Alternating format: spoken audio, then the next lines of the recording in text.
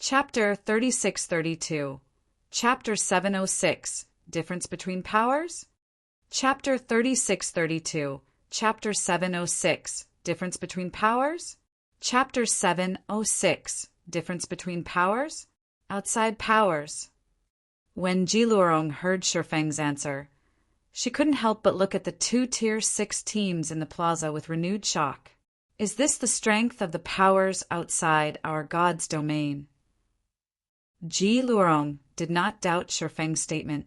After all, she had never seen or heard of any of the 200-level, 215-plus, Tier 6 experts who had just arrived at the plaza.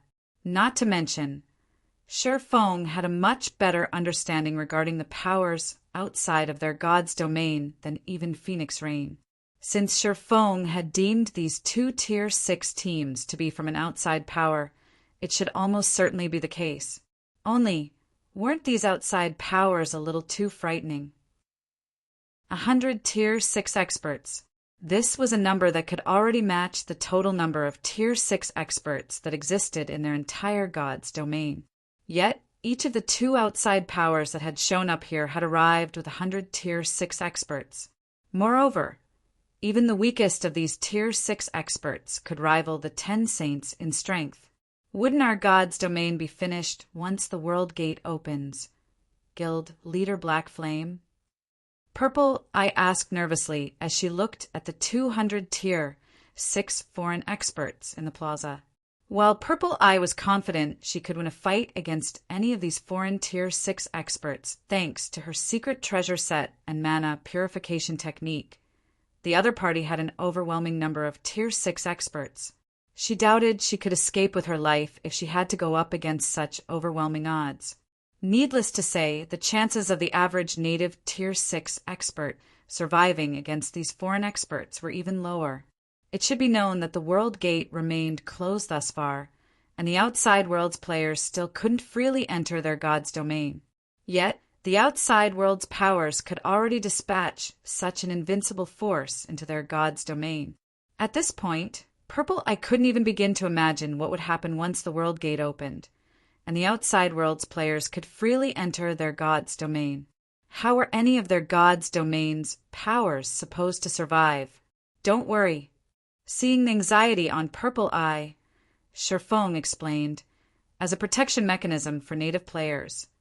Every god's domain will suppress all non-native players who enter it, and the higher players' tier, the stronger the suppression they will face. So, while these foreign Tier 6 experts might have powerful auras, their basic attributes are actually much weaker than the average Tier 6 player. They're just slightly stronger than Tier 5 players and can only be considered as pseudo-Tier 6 players. Moreover, foreign Tier 6 players cannot manipulate the mana inside our god's domain. They can only utilize their own mana.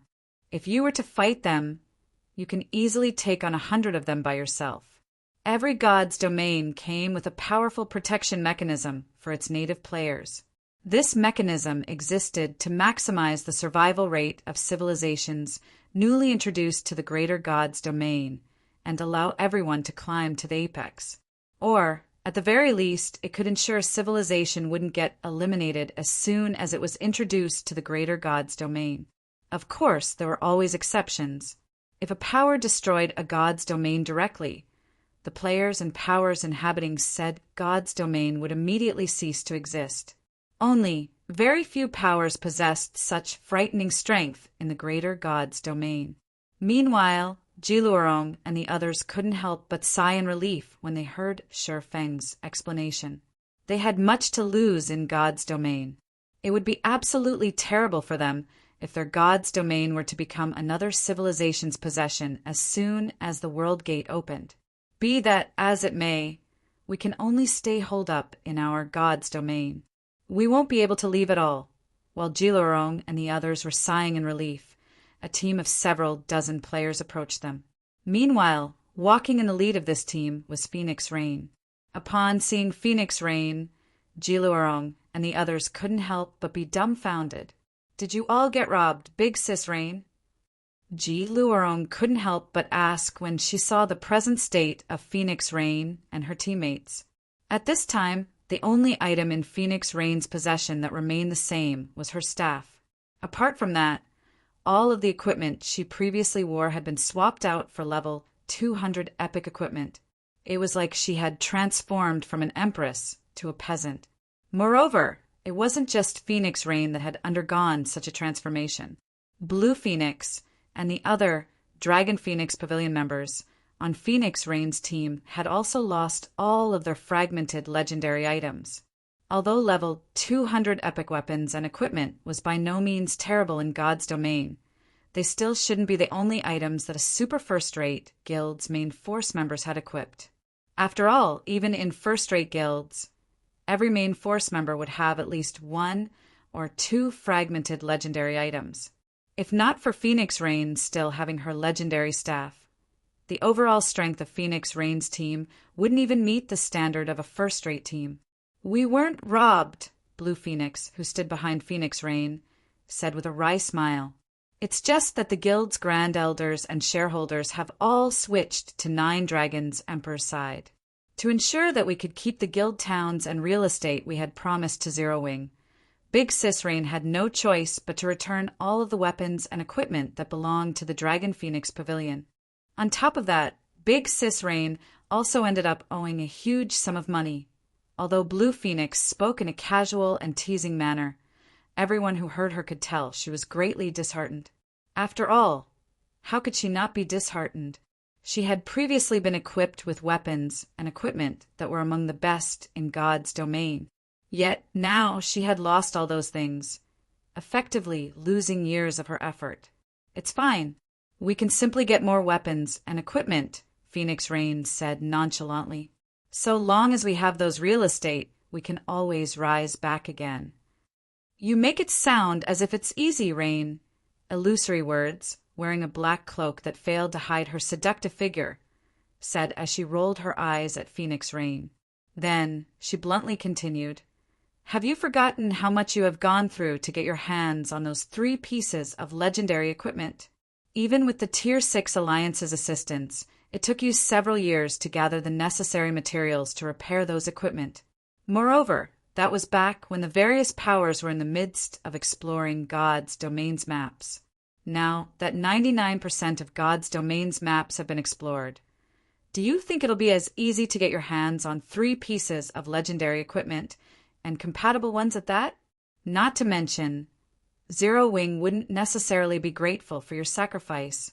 On the other hand, if you were still the Dragon Phoenix Pavilion's guild leader right now, you could have gotten in touch with the Dragon Hunting Temple by now.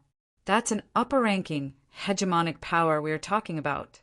Exploring the Taboo Mode dungeon with such a power will be infinitely better than doing so with a guild that barely has any Tier 6 players." Illusory Words' words were sharp, especially when she mentioned Zero Wing. Her eyes focused on Shifeng, and her gaze had a cold glint. After learning of the Tier 6 Alliance's true trump card in the latest meeting, Illusory Words felt that Phoenix Rain's decision to join Zero Wing was utterly foolish. Unfortunately, the only thing she could do to try to rectify the decision was to persuade Phoenix Rain to apologize to Hidden Mist. With how highly the old man valued her, Phoenix Rain should have no trouble rejoining the Tier 6 Alliance so long as she voiced her regret. While Illusory Words was speaking, another 100-man team arrived at the plaza. Although not composed entirely of Tier 6 experts, this 100-man team still had 30 Tier 6 experts. Meanwhile, leading the team was a one-eyed middle-aged man who was a level 217, Tier 6 Guardian Knight wearing a dragon-shaped guild emblem, and standing next to him was 9 Dragons Emperor, a level 211, Tier 6 Ranger. At this time, all 70 of the level 210, Tier 5 experts standing behind 9 Dragons Emperor were equipped with a uniform, fragmented, legendary equipment set, and they radiated auras that could closely rival Tier 6 players. Although the whole 100-man team was not a match for the 2 Tier 6 teams from before, it could closely match the 5 Great Super Guilds team. That's the fragmented, legendary basic battle array equipment set provided by the Dragon Hunting Temple. Although not as strong as the 2 Outside Powers Advanced version, It is still a one-of-a-kind in our God's domain, Illusory Word said as she looked at 9 dragons Emperor's team. Then she returned her gaze to Phoenix Rain and sighed, saying, "If you hadn't withdrawn from the Dragon Phoenix Pavilion, that equipment could have been yours." Fragmented legendary equipment sets that came attached with battle arrays were impossible to find in their God's domain. Yet, Phoenix Rain had abandoned the opportunity to secure one of these sets for herself, just to join Zero Wing, a guild that barely had any fame until recently.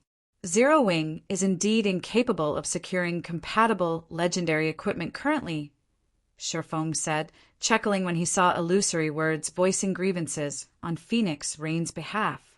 But if it's only fragmented legendary battle array equipment sets, Zero Wing has some. Follow current novels on Top Novelful. CM if you find any errors, broken links, non-standard content, etc. Please let us know, report chapter, so we can fix it as soon as possible. Chapter 3633. Chapter 707, Beyond Hegemonics. Chapter 3633. Chapter 707, Beyond Hegemonics. Chapter 707. Beyond Hegemonics. You have some. Illusory Words couldn't help but look at Sherfong contemptuously when she heard his words. Why don't you take them out and show them to us, then? As wealthy as the 5 great super guilds were, even they probably didn't have a single fragmented legendary battle array equipment set. Needless to say, it would be even more impossible for Zero Wing, an upstart guild that had merely integrated several first-rate guilds, to have any.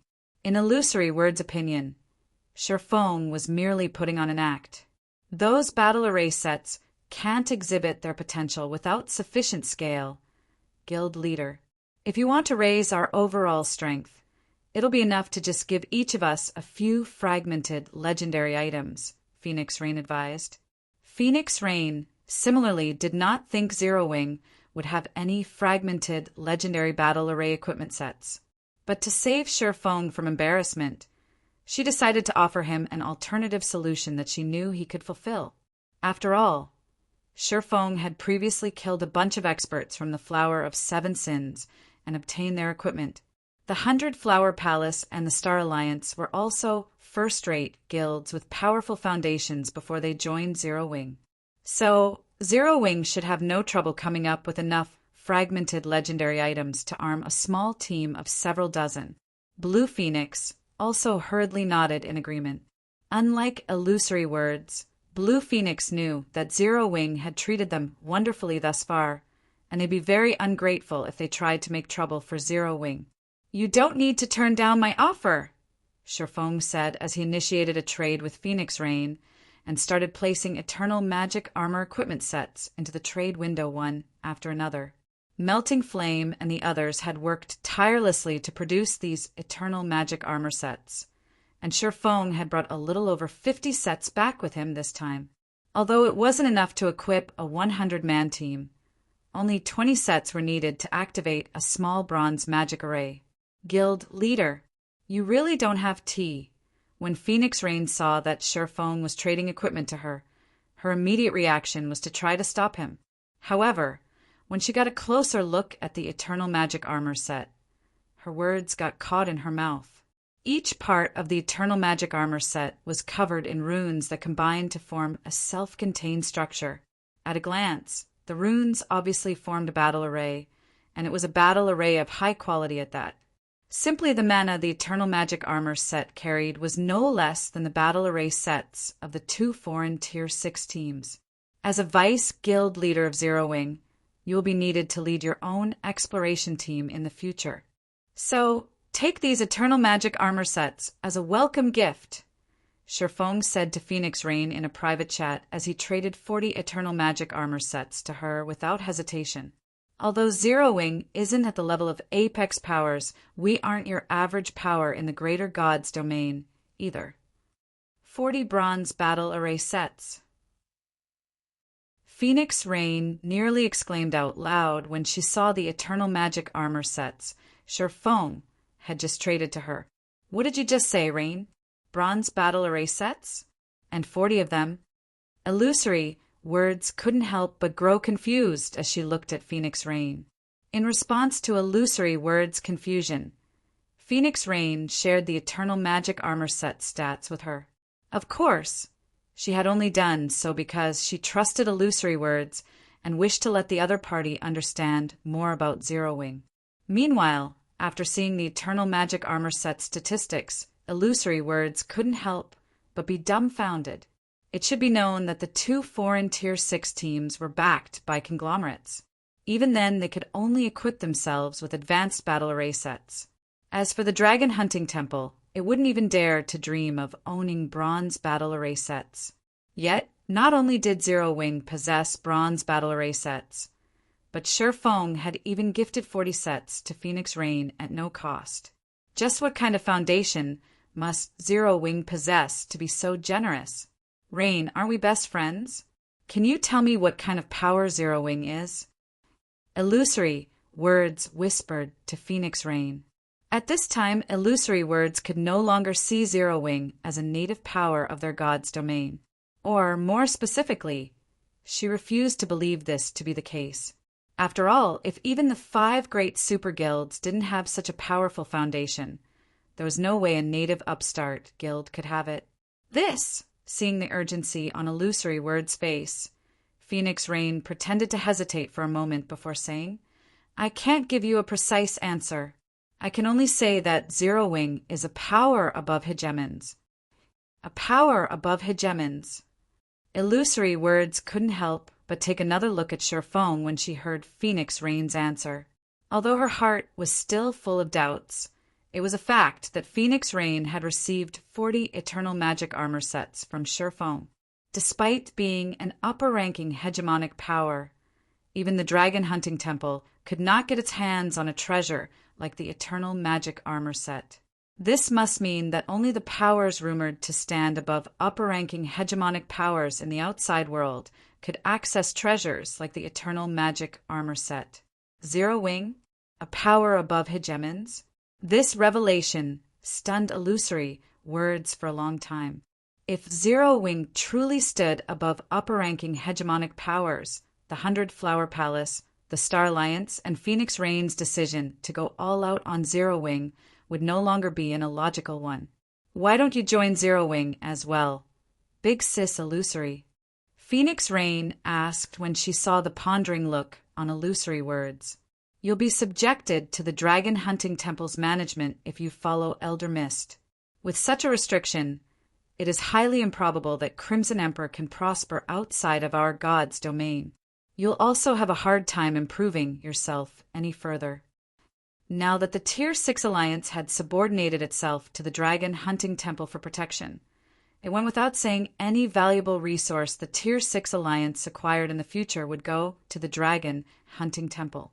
As for the Tier 6 Alliance's members, they'd be fortunate if there were even scraps left for them.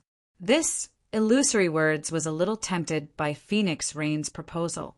However, before Illusory Words could give her an answer, 9 Dragons Emperor suddenly shouted for her from a distance.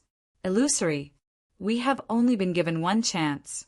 If you don't want to end up like Phoenix Rain, hurry up and gather here." When Illusory Words heard 9 Dragons Emperor calling for her, she quickly dismissed her thoughts of joining Zero Wing. Unlike Phoenix Rain, the restraints on her were much heavier. After all, she did not have the support of any corporation or shareholder of Crimson Emperor.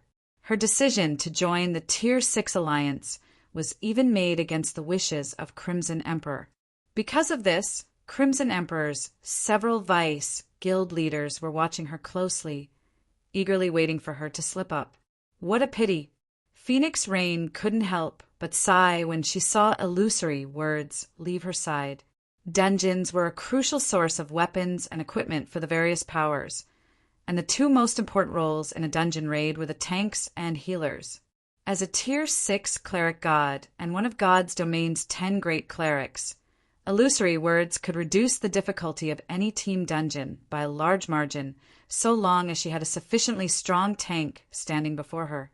It was also why, despite tasking the Dragon Phoenix Pavilion to raid the taboo mode ruined temple on its behalf, The dragon hunting temple still included illusory words in its team. "No need to feel unfortunate," Sherfong said nonchalantly as he looked at illusory words' departing figure. "She will soon learn that joining Zero Wing will be the best option, even if it means making an enemy out of all powers in God's domain." As soon as Sherfong finished speaking, the ruined library's entrance portal also became fully unsealed. Follow current novels on Top Novel Fool.com if you find any errors, broken links, non-standard content, etc. Please let us know, report chapter, so we can fix it as soon as possible. Chapter 3634, Chapter 708, The Price of Taboo Mode. Chapter 3634, Chapter 708, The Price of Taboo Mode. Chapter 708, The Price of Taboo Mode. Ruined Temple, Ruined Library. When the 1,000-meter-tall portal bloomed with dazzling brilliance, the magic runes responsible for sealing it dissipated completely. Almost simultaneously, the several 100,000 players gathered in front of the portal went into a frenzy. Charge! The taboo dungeon's first clear is ours. The many 100-man teams in the plaza charged into the portal one after another frantically, all of them aiming to secure the ruined library's first clear and become the pioneer of the new era in God's domain. However, whether it was the various superpowers teams or the foreign Tier 6 teams, none moved from where they stood. They merely observed all of this happening, behaving like they didn't care about the ruined library's first clear. Imbeciles. Do they think a taboo dungeon's first clear can be easily acquired? The one-eyed, middle-aged guardian knight from the dragon hunting temple thought contemptuously as he watched the teams swarming the ruined library's entrance portal. Taboo dungeons were considered gold mines, even in the greater God's domain. However, not just any power could harvest these gold mines. This wasn't to say that certain powers had monopolized taboo dungeons and forbade others from entering. On the contrary, although apex powers had indeed occupied some of the known taboo dungeons in the greater God's domain, they would gladly welcome anyone to enter their taboo dungeons if the other party was willing to pay a fee of 50,000 units of 7 luminaries crystal or treasures of equivalent value. They would even welcome their enemies with open arms if they were willing to pay up. Of course, these apex powers weren't doing so wasn't out of generosity, and neither was it because they didn't care about the items inside taboo dungeons. Instead, it was because of the great difficulty of raiding taboo dungeons and the extreme cost of deaths inside taboo dungeons. If players died inside a taboo dungeon, they wouldn't simply lose some EXP and items. They would also lose a portion of their immortal souls. During the advent of taboo dungeons, players never noticed the damage to their immortal souls when they died in a taboo dungeon. This was because the portion they lost on each death was barely perceptible. However, as players started to experience more deaths inside taboo dungeons, they eventually noticed the subtle death penalty in taboo dungeons. But even then, players didn't care about the loss as it was so minuscule that it did not affect their normal development. That was until one day, a main force member of a particular power lost an accumulated total of 10% of his immortal soul while raiding taboo dungeons. Upon hitting the 10% threshold, said player suffered a permanent death, and the news dumbfounded the various powers back then. Under normal circumstances, if players lost only 10% of their immortal souls, they wouldn't even see any impact on their skill and spell usage. Yet, a player had suffered a permanent death after losing just 10% of their immortal soul to taboo dungeons. This discovery frightened the greater God's domain's various powers. As a result, none of the various powers dared to recklessly allow their teams to raid taboo dungeons from then onward. Meanwhile, based on past successes, a team would have to be fully composed of Tier 6 experts equipped with fragmented legendary equipment sets to successfully raid taboo dungeons. Moreover, these were only level 210 taboo dungeons. In the case of level 210+ taboo dungeons, each team member would need to have at least 1 or 2 pieces of legendary equipment. Otherwise, the chances of success would be near non-existent. As luck would have it, the ruined temple was a level 210 taboo dungeon. It was the greatest difficulty conglomerates and upper-ranking hegemonic powers like the Dragon Hunting Temple were willing to challenge. Not to mention, the ruined temple's first clear reward remained available, and there was no need to pay an entrance fee, since nobody had laid claim to the taboo dungeon yet. Hence, they were willing to pay the price of sending some members through the World Gate before it opened to descend upon this god's domain. However, rather than blindly charging into the taboo dungeon like the native teams, what they should do first and foremost was to wait. Whenever a new taboo dungeon appeared, it was standard for the various powers to send numerous reconnaissance teams to gather as much information as possible. Never would they send their main forces into a taboo dungeon blind. After all, the main force members of any power were highly valuable and would require a lot of time to replace. It was especially so for peerless geniuses, as the loss of such geniuses could take years, decades, or even centuries to recover from.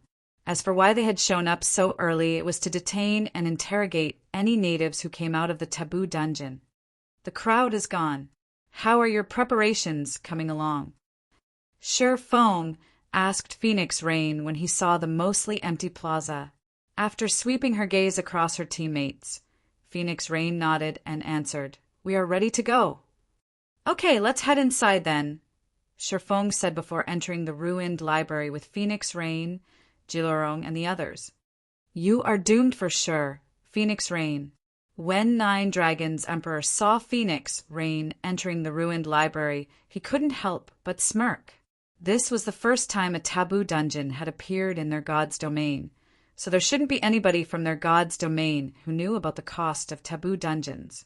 If not for the Dragon Hunting Temple, Nine Dragons Emperor wouldn't have known about the horrors of taboo dungeons either. Meanwhile, knowing Illusory Word's relationship with Phoenix Rain, Nine Dragons Emperor had deliberately kept this information from Illusory Words. So, by the time Phoenix Rain notices the damage to her immortal soul, she should only be a few deaths away from a permanent death. Follow current novels on Top Novel Fool.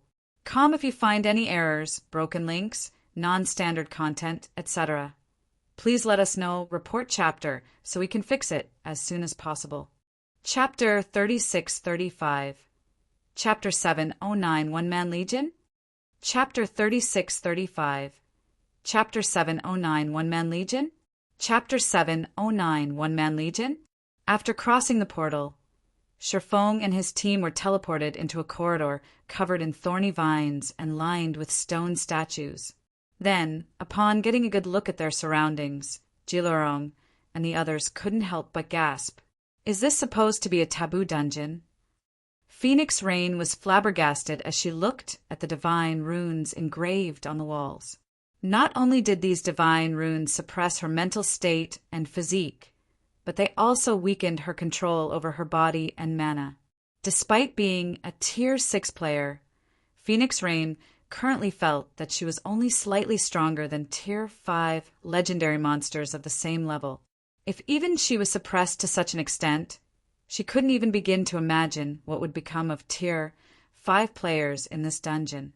Not to mention, there were also the 100-plus demon statues that lined the sides of the corridor. At first glance, they might look like inanimate statues, but closer inspection would show that they were bona fide level 208 count-ranked demon kings.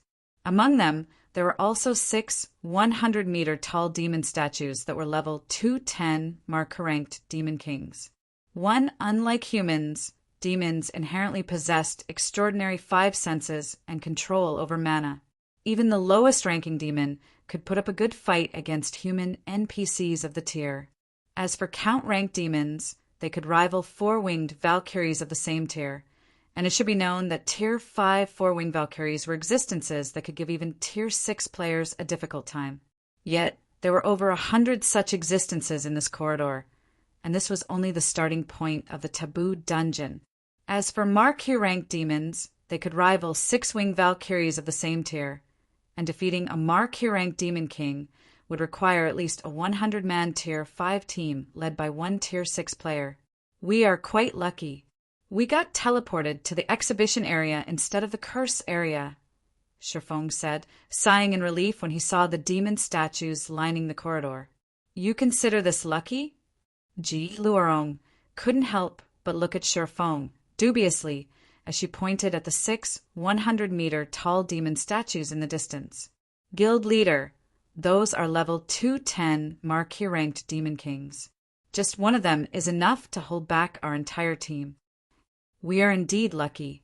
Had we started from the cursed area, we would have had to give up before we could even start, Shifeng said, chuckling. The ruined library might have been upgraded into a taboo mode dungeon, but the only thing that changed was the addition of divine runes that suppress players. Meanwhile, based on the information he heard of the ruined library in his previous life, players would be randomly teleported to one of 3 starting areas when they entered the dungeon, specifically the exhibition area, the cursed area, and the courtyard area. Prior to the upgrade, although each of these 3 areas housed monsters of a different type, there wasn't any notable difference in overall raid difficulty. However, after the ruined library became a taboo mode dungeon, the cursed area would undoubtedly become the deadliest of the 3 areas. The cursed area's monsters were evil spirits, and attribute-wise, they were the weakest out of all monsters in the 3 starting areas. However, their weakness was compensated by the fact that the cursed area would curse all players in it, drowning them in darkness and restricting their vision range to just 1 yard. And as evil spirits did not have a fixed form and could move without making any sound, players would have a very difficult time reacting to them. In comparison, while the exhibition area's demons might have powerful attributes, neither they nor the environment placed any restrictions on players. Meanwhile, following the addition of the divine runes, players would have their mental states suppressed while in the dungeon, which would prevent them from mentally perceiving their surroundings. If their vision was restricted on top of that, unless they had reached the extrasensory realm, they could forget trying to block any attacks from monsters. They were almost certain to get hit by any monsters that targeted them. In God's domain, unless players possessed a tier advantage, they would receive significant amounts of damage if monsters landed a direct hit on them. Even tank classes could not survive more than a few direct hits from monsters of the same tier and level, let alone other classes. What should we do next, guild leader? Phoenix Rain asked, frowning after she finished scrutinizing the corridor situation. Although the terrain here is cramped, there is still too much space for us to create an effective choke. And even if our tier SIXS can hold back those 6 Marquises, our tier 5 tanks can, at best, hold back 2 or 3 counts each. We simply don't have the numbers to hold all the counts at bay. The basic attributes and mana of their team's tier 5 members might be close to reaching the tier 6 standard, but under the divine rune suppression, only the tanks would stand a chance against the level 208 count-ranked demon kings in a one-on-one fight. Not to mention, the demon statues outnumbered their team. We don't have to go through such trouble to deal with these demon statues, Shifeng said as he scanned his surroundings. I will distract these demon statues, while the tanks will stop any that manage to slip by. As for everyone else, just focus on doing damage. If he was still at tier 5 right now, he'd have no way of successfully raiding the taboo mode ruined temple with his current team. Fortunately, he now had basic attributes rivaling level 200 tier 6 gods. His basic attributes were superior to even level 210 divine monsters, let alone level 210 tier 5 demon kings. Before Phoenix Rain and the others could say anything, Shifeng unsheathed the Winter of Eternal Night and activated World of Frost, summoning 100 frost swords that carried 300% of his strength. Then he charged forward and initiated the attack on the demon statues. With his mental state suppressed heavily, Shifeng could not execute combat techniques with his frost swords. However, because of his overwhelming strength, each frost sword could easily shatter even the tier 5 curses of the mark-ranked demon kings. In just the first exchange, all the count-ranked demon kings were sent flying all over the place, and each saw a small chunk of their HP bars vanishing. Although each count-ranked Demon King had over 100 billion HP, they lost over a billion when struck by Shifeng's frost swords. As for the Marquis-ranked Demon Kings, they were sent stumbling by Shifeng's attacks, and each of them lost over 100 million HP. A one-sided exchange. It was an absolutely one-sided exchange with overwhelming strength. In fact, before anyone else could take action, the count-ranked Demon Kings had already lost 10% of their HPs. It wouldn't be an exaggeration to say that Shifeng could eliminate all of the count-ranked Demon Kings without any help. Is he really just a level 178, tier 6 swordsman?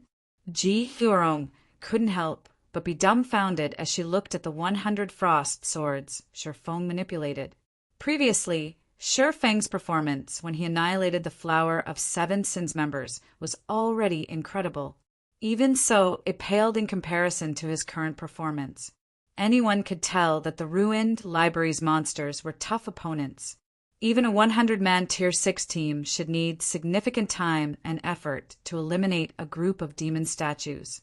Yet, these demon statues were no different than cannon fodder in front of Shifeng. He could kill them however he wanted, and none of them could resist. At this point, Ji Huarong even suspected that, if given enough time, Shifeng could conquer the entire taboo dungeon by himself. We should join the fight as well, boss. Otherwise, the guild leader is going to take care of all these monsters by himself, Crimson Mist said before she charged at one of the Marquis-ranked Demon Kings. Compared to Ji Huarong, Crimson Mist was much less fazed by Shifeng's current performance. After all, she had already seen Shifeng suppressing a group of monsters in the ruined mountain range's inner area without lifting a finger. That was a much more shocking scene in comparison. Subsequently, Shifeng and the others quickly dispatched the demon statues. When one of the Marquis-ranked Demon King's corpses turned to dust, it left behind a dark blue arm guard covered in ancient divine runes, the arm guard's appearance momentarily freezing the space around it. We got a drop already. When Shifeng saw the dark blue arm guard, a trace of surprise flashed in his eyes. TL notes: 1 Demon King. Note that Demon King is the term used to refer to Tier 5 demons. Tier 3, Demon Tier 4, Great Demon Tier 5. Demon King follow current novels on Top Novel Fool. Com if you find any errors, broken links, non-standard content, etc. Please let us know, report chapter, so we can fix it as soon as possible. Chapter 3636. Chapter 710. God Chaser Set. Chapter 3636. Chapter 710. God Chaser Set. Chapter 710. God Chaser Set. What is this equipment? How can it seal space in its natural state? Looking at its glow effect, it should only be a piece of epic equipment. You'd rarely find space-restricting hidden abilities, even among legendary equipment. How can a piece of epic equipment have such an ability? Everyone had their curiosity piqued when they saw the effect the dark blue arm guard exerted on its surroundings, and they couldn't help but wonder about the arm guard's actual quality. Is it really just a piece of epic equipment, guild leader? Ji Huarong asked when she saw Shifeng starting to appraise the arm guard. Then, she continued in astonishment. The instant that arm guard appeared, I felt myself frozen in place momentarily. The only other item that has given me such an experience before is the Burning Sun Bow, and that's one of the 10 great legendary weapons owned by that old monster from mythology. There's no way something with a similar hidden ability is only at the epic rank. The Burning Sun Bow was one of God's domain's 10 great legendary weapons, and it had a hidden ability that allowed its user to briefly lock down the surrounding space of their targets. Even so, the Burning Sun Bow's hidden ability could only come into effect when a player equipped it. Yet, despite being unequipped, the dark blue arm guard momentarily froze everyone present. And if it could already exert such a powerful effect while in an unequipped state, how powerful would it become when equipped by a player? At this time, Phoenix Rain, Shadow Flower, and the others also looked at Shi Feng curiously. "This arm guard is indeed at the epic rank," Shi Feng said, nodding after he finished appraising the arm guard. Then he joyfully continued, "But this isn't any ordinary epic arm guard. Instead, it's the arm guard piece for the God Chaser set, a level 210 epic equipment set." "It's only a level 210 epic set." Phoenix Rain and the others were visibly disappointed when they heard Shi Feng's answer. A level 210 epic equipment set could match a fragmented legendary equipment set in basic attributes, and it could indeed be considered top-tier equipment in their god's domain. However, once the World Gate opened, such a set could no longer be considered top-tier. "Don't be so quick to discount it," Shi Feng said, shaking his head and chuckling when he saw everyone's disappointed looks. The God Chaser set might only be a level 210 epic equipment set, but when all 8 pieces are gathered, the set can be leveled up to 220 and grant basic attributes rivaling a full set of legendary equipment. Moreover, the 8-piece set effect also reduces the level requirement to level 200. Even in the greater God's domain, the God Chaser set can be considered top tier. In his previous life, the God Chaser sets produced by the Ruined Temple were only level 200 dark gold equipment sets. Even after gathering all 8 set pieces, the basic attributes players could gain from the God Chaser set was similar to what they would get from being equipped with a full set of fragmented legendary equipment. Honestly, when Shi Feng learned of the God Chaser set in his previous life, he couldn't help but find the information on the set exaggerated. After all, according to the information extracted from the ruined library, the God Slayer had personally crafted the God Chaser set, and it was described to be able to give human strength to combat gods. But if the God Chaser set only provided similar basic attributes as a full set of fragmented legendary equipment, there was no way it could let humans fight gods of the same level and tier. However, after seeing the epic-ranked God Chaser set, Shi Feng realized the information wasn't exaggerating matters after all. Instead, it had just been referring to a different God Chaser set. Another thing that surprised Shi Feng was the epic God Chaser set's drop rate. Normally, the drop rate in Taboo Mode dungeons was abysmal. This was true even for newly discovered Taboo Mode dungeons. So he was greatly surprised when he saw a set piece for the epic God Chaser set dropping from the first group of monsters they killed. If it can rival a full set of legendary equipment in basic attributes and be worn at level 200, anyone who equips the full set will be nigh invincible, even after the World Gate opens. Blue Phoenix exclaimed, "Even for the 5 great super guilds, it would be an absolute extravagance to fully equip a player in legendary equipment. So, if a player could equip the full God Chaser set, it wouldn't be an exaggeration to consider them invincible in God's domain." According to the Dragon Phoenix Pavilion's understanding of the world outside of their God's domain, it was similarly difficult for powers to fully equip a player in legendary equipment. Even if there were powers who could afford to do so, there wouldn't be many. In that case, we should eliminate as many demon statues as we can while advancing. It'll be a jackpot for us if we can gather a complete set, Jilorong said with sparkling eyes. If Zero Wing could add a nigh-invincible expert to its ranks, it would serve as a huge motivation to guild members and a powerful deterrence to enemies. This was an effect that could not be achieved normally, even with multiple Tier 6 experts. Immediately, everyone became much more enthusiastic about killing demon statues.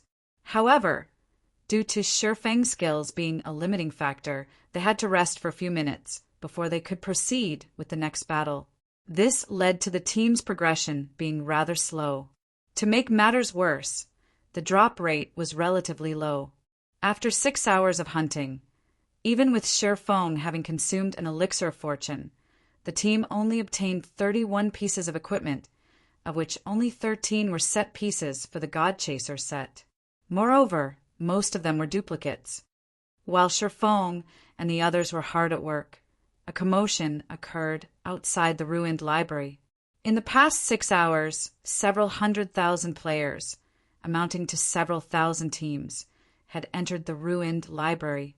Some teams faced deadly traps, some faced demon statues, and some faced evil spirits.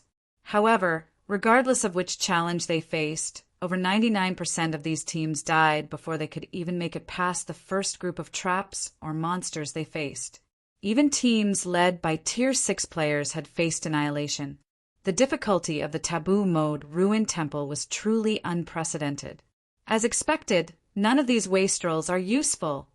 The one-eyed, middle-aged guardian knight from the Dragon Hunting Temple scoffed when he read the intelligence 9 dragons Emperor gathered. Then he looked toward 9 dragons Emperor and commanded, "Tell Hidden Mist to gather all of the Tier 6 Alliance's Tier 6 players and have them explore the ruined temple. Have them get ready to transfer the promised real estate as well. The Dragon Hunting Temple will send someone to complete the handover procedures tomorrow. Only the Tier 6 Alliance's members will be going in." 9 dragons Emperor couldn't help but be shocked. "That's right. Do you have a problem?" the one-eyed guardian knight coldly asked. "No, but even if Elder Mist agrees to it, I don't think we can gather much information with just so few of us," 9 dragons Emperor hurriedly said. "You just need to gather as much information inside the dungeon as possible. I don't need you to die more than a few times," the one-eyed guardian knight said as he looked at 9 dragons Emperor's worried expression. Then he pointed at the 2 other foreign teams, who were in the midst of apprehending Tier 5 and Tier 6 experts in the distance, and coldly smiled, saying, "You should be thankful you are partnered with the Dragon Hunting Temple. Otherwise, you'll probably have the same fate as those people, having to explore the taboo dungeon until you're gone for good." "I'll get it done right away." When 9 Dragons Emperor saw the 2 foreign teams capturing the various powers Tier 6 experts outside the ruined library, he dared not hesitate any longer. Meanwhile, when Illusory Words, who had hidden her identity with a black cloak, saw the scene outside the ruined library, she couldn't help but shudder. Just a moment ago, she saw the 2 foreign teams capturing several joint teams formed by over a dozen native superpowers, and among those captured were Crimson Emperor's Tier 6 experts. Then these foreign teams forced the players they captured to explore the ruined library, and those who refused to comply were repeatedly killed until they fell back to level 0. How did things come to this? Follow current novels on Top Novel Fool. Com if you find any errors, broken links, non-standard content, etc.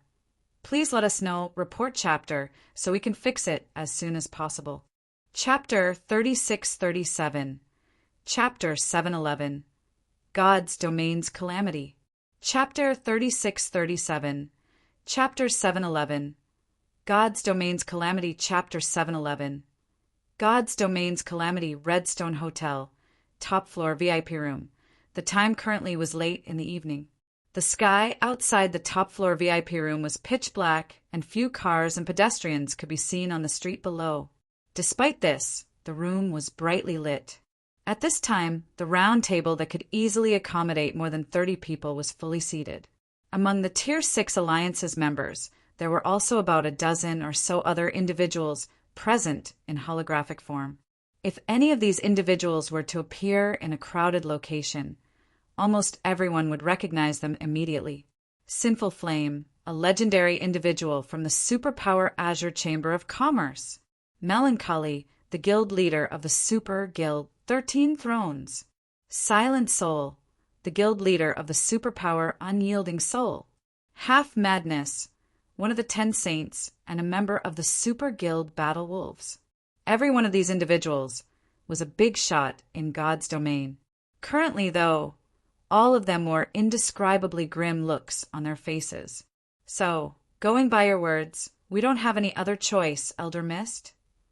Melancholy, a giant of a man over 2 meters tall, asked angrily as he looked at the bearded Hidden Mist. That is correct. This is already our best option, Hidden Mist said, nodding somewhat helplessly. I believe all of you have already learned of the situation at the ruined temple. The allure the taboo dungeon holds to the foreign power has far exceeded our imaginations. Not only have they captured the Tier 6 experts of over a dozen superpowers, but they are also going after the Tier 5 S-League experts. They have even gone as far as to force everyone to sign a God's domain contract or face an endless cycle of death. 9 Dragons Emperor and Illusory Words have both witnessed this happen in person. They have also made a recording, so feel free to watch it. Right now, your only option is to join the Tier 6 Alliance, hand over all your real estate, and become a subordinate power to the Dragon Hunting Temple. Only then can you avoid suffering a worse fate in the hands of the 2 other powers. Upon hearing Hidden Mist's words, everyone couldn't help but fall silent. Powerlessness. At this time, everyone present felt a deep sense of powerlessness overwhelm their hearts. It should be known that the dozen or so native Tier 6 experts who had gone to raid the ruined library were all individuals that even they had to treat with caution. Yet, none of these experts could put up any resistance in front of the 2 foreign powers teams. Even the 5 great super guilds experts had barely managed to evade capture by promptly re-entering the taboo dungeon after exiting it. Otherwise they, too, would have suffered a similar fate. It should be known that all of the foreign Tier 6 experts were merely pseudo-Tier 6 experts. Although their battle arrays could boost basic attributes, it did not change the fact that they couldn't manipulate the mana around them. Yet, their God's Domain's native Tier 6 experts could just barely win against these foreign Tier 6 experts in a one-on-one fight. Naturally, in such a situation, no native power could challenge the 2 foreign powers' 200 Tier 6 experts. Not to mention, these were only the advanced teams of the 2 foreign powers. Their actual armies would only arrive once the World Gate opened.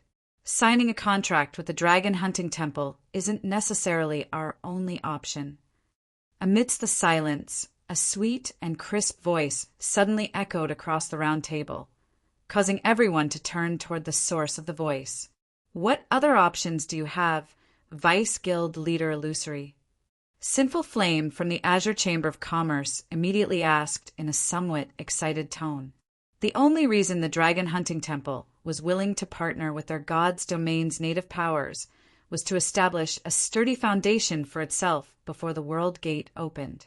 That way, it could nurture their God's Domain's native experts to raid the taboo mode ruined dungeon on its behalf. If not for this reason, it was unlikely the Dragon Hunting Temple would be interested in partnering with any native power. So, apart from becoming a subordinate of the Dragon Hunting Temple, Sinful Flame found it hard to imagine what better options were available to their God's Domain's native powers. Zero Wing. Illusory Words said through her holographic projection. Based on my understanding, not only is Zero Wing superior to the outside world's hegemonic powers, but it is also providing excellent treatment to native experts and powers who join it. So long as we join Zero Wing, I believe we can survive this calamity. Even in the worst-case scenario, we should still be able to develop safely in our God's domain. Zero Wing, superior to hegemonic powers? 9 Dragons Emperor, who was similarly attending this meeting in holographic form, laughed when he heard Illusory Word's statement. Has Phoenix Rain brainwashed you, Illusory Words? Are you going to toss your mind away after Phoenix Rain? I've already looked into Zero Wing, and it is nothing more than an upstart guild from our God's domain. Its acting guild leader is even the former guild leader of a second-rate guild only. Although Zero Wing has achieved good results in the miniature ancient world, that is only because the foreign powers have barely invested any strength there.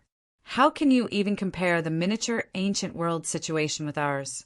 Do you truly think Zero Wing can go against those foreign powers? The Dragon Hunting Temple is only willing to give us a chance because the World Gate has yet to open. If we lose this chance, we will all become slaves to the foreign powers once the World Gate opens, and we will have to spend the rest of our lives in that taboo dungeon. Upon hearing 9 Dragons Emperor's words, everyone's expression turned even uglier. They originally thought Illusory Words could bring them some hope, but it merely turned out to be despair. I don't know if Zero Wing can resist against the foreign powers. Illusory Words did not get angry because of 9 Dragons' Emperor's rebuttal. Instead, she calmly said, "But I do know that Zero Wings Guild leader has given Phoenix Rain 40 fragmented legendary equipment sets that come with a bronze battle array. I doubt any of our native powers can afford such generosity, right? In fact, how many foreign powers can replicate such an act? Impossible." 9 Dragons' Emperor immediately cast doubt over Illusory Word's statement. Fragmented legendary equipment sets were incredibly rare to begin with, let alone those that came with a bronze battle array. Not even the Dragon Hunting Temple could take out 40 of such sets. If what you say is true, Vice Guild Leader Illusory, can Zero Wing ensure our independence and safety once we join it? Melancholy asked. At this time, everyone else in the room also looked at Illusory Words. Since Illusory Words dared to make such a claim, the matter regarding the 40 sets of fragmented legendary equipment sets must be true. It also showed that Zero Wing possessed an extraordinary foundation, and that it wasn't as weak as 9 Dragons' Emperor described. At the very least, Zero Wing should be much stronger than any of their gods' domain's native powers. The only problem now was whether Zero Wing could ensure their independence and safety. This Illusory Words did not know what to say in this situation. After pondering for a moment, she said, "I'm afraid I will need to consult with Rain first before I can give everyone an answer. Follow current novels on Top Novel Fool. Com if you find any errors, broken links, non-standard content, etc. Please let us know, report chapter, so we can fix it as soon as possible." Chapter 3638. Chapter 712. Godslayer's Treasury. Chapter 3638. Chapter 712. Godslayer's Treasury. Chapter 712. Godslayer's Treasury, Ruined Temple, Ruined Library. As Shifeng and his team advanced deeper into the ruined library, the quantity and quality of demon statues they faced continuously increased. Initially, the demon statues only appeared in groups of 100 or so, but that number gradually increased to 200 and beyond. In addition, Count-ranked demon kings appeared in greater numbers, and even Duke-ranked demon kings had started to appear. These Duke-ranked demon kings were close to rivaling Tier 5 dragons of the same level, and their appearance caused the progression of Shifeng's team to slow down significantly. "We got lucky this time, Guild Leader. This Duke dropped the boots for the Godchaser set," Ji Luorong said as she held up the pair of light blue boots she had just finished appraising, excitement and fighting spirit coloring her eyes. "With this, we only need the helmet to complete the set." Apart from the astonishing loot, everyone was also able to improve their control over their enhanced mana after continuously clashing with the ruined library's demon statues. The improvement was especially obvious among the team's Tier 6 members, as Shifeng had tasked them with fighting the Duke-ranked demon kings they encountered in one-on-one situations. These high-intensity battles allowed them to improve their skill and spell completion rates rapidly. When using Tier 6 skills and spells, the average Tier 6 expert in God's domain could only achieve a completion rate of 80%. Even those who had reached the 4th floor standard could only advance their completion rate to 85%, enabling their Tier 6 skills and spells to exhibit 100% of their effects. Meanwhile, once a skill or spell's completion rate reached 85%, every subsequent increase would improve the spell significantly. If a Tier 6 skill or spell reached a 100% completion rate, it could exhibit as much as 200% of its original effects, allowing it to exhibit power rivaling Tier 6 taboo skills or curses. And if a Tier 6 taboo skill or curse achieved a 100% completion rate, it could exhibit power rivaling the attacks of ancient gods. In Ji Luorong's case, the highest completion rate she had achieved when using Tier 6 spells in the past was 87%, while her result with Tier 6 curses peaked at 80%. But after acquiring the Dragon's Fury Secret Treasure Set and Bronze Mana Purification Technique and battling with them for 10 hours, She could already cast her Tier 6 spells at a steady 93% completion rate. Paired with the strength of her mana, her Tier 6 spells could already exhibit strength rivaling the attacks of Tier 6 gods. If she could stabilize her Tier 6 curses at an 85% completion rate, even Tier 6 gods would suffer against her if they did not use Tier 6 defensive skills or spells to defend themselves. In fact, Jilorong could already see herself achieving a 95% completion rate with her Tier 6 spells, so long as she trained for another 10 hours or so. At that time, it would no longer be a dream to cast her Tier 6 curses at a steady 90% completion rate and fight against bona fide Tier 6 gods. All right, everyone, rest up for 10 minutes. We'll be entering the collection hall after this, Shifeng said, chuckling when he saw Jilorong and the others looking eager to continue fighting despite having just concluded an intense battle. Although Shifeng indeed wanted Jilorong and the others to quickly adapt to their new mana, a taboo mode dungeon was not to be trifled with. Even with his current strength, he had to rely on his skills heavily to assist the team. If they tried to fight without his skills, there was a high chance they would get team-wiped. As a side note, Shifeng received an incredibly lucrative amount of EXP from the demon statues they felled because of his low level. After just 10 hours of grinding, he had already leveled up from level 178 to level 180, and his basic attributes were now at the standard of level 200, Tier 6 gods in the truest sense. So long as the Ruined Library's final boss wasn't a level 210, Tier 6 god, he was confident he could lead his team to victory. Guild leader. Something big happened in God's domain. Phoenix Rain exclaimed as she approached Shifeng with hurried steps. Some hours ago, the 2 foreign teams that have descended upon our God's domain suddenly started to capture Tier 5 and Tier 6 experts to do their bidding. The various powers are all panicking because of this, and several superpowers on Illusory Word's side are asking to join Zero Wing. However, they worry that Zero Wing might not be able to ensure their independence and safety once the World Gate opens. So they hope for us to prove our strength. Should we agree? After Shifeng distributed the secret treasures and mana purification techniques to them, Phoenix Rain no longer worried about the foreign powers. With Zero Wing's current strength, it was more than strong enough to survive against even the foreign powers' armies. Now, she only wondered whether it would be worthwhile to let other native powers join Zero Wing. These foreign powers are acting rather quickly. Shifeng wasn't particularly surprised to hear the matter Phoenix Rain reported. Or, more specifically, it was only a matter of time before it happened. After all, native Tier 6 experts were the best tools to explore a taboo mode dungeon. There was no way these foreign powers would forgo using these tools. Tell Illusory Words that they can either join us or get lost. Zero Wing isn't interested in begging others to join. Honestly, after recruiting Phoenix Rain's and Jilorong's groups, Zero Wing no longer needed Tier 6 experts.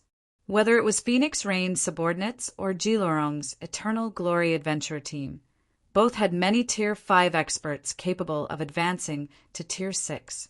They were merely lacking the right opportunity. Meanwhile, Shifeng would have no trouble letting these individuals advance to Tier 6 with the medium world fragment in his possession. In that case, why should Zero Wing go out of its way to prove itself to those seeking to rely on it? Did these people take Zero Wing for a charity case? Understood. Phoenix Rain nodded in agreement.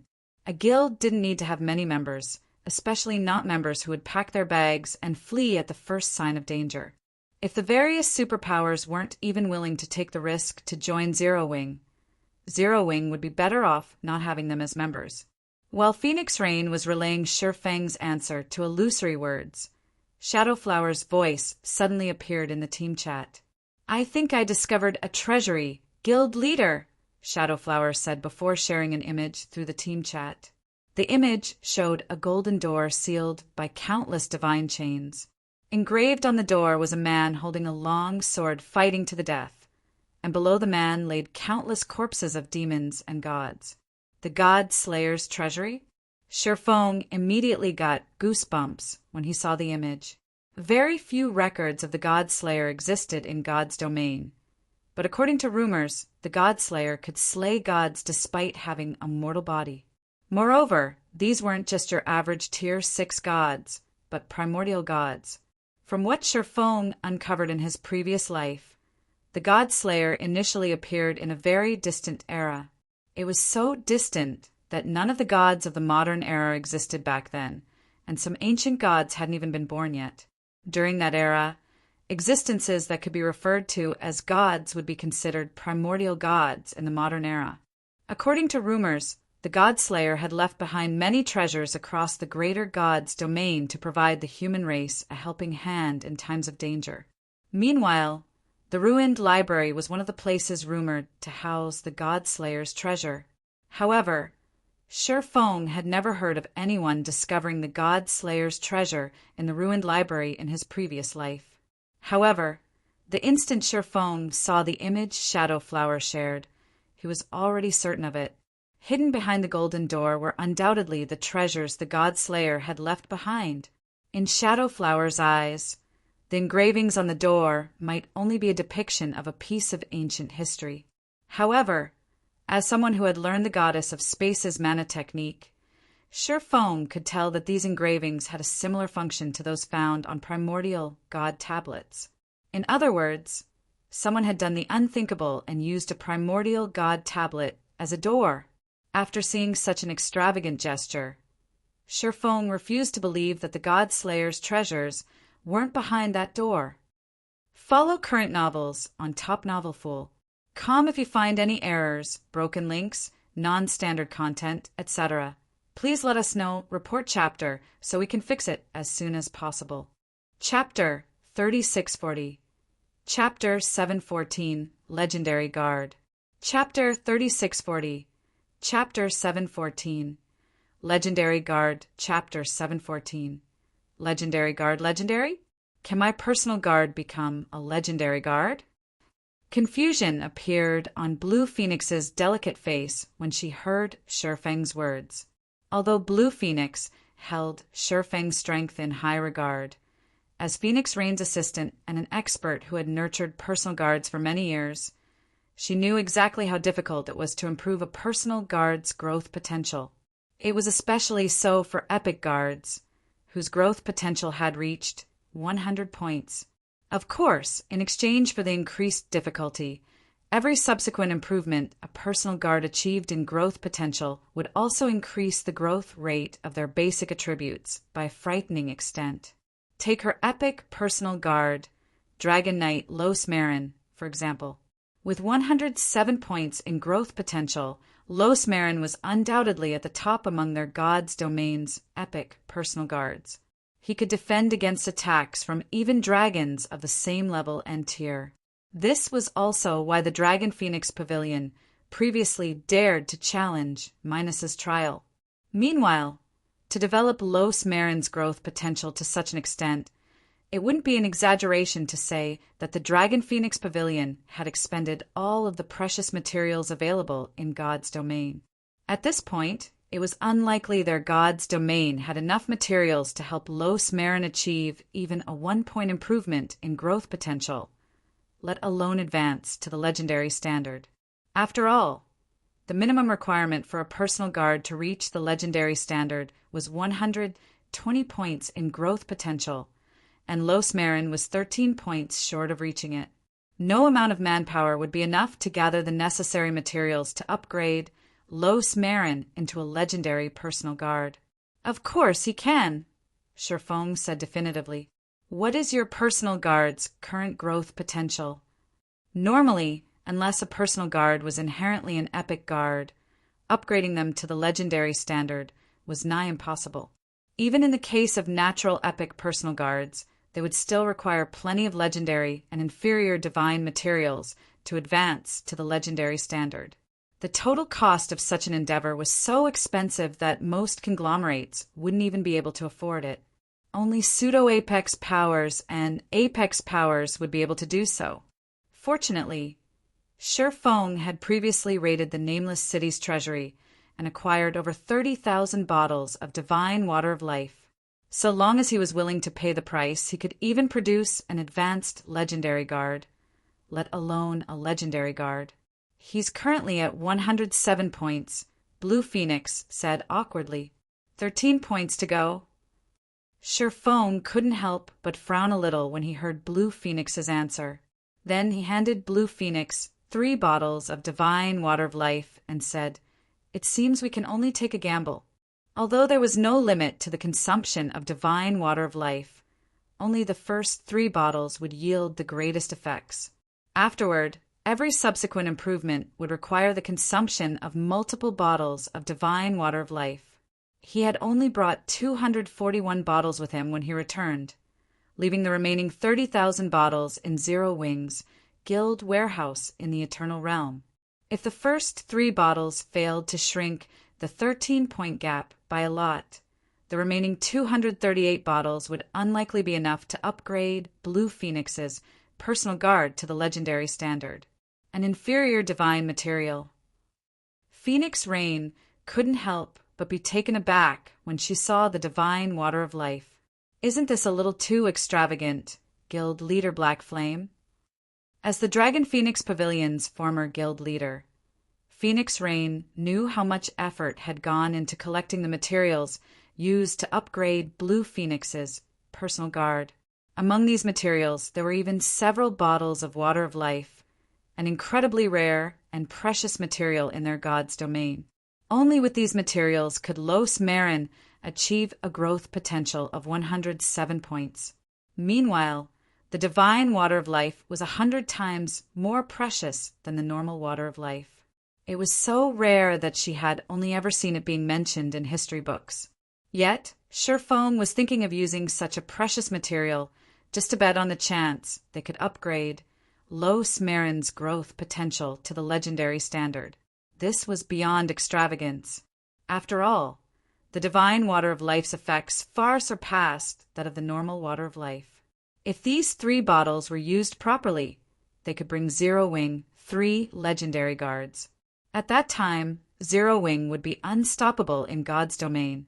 "So long as we succeed, everything will be worth it," Surephone said to Phoenix Rain nonchalantly.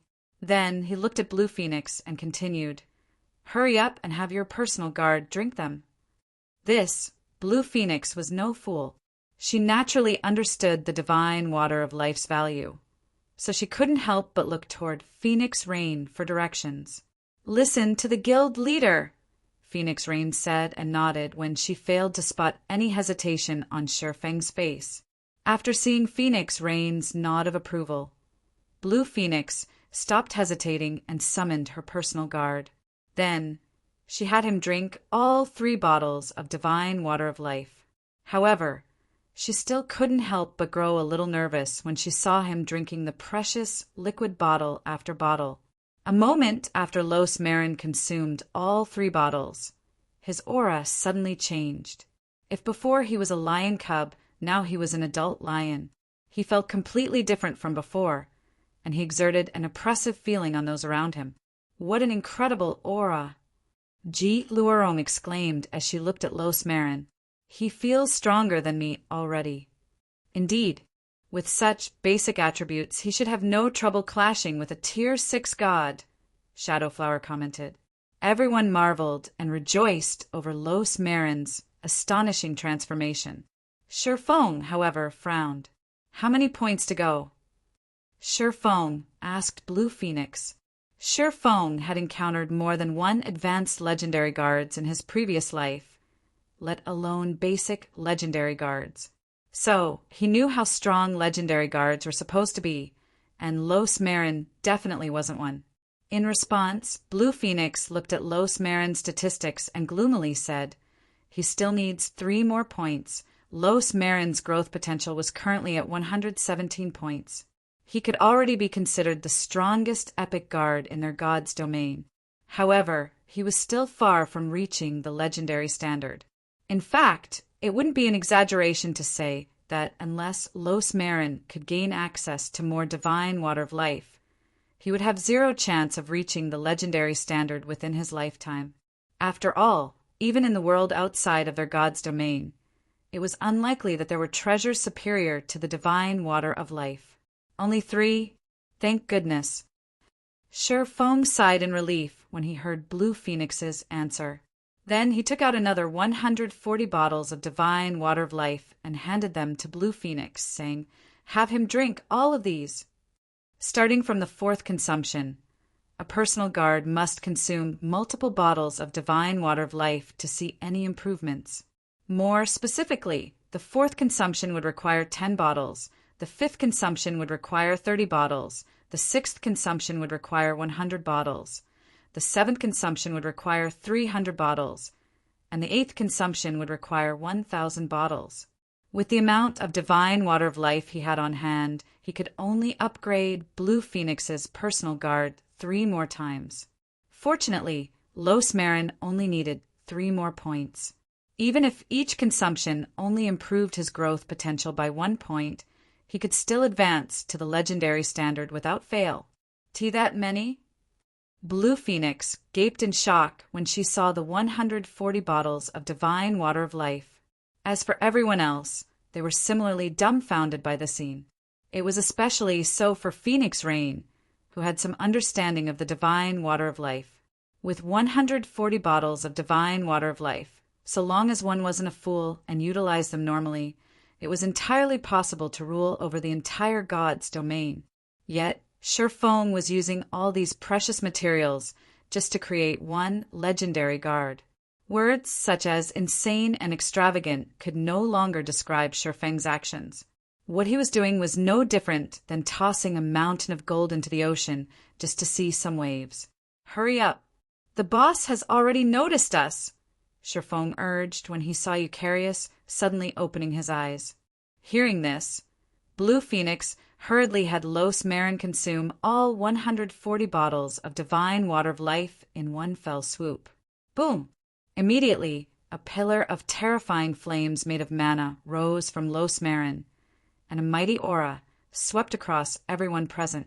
Los Marin's current aura was in a completely different dimension compared to before, and even Phoenix Rain and the other Tier 6 players present couldn't help but stumble multiple steps away from the personal guard. Success! Sure Feng smiled when he saw this scene. Follow current novels on Top Novel Fool. Com if you find any errors, broken links, non-standard content, etc. Please let us know, report chapter, so we can fix it as soon as possible. Chapter 3641. Chapter 715. Legendary VS, First Generation. Chapter 3641. Chapter 715. Legendary VS, First Generation. Chapter 715. Legendary VS, First Generation. So the rumors of legendary guards, rivaling gods of the same level, were true. A legendary personal guard. If those who chose not to leave the Dragon Phoenix Pavilion with Phoenix Rain learn of this, they'll probably die from regret. At this time, Jiluorong and the other Tier 6 team members felt immense pressure from Los Marin.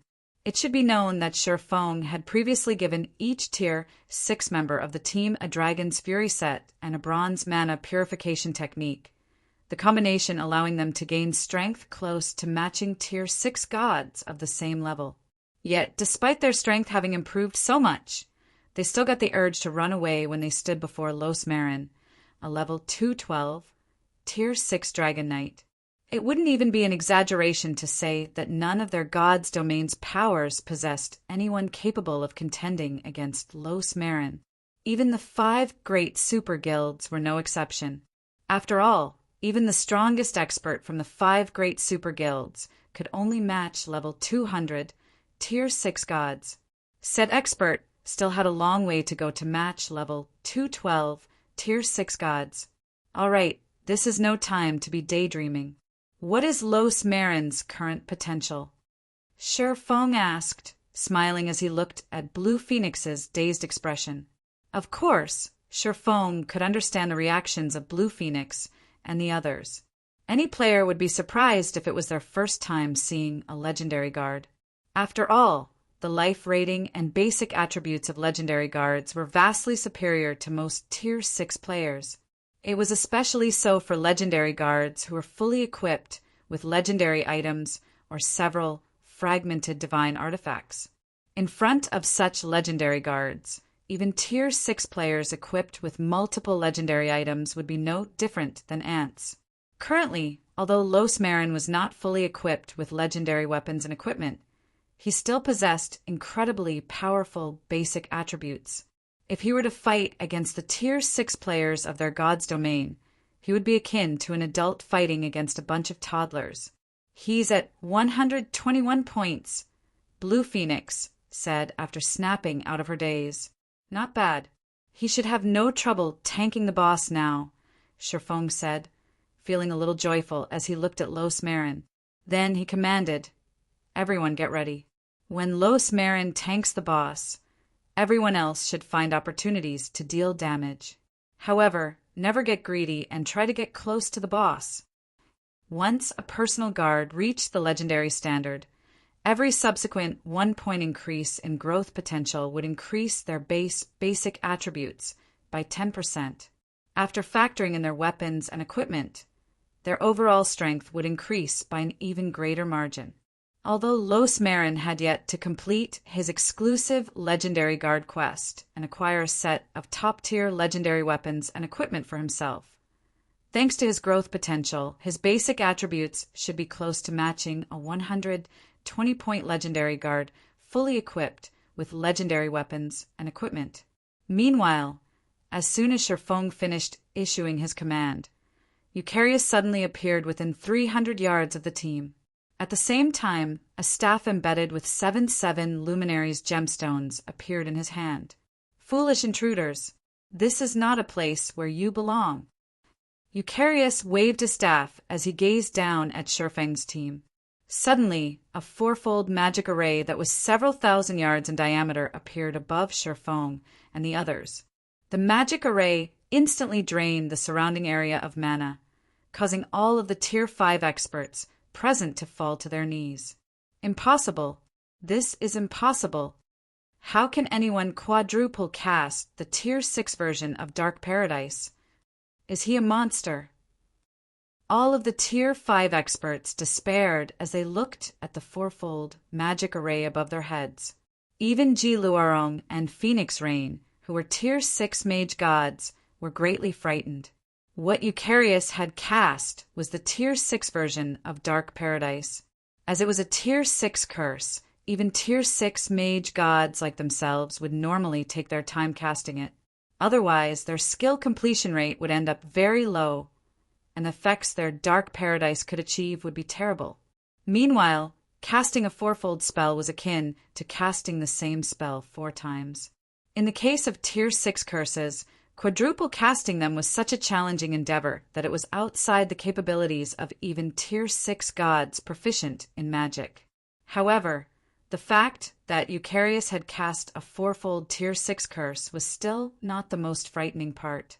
What truly frightened everyone was that Eucharius's fourfold Dark Paradise was cast with a 100% completion rate. Subsequently, a black ball of mana emerged from the fourfold magic array and descended upon Sherfang's team rapidly. The ball of mana erased everything in its path, and there was no doubt it could erase even the immortal souls of Tier 6 players should it be allowed to connect.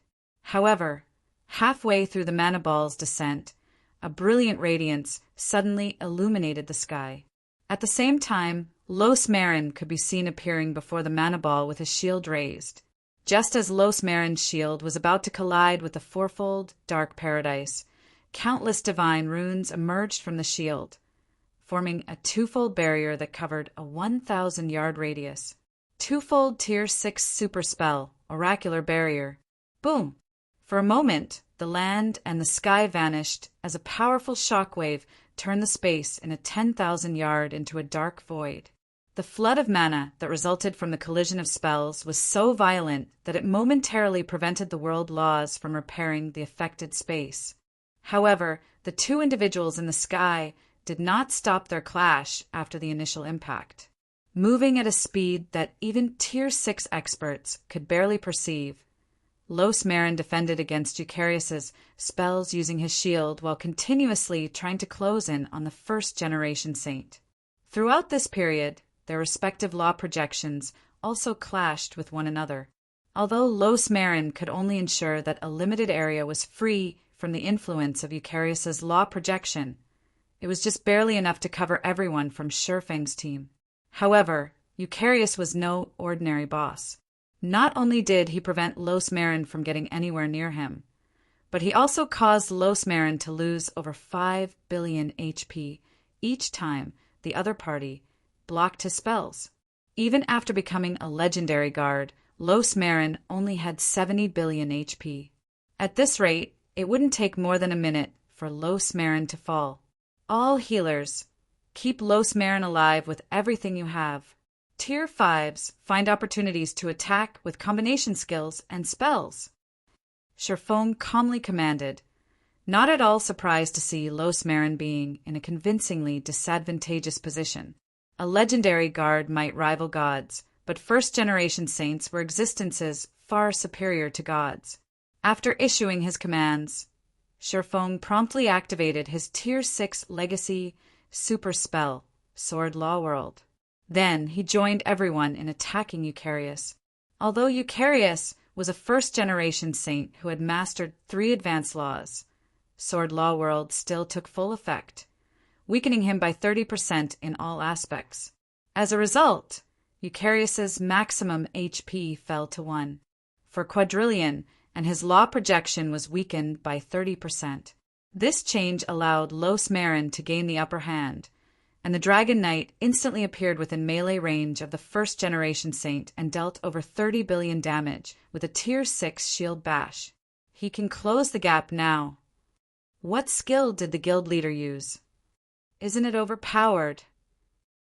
When everyone saw Los Marin finally landing a hit on Eucharius, their confidence no longer wavered. Split into 10-man groups and attack with large combination spells. Phoenix Rain was similarly excited by this development, and she promptly commanded her Tier 5 subordinates to attack Eucharius using large combination spells. Immediately, apart from the 14 healers, every other Tier 5 expert in the team started attacking Eucharius in groups of 10.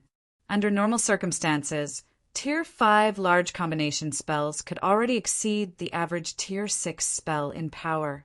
Now that all of the team's Tier 5 members had mana rivaling Tier 6 players, the Tier 5 large combination spells they cast could rival Tier 6 curses, each attack causing over 10 billion damage to Eucharius. In just one volley, the team's 8 Tier 5 groups had dealt over 100 billion damage. Paired with Shurfeng's attack, which dealt over 300 billion damage, they managed to put a visible dent in one of Eucharius's 12 HP bars. However, before anyone could celebrate, Eucharius's battle recovery kicked in, instantly replenishing all of the HP he had just lost. This sight plunged everyone into despair once again. Sure enough, the difference is still too much. Shurfeng wryly smiled when he saw Eucharius's fully recovered HP. Although Eucharius had been weakened by 30%, his HP remained at a staggering value, and it allowed him to recover 28 trillion HP every 5 seconds. Under normal circumstances, even a 100-man Tier 6 team would be helpless against him. It seems I have no other choice. Immediately, Shurfeng took out the Primordial Dragon Legacy Crystal and summoned Kalish's Phantom. This time, Kalish's Phantom was visibly stronger than the last time Shurfeng had summoned it. The phantom of a 10,000-meter-tall dragon had even appeared with Kalish's Phantom. Meanwhile, after scanning the surrounding area, Kalish's Phantom revealed a look of surprise briefly before she pointed a finger at Eucharius. At the same time, the phantom dragon behind Kalisha opened its mouth and gathered a concentrated ball of energy in it. Then, it bellowed in the direction of Eucharius. Primordial Dragon Roar. Follow current novels on Top Novelful. Com if you find any errors, broken links, non-standard content, etc. Please let us know, report chapter, so we can fix it as soon as possible. Chapter 3642. Chapter 716, Primordial Dragons Roar. Chapter 3642, Chapter 716, Primordial Dragons Roar. Chapter 716, Primordial Dragons Roar. Despicable dragon, this is not where you belong. When Eucharius saw the massive phantom dragon opening its mouth, his composure disappeared, and his expression turned gloomy. At the same time, a 7-colored radiance bloomed from his staff, and numerous magic arrays that spewed out divine runes appeared above him. In the blink of an eye, countless divine runes had wrapped themselves around Eucharius, making it impossible for even Los Marin to get within 1,000 yards of him. As for everyone else, their attacks were erased from existence as soon as they moved within 1,000 yards of the first-generation saint. This boss wasn't even taking us seriously this entire time. Ji Luorong couldn't help but doubt herself when she saw this sudden development. Previously, although Eucharius was strong, they could more or less damage him after Shifeng had weakened him. But now their attacks couldn't even get within 1,000 yards of Eucharius, let alone damage him. The difference in strength was simply despairing. Meanwhile, a moment after Eucharius finished constructing his divine rune barrier, the gigantic phantom dragon suddenly bellowed. Immediately afterward, a great beam exuding a boundless destructive aura struck Eucharius's barrier. However, unlike the attacks of Ji Luorong and the others, the gray beam did not get erased. Instead, it tore through the barrier like a thin sheet of paper and devoured Eucharius. Even then, the beam did not stop as it continued advancing and devouring the land behind Eucharius, creating a bottomless pit in front of the temple. As expected of one of the 12 sanctuary's rulers, not even a level 210 first generation saint can defend against her attack. Shifeng couldn't help but be astonished when he saw Eucharius losing the left half of his body to the gray beam. It should be known that Kalisha was still not in her peak state, yet she could already exhibit such power with only her phantom, although her primordial dragon roar did not outright kill Eucharius. It took away more than 10% of his HP and put him in a heavily injured state. This was a feat that even ancient gods would have great difficulty replicating. In fact, if Kalisha hadn't halted her attack after hitting Eucharius, Shifeng suspected she could put a hole through his home god's domain. How many more trump cards does he still have? When Phoenix Rain saw Eucharius being deprived of most of his combat power, she couldn't help but look at Shifeng in shock. Even though it hadn't been long since they started clashing with Eucharius, Phoenix Rain could already tell that the first-generation saint was an impossible opponent. They wouldn't stand a chance against Eucharius even if they gathered all of their God's Domain's players, let alone fighting him with just 6 Tier 6 players. Under normal circumstances, their only option was to wait for death to claim them and pray they wouldn't get their souls annihilated. Yet, with only a single move, Shifeng had reduced Eucharius to a state where the first-generation saint couldn't even pose a threat to their team. We need to start attacking. We cannot let the boss recover his body, Shifeng commanded when he saw Kalisha's phantom disappearing. Once Eucharius's body fully recovered, even if he remained heavily injured, he could still exhibit combat power rivaling Tier 6 gods of the same level. With his absurdly high HP, even if he didn't have combat recovery, he could slowly whittle them to death. Hearing Shifeng's command, Phoenix Rain and the others understood this was a precious opportunity and promptly resumed their attack on Eucharius. Immediately, Phoenix Rain, Ji Luorong, and Purple Eye activated a Tier 6 Berserk skill and started casting Tier 6 curses, such as Dimensional Spirit Blade, Skyfire Thunder Spear, and Meteor Explosion. Although none of these Tier 6 curses were known for having astonishing power, they were the Tier 6 curses that the trio were most proficient in. For example, Phoenix Rain could control up to 100 dimensional blades at a time, Ji Luorong could control several hundred thunder spears at a time, and Purple Eye could control over 1,000 meteors at a time. Before their mana dried up, they could attack endlessly with these Tier 6 curses. Meanwhile, Shadow Flower and Crimson Mist activated their respective doppelganger skills. with Shadow Flower splitting into 5 copies of herself and Crimson Mist summoning 2 copies of herself. Shadow Flower's doppelgangers possessed 100% of her basic attributes, while Crimson Mist's doppelgangers had 150% of her basic attributes. After doing so, they worked with Losmerian to negate all of Eucharius's attempts at launching a counteroffensive and allow everyone else to attack the first-generation Saint freely. As for Sher Fong, he activated Holy Mana's Shadow and World of Frost, transforming into a 20-meter-tall giant and summoning 100 frost swords to his side. Immediately afterward, he executed Sword's Orbit and launched a barrage of stars at Eucharius, each impact easily depleting nearly 100 billion of the first-generation Saint's HP. After just one cycle of attacks, he dealt over 10 trillion damage to Eucharius, his DPS alone surpassing the combined total of the rest of his team. 87%, 50%, 20%. Eucharius's HP rapidly fell under everyone's fierce attacks. But at the same time, Eucharius gradually recovered his body and combat power. First, it was his left arm. Then it was his left leg.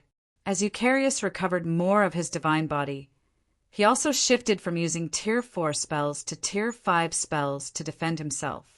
When Eucharius's HP fell to 2%, he finally recovered his divine body completely and could use Tier 6 spells again. Immediately, he retaliated against Sher Feng's team with a 4-fold Tier 6 curse, overcoming Losmerian's defense with ease and obliterating 4 of the 10 Tier 5 groups. This turn of events shocked everyone. It should be known that Eucharius's heavily injured status was still in effect. Yet he could still kill them with ease. It's over for you intruders. Die all of you. After his initial retaliation, Eucharius coldly glanced at Sher Feng's team before summoning 15 magic arrays around himself, each corresponding to a Tier 6 spell. However, at the same time as Eucharius had decided to rid himself of his opponents once and for all, Sher Feng raised the Shadow Incinerator high into the air and swung down with it. Die. The end. Third sword, Holy Annihilation. Immediately, a towering pillar of flames rose from under Eucharius. Although Eucharius had promptly reacted to it by casting a Tier 6 defensive spell and summoning a barrier to protect himself, the crimson flames took only a second to burn through the barrier and envelop him. Meanwhile, following a scream of agony, Eucharius's remaining HP disappeared completely. System, congratulations. You are the first team to have conquered the ruined library. Dungeon, rewards doubled. You will be teleported out of the ruined library in 2 hours. Follow current novels on Top Novel Fool. Com if you find any errors, broken links, non-standard content, etc. Please let us know, report chapter, so we can fix it as soon as possible. Chapter 3643. Chapter 717. Taboo Dungeons. First Clear. Chapter 3643. Chapter 717. Taboo Dungeons. First Clear. Chapter 717. Taboo Dungeons. First Clear. We won. We won. When Phoenix Rain and the other survivors heard the system notification, they couldn't help but feel like they were dreaming. Although Eucharius had less than 2% of his HP left just now, that still translated to more than 16 trillion HP. With a Tier 6 defensive spell protecting Eucharius, even Losmerian would need some time to do that much damage to the first-generation Saint. Outside of Losmerian, Eucharius was more than capable of killing everyone else in that period. However, nobody had expected Sher Feng to be able to plunder 16 trillion HP from Eucharius simply by raising his sword. While everyone was in a daze, Sher Feng reappeared from the void and quickly collected the sacred phantom ring from the ground. Thank goodness I had the sacred phantom ring to substitute my death. Otherwise, we really would have lost this time. Sher Feng breathed a deep sigh of relief as he looked at Eucharius's charred corpse on the ground. The ruined library's difficulty had far exceeded his expectations. Originally, he thought it would have been a battle without any surprises. He never thought he would have to exhaust his trump cards to clear the taboo dungeon. Even then, he had barely succeeded. The last moment where Eucharius went berserk was especially anxiety-inducing. Even though the first-generation saint was clearly in a heavily injured state, he still managed to cast 15 Tier 6 spells simultaneously. His capabilities were simply heaven-defying. Meanwhile, following Eucharius's death, golden glows began enveloping Shifeng one after another as his level skyrocketed. Level 185, Level 187, Level 189. Ultimately, Shifeng's level settled at 191. Aside from Shifeng, some of the lower-level members who survived the battle also leveled up. For example, Crimson Mist had leveled up from level 202 to level 205. Compared to the average boss monster, the EXP Eucharius awarded on death was in a completely different dimension. However, nobody paid much attention to the EXP they gained from Eucharius. Instead, they curiously looked at the sealed golden door after snapping out of their daze. Eucharius was the final boss of their God's Domain's first taboo mode dungeon.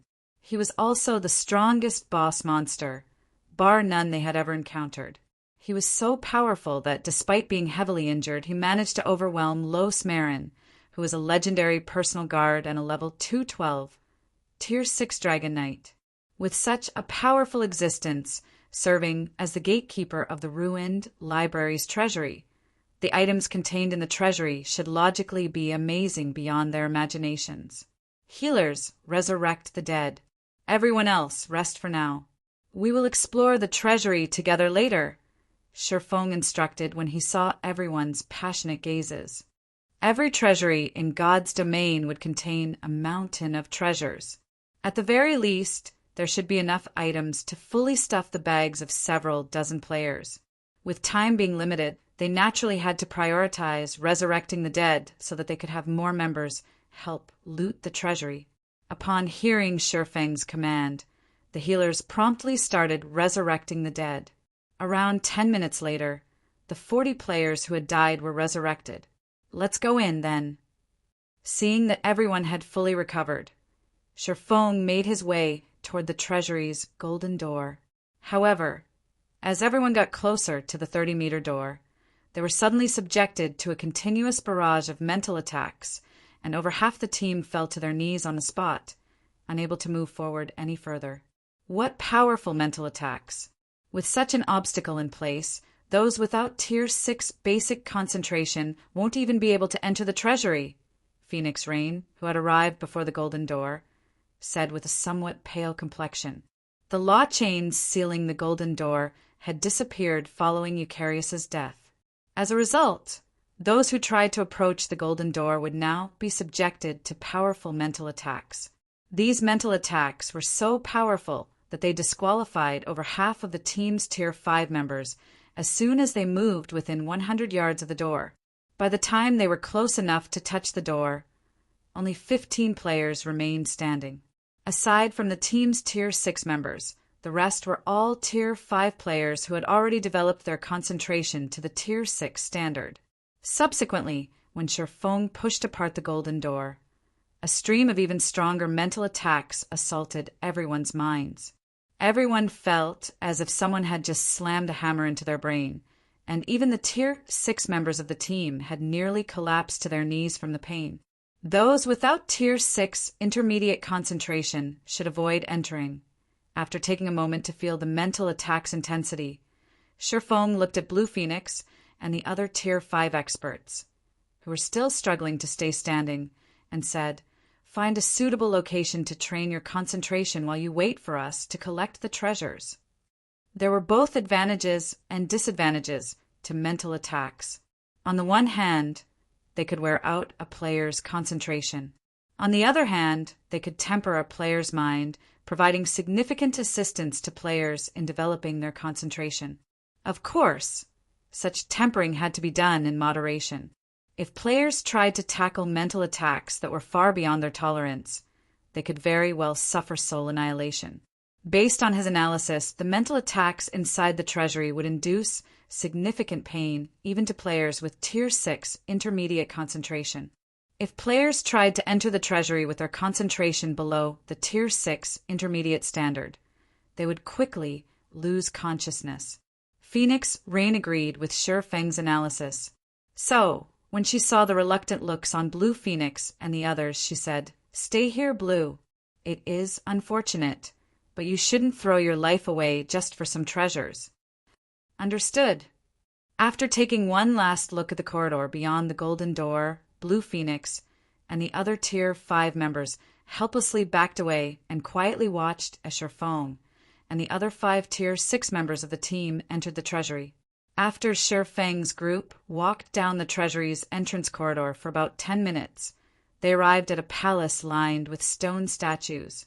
Upon stepping inside the palace, the group was greeted by the sight of mountains of treasures that radiated incredibly dense eternal energy. Is this the first clear reward?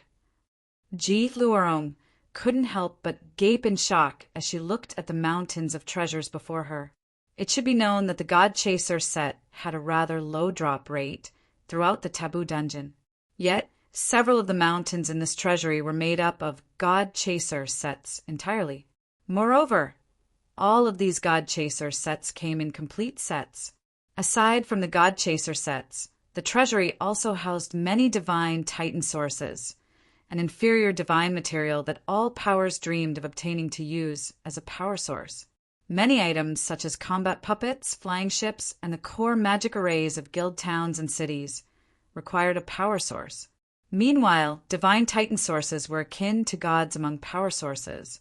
This was because divine Titan sources generated eternal energy when in use, and should mana-powered items be operated using eternal energy, their capabilities would improve substantially.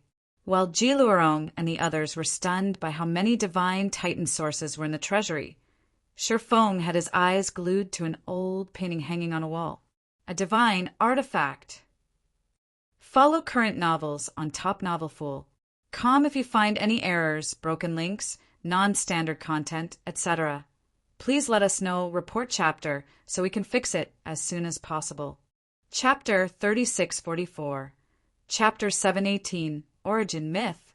Chapter 3644. Chapter 718. Origin Myth. Chapter 718. Origin Myth. What did you say, guild leader? A divine artifact. That painting is a divine artifact. When Phoenix Rain and the others heard Sherfeng's exclamation, they couldn't help but follow his gaze and look at the unassuming painting on the wall. However, they failed to sense even a strand of mana from the painting, let alone eternal energy. It was no different than the ordinary paintings used as decoration. But Sherfong was far more knowledgeable about God's domain than them, so they couldn't completely discount his words.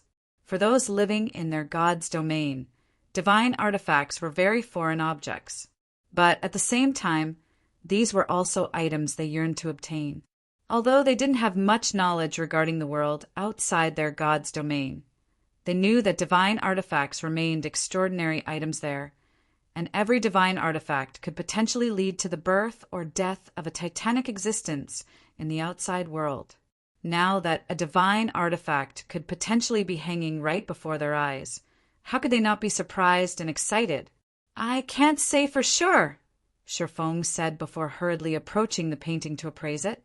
In reality, Sherfong wasn't particularly familiar with divine artifacts either.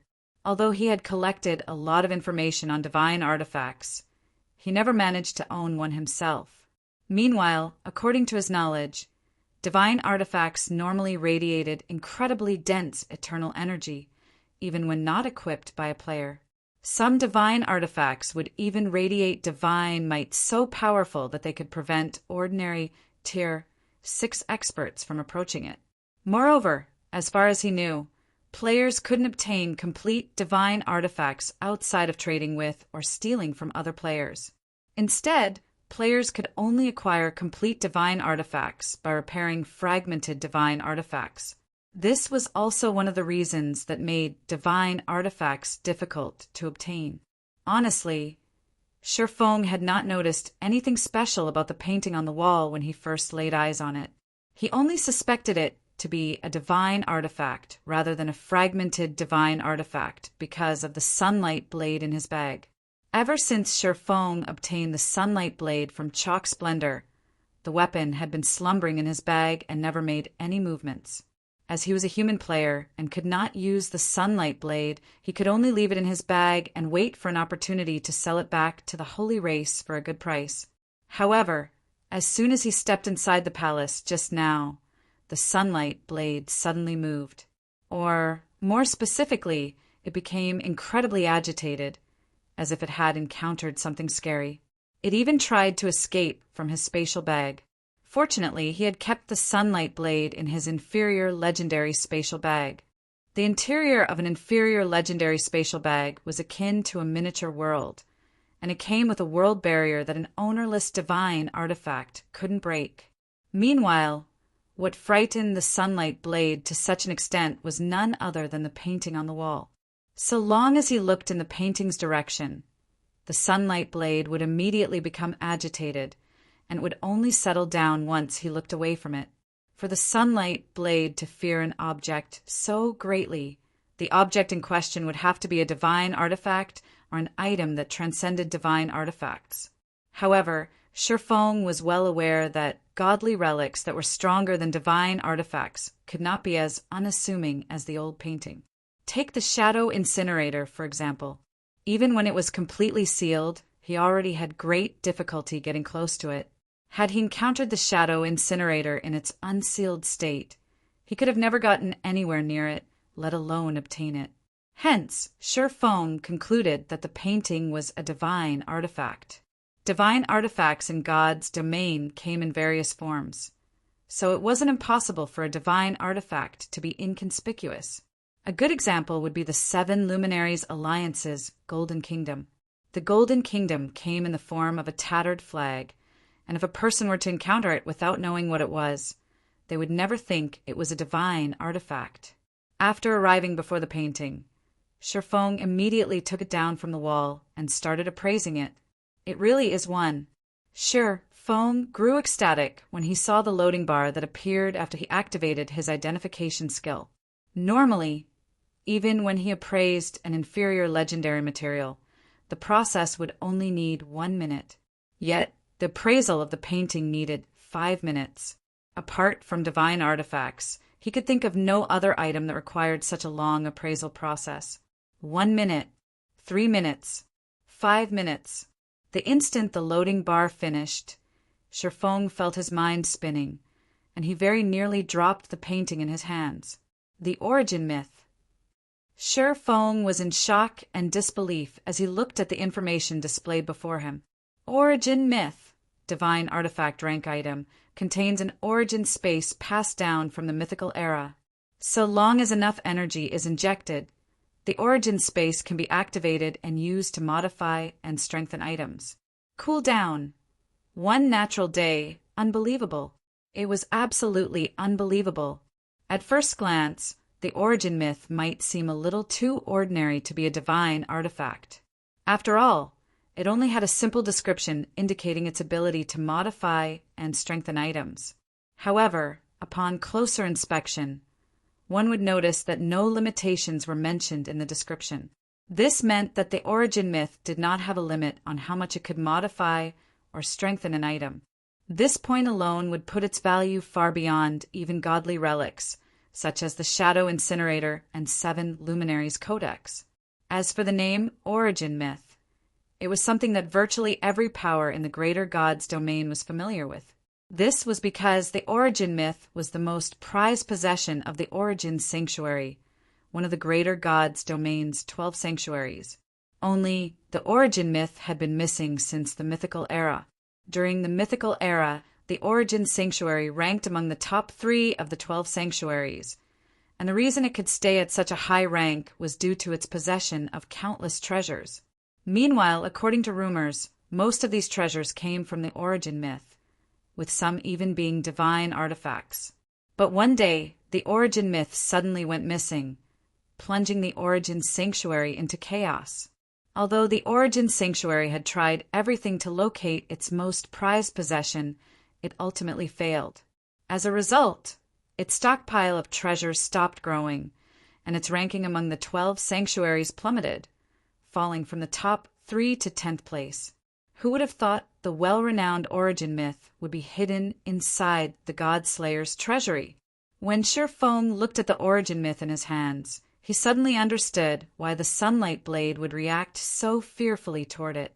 Although the sunlight blade was regarded as an arcana by the Sun Dynasty, it was still just a divine artifact.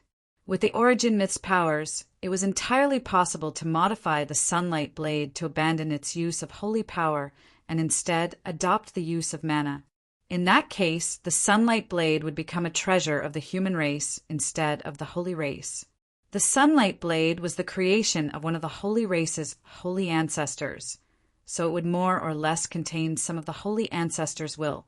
Because of this, it would naturally be against becoming a treasure of the human race. Hence, it tried to flee when it discovered the origin myth. Unfortunately, all the sunlight blade accomplished was to inform Shifeng of the origin myth's existence. Let's try it on you then. Thinking up to this point, Shifeng retrieved the sunlight blade from his bag and placed it into the origin myth. Although the sunlight blade desperately struggled, it was powerless against Shifeng's iron grip, and it could do nothing but watch as it got sent into the origin myth's origin space. Activate the origin space. Follow current novels on Top Novel Fool. Com if you find any errors, ads pop up, ads redirect, broken links, non-standard content, etc.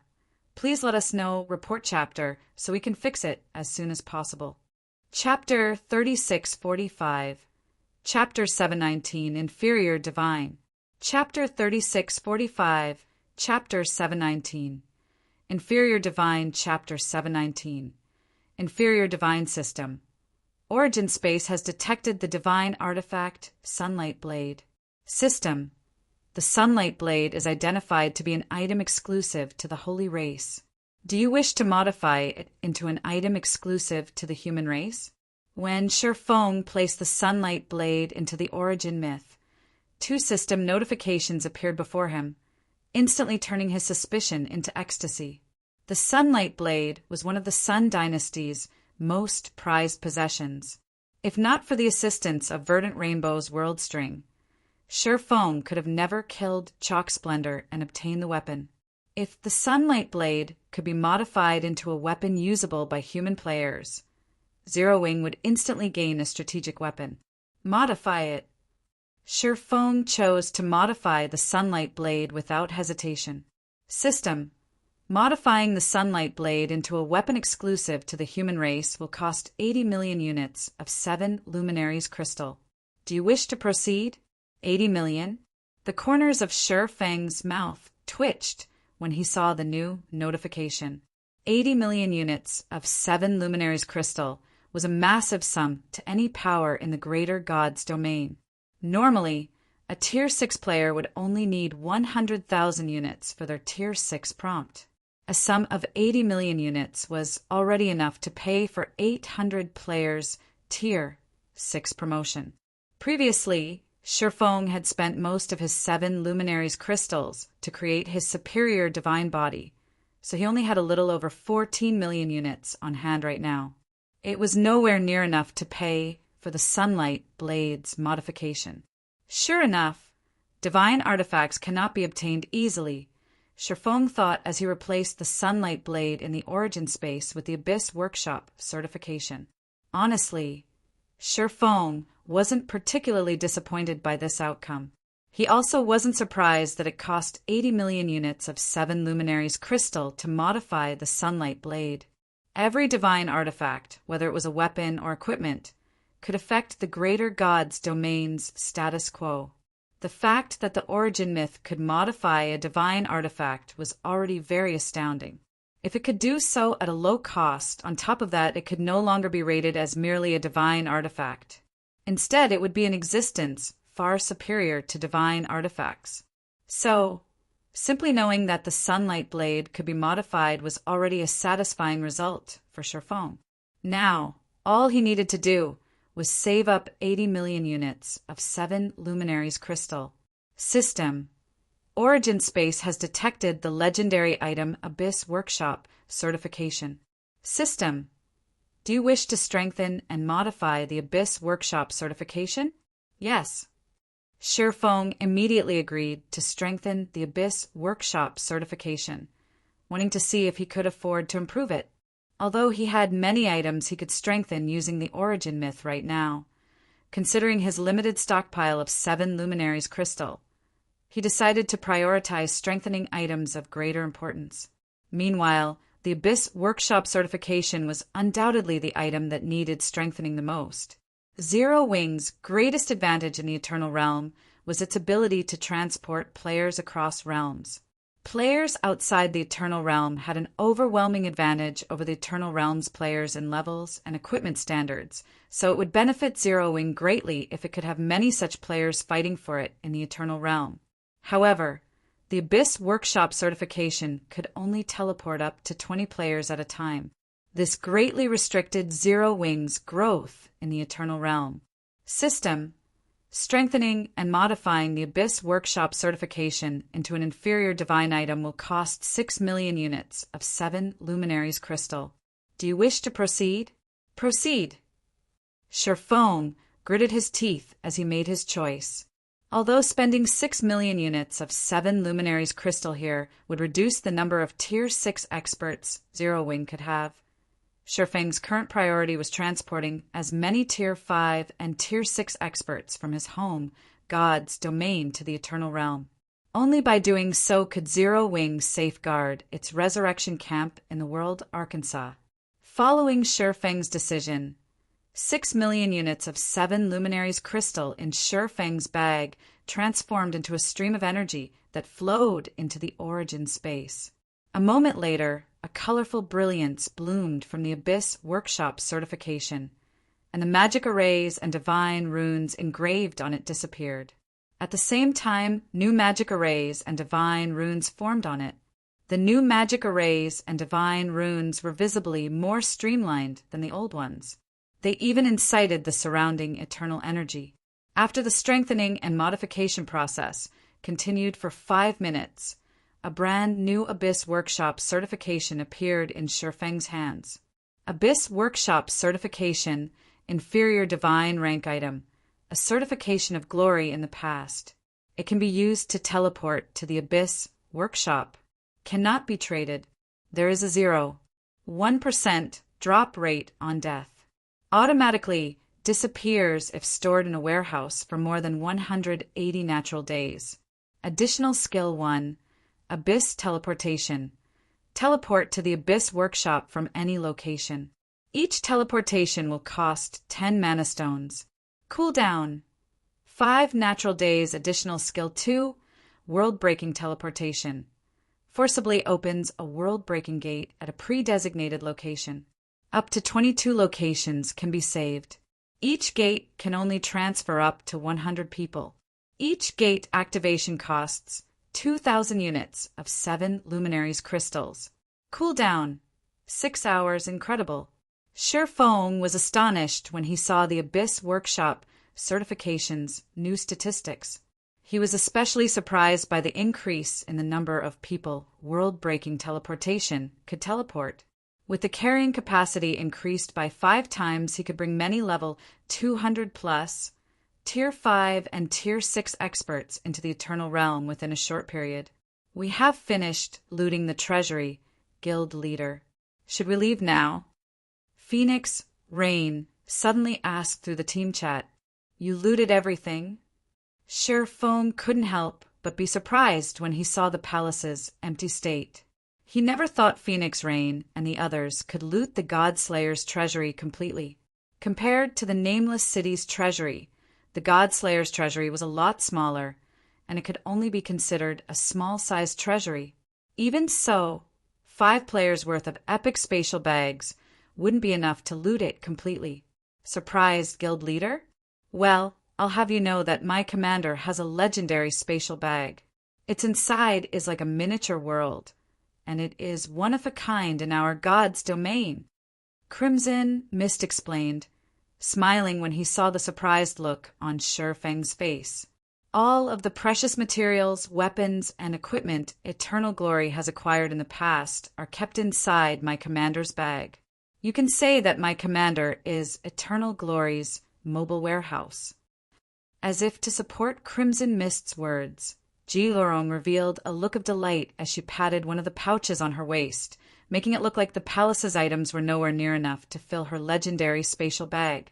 All right, since everything is collected, let's leave, then. After looking at how much time they had left in the dungeon, Shifeng put the Origin Myth and Abyss Workshop certification away before choosing to forcibly teleport the entire team out of the ruined library. While Shifeng and the others were leaving the ruined library, a commotion erupted outside the dungeon's entrance. What did you say? Zero Wing is the one behind the first clear. Disbelief colored Nine Dragons' Emperor's face when he heard his subordinate's investigative report.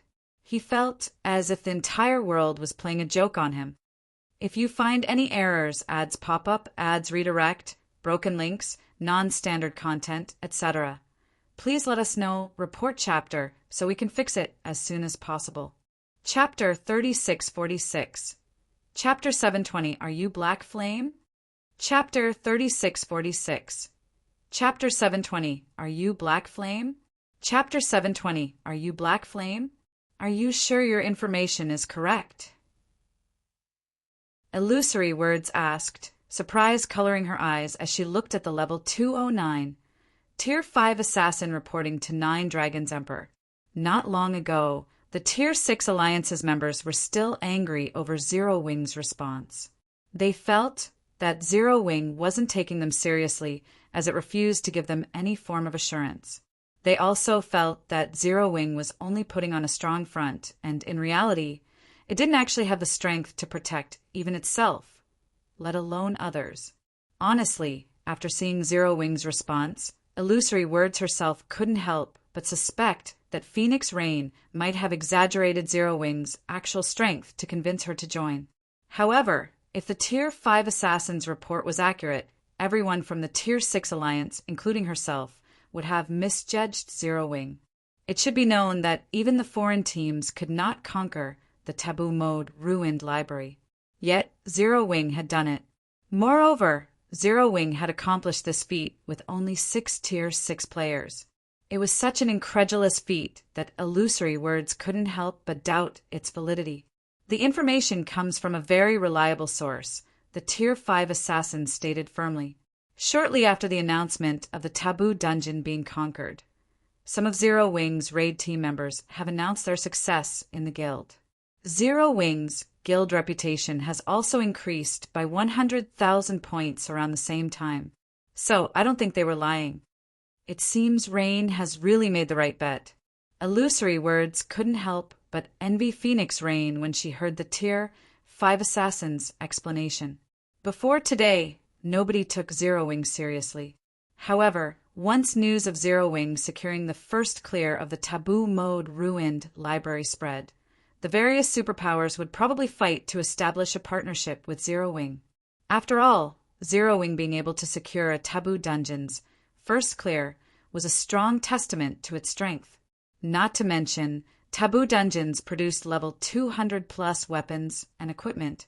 If Zero Wing could raid a taboo dungeon, it meant the guild would have a stable supply of level 200 plus weapons and equipment. Even if the World Gate opened in the future and tons of foreign powers invaded their god's domain, Zero Wing would still have the capital to continue competing. At that time, even if their god's domain's various superpowers sought to join Zero Wing, Zero Wing wouldn't necessarily be willing to accept them. However, Phoenix Rain, who had joined Zero Wing before its rise in fame, would have no such concern. Don't get happy for Phoenix Rain too soon, Illusory, Nine Dragons Emperor said before looking at the 2 foreign teams outside the ruined library's entrance. Then he continued with a sneer.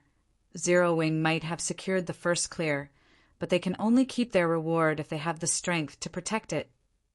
Upon hearing Nine Dragons Emperor's words, Illusory Words couldn't help but look at the taboo dungeon's entrance with a grim look. Previously, the two foreign teams maintained a competitive relationship with each other, even when they were capturing native Tier 5 and Tier 6 experts to work for them. However, as soon as the system announced that someone had secured the ruined library's first clear, the two teams promptly joined forces to blockade the entrance portal and erected a threefold spatial barrier that could trap even Tier 6 players for a considerable period. Evidently, these foreign teams intended to eliminate Zero Wing's team and take the first clear rewards for themselves. While Illusory Words was thinking of contacting Phoenix Rain, a beam of crimson light suddenly shot out of the entrance portal and landed a short distance away. Then, individuals began emerging from the crimson light one after another, and these individuals were none other than Sher Fong and his teammates. They came out so quickly. How bold of them! Do they not know that the two foreign teams are watching the entrance? They might be betting that the two foreign teams won't take action so quickly. Otherwise, they'd be fools to come out of the dungeon. Zero Wing is doomed. The first clear it worked hard to secure will now benefit the two foreign teams instead. When Sher Feng's team appeared, the various powers experts, who had long given up on raiding the ruined library, engaged in a heated discussion. They didn't think Zero Wing's raid team would be so foolish as to actually leave the taboo dungeon after clearing it instead of trying to buy time by logging out of the game. Players were allowed to go offline inside dungeons in God's domain. They would simply be teleported to the dungeon's entrance when they came back online. Hence, when it came to team dungeons prioritized by the various powers, teams would normally choose to log out inside the dungeon after successfully securing the first clear. Although they would still be forcibly teleported to the dungeon's entrance when they came back online, they would still have bought themselves some precious time. If they waited long enough, they could even leave the dungeon scot-free. After all, it was unfeasible for any power to erect a magic barrier on a dungeon's entrance over a long period. It was especially so for magic barriers that could trap Tier 6 players. The cost would quickly build up and diminish potential profits. Of course, if a team had sufficiently strong backing and knew nobody would dare to target it, it could also leave the dungeon right after securing the first clear. But, in everyone's opinion, Zero Wing should be nowhere near comparable to the conglomerates backing the two foreign teams. So what if you can secure the first clear? So what if your team is strong? In the end, all your effort will go to someone else, Nine Dragons Emperor said contemptuously as he looked at Phoenix Rain, who was trapped inside the threefold spatial barrier. It was true that Zero Wing's team was strong. The fact that it could secure the ruined library's first clear proved it was stronger than any of the teams present. However, no matter how strong Zero Wing's team was, it was still just a single team. While the players outside the ruined library closely monitored the situation, the scouts dispatched by the various powers also relayed the scene to their superiors. Black Flame, let's see how you can keep your arrogance in front of two conglomerates. Blood Sand from the Flower of Seven Sins said with a vicious expression as he watched the video his subordinate sent him. After the fight with Zero Wing, his position in the Flower of Seven Sins had plummeted. Originally, he had been having a headache thinking of how he could get his revenge on Zero Wing after Phoenix Rain and Ji Thorong had joined the guild. But now, he wouldn't need to take action anymore. He could simply let the two conglomerate-backed foreign teams take care of Zero Wing for him. The various native powers of their god's domain might be unfamiliar with the greater world's conglomerates. But as an executive of the Flower of Seven Sins, Blood Sand knew just how terrifying they were. Every conglomerate was an existence that ruled over numerous gods' domains and had countless Tier 6 experts under their command. If an upstart guild like Zero Wing was to go against a conglomerate, only death would await it.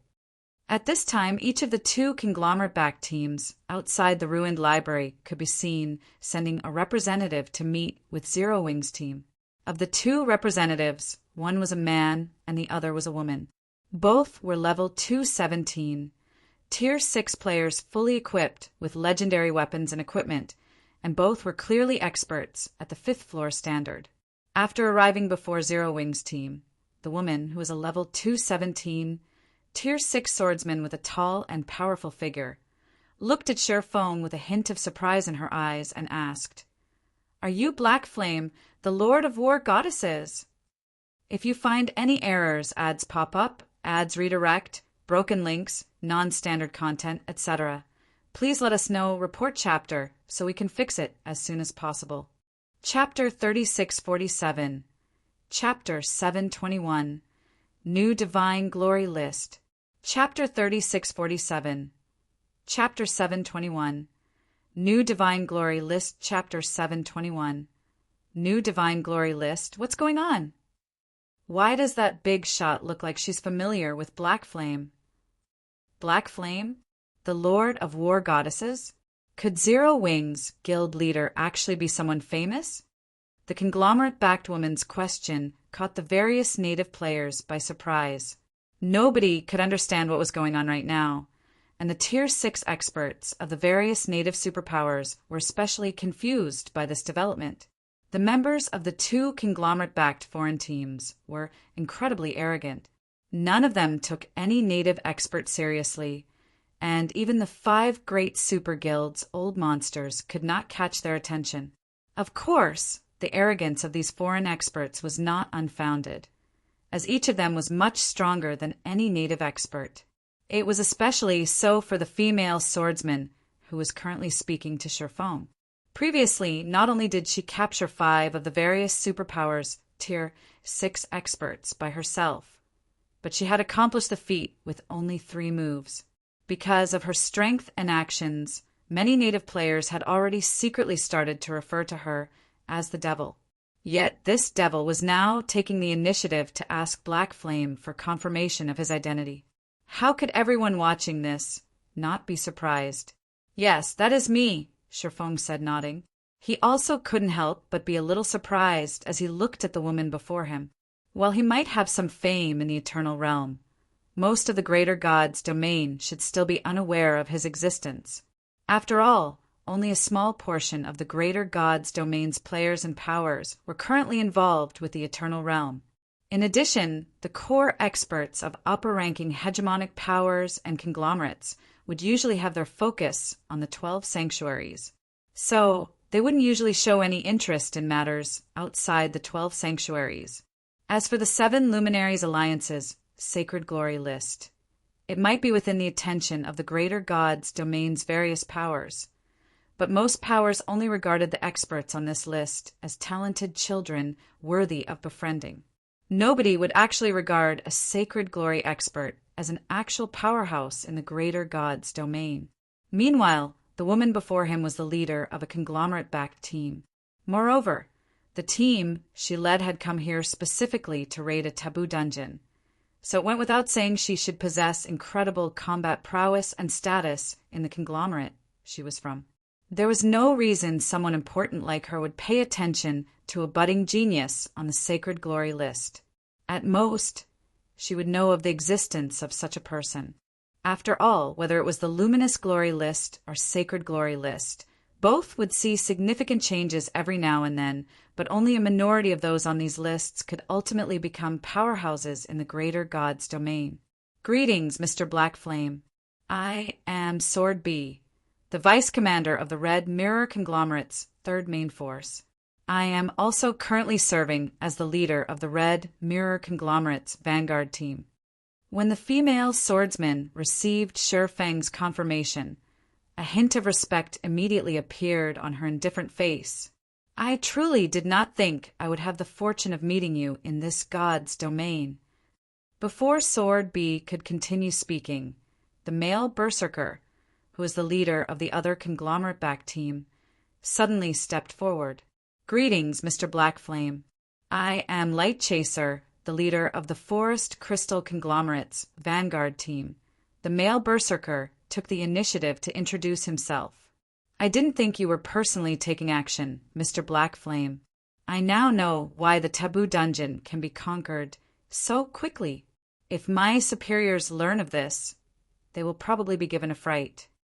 Sword Bee and Light Chaser behaved as if they were speaking to an old friend when they talked to Sherfong.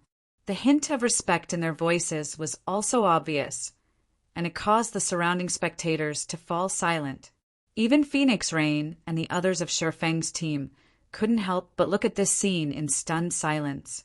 When they were about to leave the ruined library, Phoenix Rain and the others had already prepared themselves for a tough fight. However, the attitudes of the two conglomerate-backed teams' leaders were nothing like they expected. Rather than trying to rob them, it looked more like these two individuals were congratulating them for their success. "I still have other business to tend to. If you have nothing else for me, can I leave?" Sherfong asked. He could tell that Sword Bee and Light Chaser were eager to continue their conversation, but he wasn't interested in doing so. It also didn't seem like they wished to harm Zero Wing, so although he didn't know their motives, he naturally wouldn't take the initiative to attack them. "Of course, since you have other matters, it is only natural that you tend to them first, Mr. Black Flame," Light Chaser said. He could tell that Sherfong wasn't planning to stay any longer, so he hurriedly waved at his subordinates, saying, "What are you all still standing there for? Did you not hear that Mr. Black Flame has something to do? Hurry up and make way." When the members of the two conglomerate-backed teams heard Light Chaser's words, they dared not disobey and quickly took down the magic barrier covering the dungeon portal. Then they took the initiative to make a path for Sherfang's team to leave the plaza. When the various native experts saw this scene, all of them were dumbfounded. "What's going on?" Illusory Words was similarly stunned as she watched Sherfang's team safely depart from the plaza. It should be known that the two conglomerate-backed teams had made it very obvious they were going to take lethal action against the team that secured the ruined library's first clear. Otherwise, they wouldn't have gone out of their way to join forces and erect a magic barrier over the dungeon's entrance. Yet, the instant the leaders of the two teams saw Sherfong, they behaved as if they had just met an old friend and even personally saw him off. Nine Dragons Emperor was similarly confused by this development. It should be known that even the leader of the Dragon Hunting Temple's vanguard team had to behave respectfully in front of Sword Bee and Light Chaser. "What's wrong? Don't tell me you're acquainted with Black Flame?" The one-eyed guardian knight from the Dragon Hunting Temple asked when he saw nine Dragons Emperor's gaze fixated on Sherfang's team. "I'm not acquainted with him, but a friend of mine is," Nine Dragons Emperor said, shaking his head. Then, unable to help his curiosity, he asked the one-eyed guardian knight, "Who exactly is that Black Flame Mr. Dragon Tamer? Why would those two behave so respectfully toward him?" "Your friend is very fortunate, then," the one-eyed guardian knight named Dragon Tamer said. Then he looked at Nine Dragons Emperor and pondered for a moment before asking, "Have you heard of the Greater God's Domain's Divine Glory list before?" "The Divine Glory list?" Hearing Dragon Tamer's question, Nine Dragons Emperor quickly recalled the Greater God's Domain's apex ranking lists previously mentioned by Hidden Mist. "Is it the ranking list where only the Greater God's Domain's apex experts can enter?" "That's correct." Dragon Tamer nodded. Then he looked at Sherfang's departing back and respectfully said, "Black Flame is the latest expert to enter the Divine Glory list. The Lord of War Goddesses, Black Flame. Moreover, he has been granted the rank of 281st. That is a high ranking, even on the Divine Glory list. He's 281st on the Divine Glory list." Nine Dragons Emperor nearly lost his footing when he heard Dragon Tamer's words. Even the lowest-ranked expert on the Divine Glory list was an extraordinary existence who could single-handedly shake an entire realm, let alone someone ranked within the top 300. When dealing with such an individual, even cross-realm conglomerates would have to tread carefully, let alone the average conglomerate. If any of their God's Domain's native powers could get into the good graces of such an expert, they could be worry-free even when developing in the Greater God's Domain, let alone in their God's Domain. If you find any errors, ads pop up, ads redirect, broken links, non-standard content, etc., Please let us know report chapter so we can fix it as soon as possible. Chapter 3648. Chapter 722. Times have changed. Chapter 3648. Chapter 722. Times have changed. Chapter 722. Times have changed. Black Dragon Empire, Black Dragon City, Zero Wing's residence. We are done appraising and tallying the loot we got from the treasury. Guild leader, Phoenix Rain reported excitedly as she stepped into the guild leader's office. In addition to 12,485 Divine Titan sources, we have obtained 216 God Chaser sets and 114 God Slayer combat puppets. That many. Sure Fong was a little surprised by the numbers Phoenix Rain reported. Although he had long known the God Slayer's treasury would house extraordinary wealth, he didn't think it would be to such an extent. Firstly, the value of the Divine Titan sources and epic-ranked God Chaser sets went without saying. As for the God Slayer combat puppets, they were bona fide, advanced, dark gold combat puppets. They were superior to even the dark gold combat puppets the Seven Luminaries Alliance used in the defensive clash against the Sun Dynasty. Each could overwhelm the average Tier 6 player, even when piloted by a Level 0 player. Although a force of 114 God Slayer combat puppets still wasn't enough to let Zero Wing triumph over the Sun Dynasty in an all-out clash, it should be enough to let Zero Wing defend its resurrection camp in the world Arkansas. Besides that, we have already integrated with 6 superpowers and received the real estate of 5 empires and 26 kingdoms. Our stockpile of 7 Luminaries crystal is currently sitting at 15 million units, and our Tier 6 expert count has reached 14. As for Tier 5 experts, we now have over 10,000 level 200 plus Tier 5 experts, of which 2,000 are at level 210 and above. Phoenix Rain continued reporting. Also, as per your instructions, I have asked the 164 level 210 plus Tier 5 experts who have mastered at least one basic law if they're willing to sign the God's Domain contract you provided, and 109 have agreed. Excellent, Shifeng said, nodding in satisfaction. Have everyone who has signed the contract gather in the residence as soon as possible. We will leave our God's Domain in 3 hours. We're leaving today. Phoenix Rain couldn't help but look at Shifeng in surprise. Shortly after the 2 conglomerate-backed foreign teams respectfully saw Shifeng off from the ruined library, many native powers expressed their wishes to join Zero Wing. As a result, Zero Wing became swamped with work selecting and integrating these powers. Fortunately, Zero Wing was very stringent on the powers and players it accepted. Otherwise, completing the preliminary integration in just a day would have been impossible. Originally, Phoenix Rain thought they would have a few more days to complete the integration work. She never thought they would be heading for the Eternal Realm so soon. MHM. Zero Wing's situation in the Eternal Realm isn't looking too good from what I've been told, so we'll need to send reinforcements as soon as possible, Shifeng said with a wry smile. If possible, he would also prefer to bide his time to bring more experts into the Eternal Realm. Unfortunately, the Sun Dynasty did not plan on giving him more time. The World Ark was one of the most important locations in the Eternal Realm, and there were 2 reasons for this. Firstly, it was a producer of secret treasures. Secondly, it was a gateway for players to enter Holy Ring City. Currently, Holy Ring City was the only known location where players could reincarnate into a mythical race.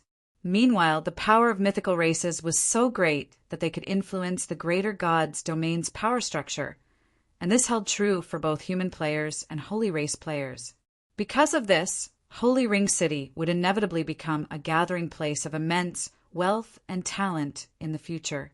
Once Holy Ring City developed to its peak, it wouldn't even be an exaggeration to equate its significance to an entire realm. If Zero Wing couldn't establish a foothold in Holy Ring City, it would have much greater difficulty establishing itself in the Eternal Realm. I'll notify them right away, Phoenix Rain said before leaving the office. 3 hours later, when Sherfong opened a world-breaking gate. Phoenix Rain, Illusory Words, and the other Tier 6 experts of Zero Wing couldn't help but look at it with a fervent gaze.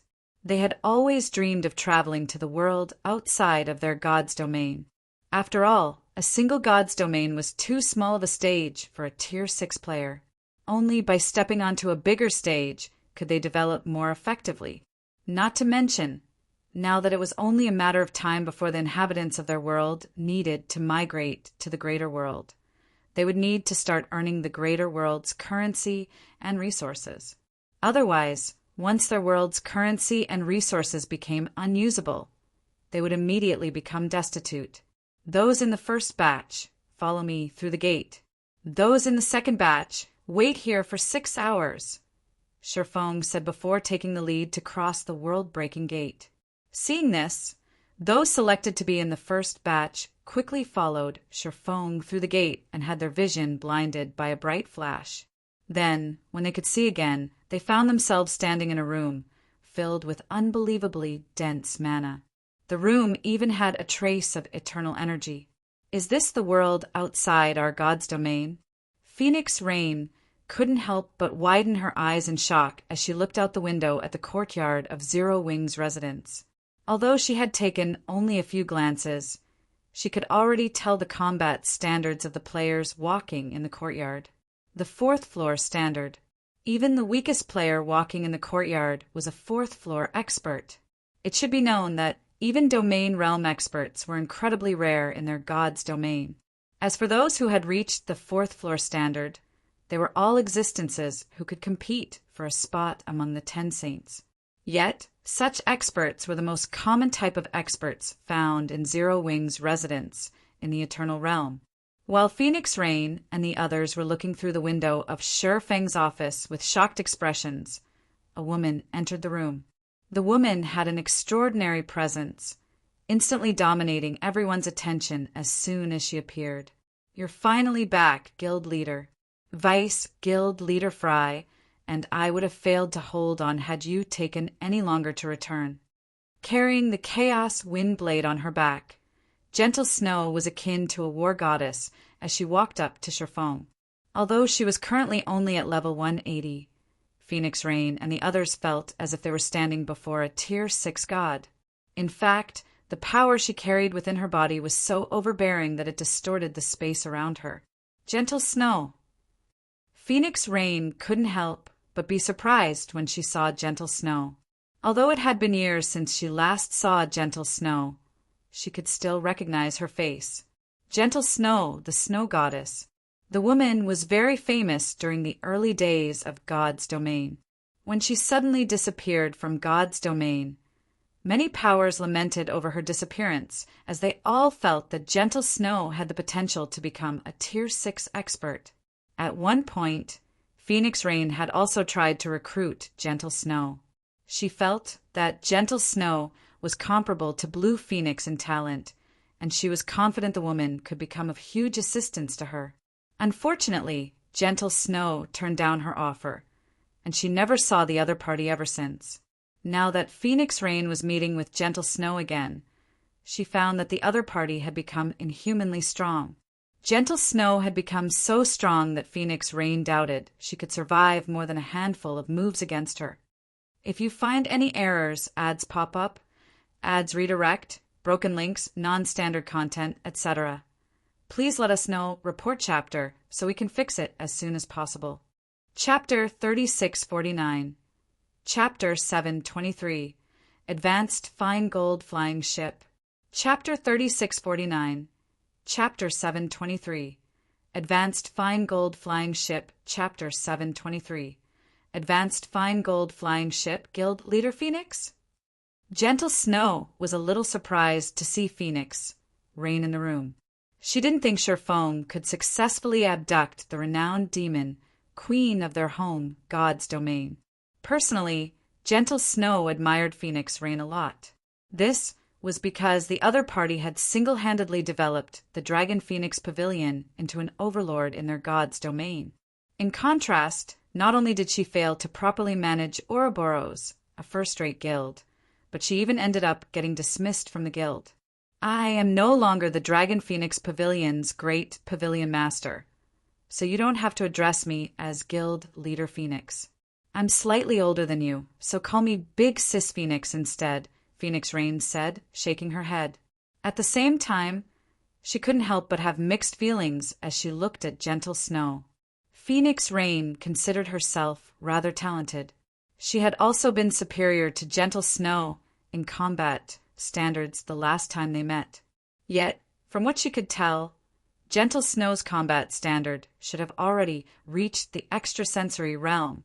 You've reached the 5th floor standard and learned that gold combat technique already, Snow? Sure Fong was similarly surprised when he sensed Gentle Snow's aura. Before he left, Gentle Snow admittedly exuded a very strong aura already. However, that was by virtue of the Chaos Wind Blade enhancing her basic attributes to an extraordinary extent, and he did not feel an ounce of danger when he stood in her presence. Not to mention, even with the Chaos Wind Blade, Gentle Snow's basic attributes were still inferior to his at the time. Now that he had reached level 191, which was 11 levels higher than Gentle Snow's current level, he logically should have an even bigger advantage in basic attributes over Gentle Snow than before. Yet, he could now feel a vague sense of danger coming from her. Of all the explanations he could think of, the only reasonable one was that Gentle Snow had become a 5th floor expert who had grasped a gold combat technique. The gold combat technique I received from the 7 Luminaries Alliance is highly compatible with me, and I was lucky enough to achieve a breakthrough when I was fighting against the Holy Race experts some time ago, Gentle Snow said, nodding and revealing an excited expression. 9 Sword Eradication was the name of the technique she had exchanged from the 7 Luminaries Alliance as her reward, and it was one of the few advanced gold combat techniques offered to her for exchange. She also suspected it to be a technique created by the goddess of space, as it looked very similar to the swordsmanship she had seen while completing a guild guidance quest. Originally, she had only exchanged the technique to help her learn the swordsmanship in the guidance quest. She never really expected to be able to learn 9 Sword Eradication, seeing as it was an advanced gold combat technique. However, to her surprise, she actually succeeded. Is the Holy Race's offensive very fierce? Sherfong asked when he noticed the fatigue on Gentle Snow's face. No shelters were available in the World Arc, so players could not get any proper rest to recover their concentration while operating there. As for the resurrection camps, they only functioned to resurrect players and nothing more. So, even with the help of concentration recovery potions and tents, players could only delay the inevitable. Meanwhile, if players wished to avoid dying from concentration exhaustion, they would have to periodically return to a city for proper rest. However, it had only been a few days since he left the Eternal Realm. Unless Gentle Snow had been stationed at the resurrection camp throughout this entire time, there was no way she would look as tired as she was now. Things are indeed a little tricky, Gentle Snow said, sighing. Although the 7 Luminaries Alliance is safeguarding the front line and has even extended some assistance to our camp, the Sun Dynasty is employing guerrilla warfare and giving the Alliance no opportunities to help us. Thus far, the Sun Dynasty is only attacking us with a 100-man team of Tier 6 experts, and the team will always withdraw after landing a swift blow on us. As a result, our Tier 5 members keep decreasing, and we can't even leave the camp to explore. Even Azure Shadows group has died several times already. It seems they don't want to waste too much manpower dealing with us. Sherfong immediately understood the situation after hearing Gentle Snow's report. How are things coming along on Melting Flame's side? They have produced another 100 sets of eternal magic armor for us. Melting Flame has also successfully become a great Grandmaster Forger, Gentle Snow said. But just these 100 sets aren't enough to change the state of battle, so Melting Flame has gathered all of the guild's manpower and even borrowed some of the Red Dragon Nation's manpower to rush the production of a Silverwing. I was just about to retrieve it and use it to reinforce the resurrection camp. They've completed a Silverwing already? Feng couldn't help but be surprised.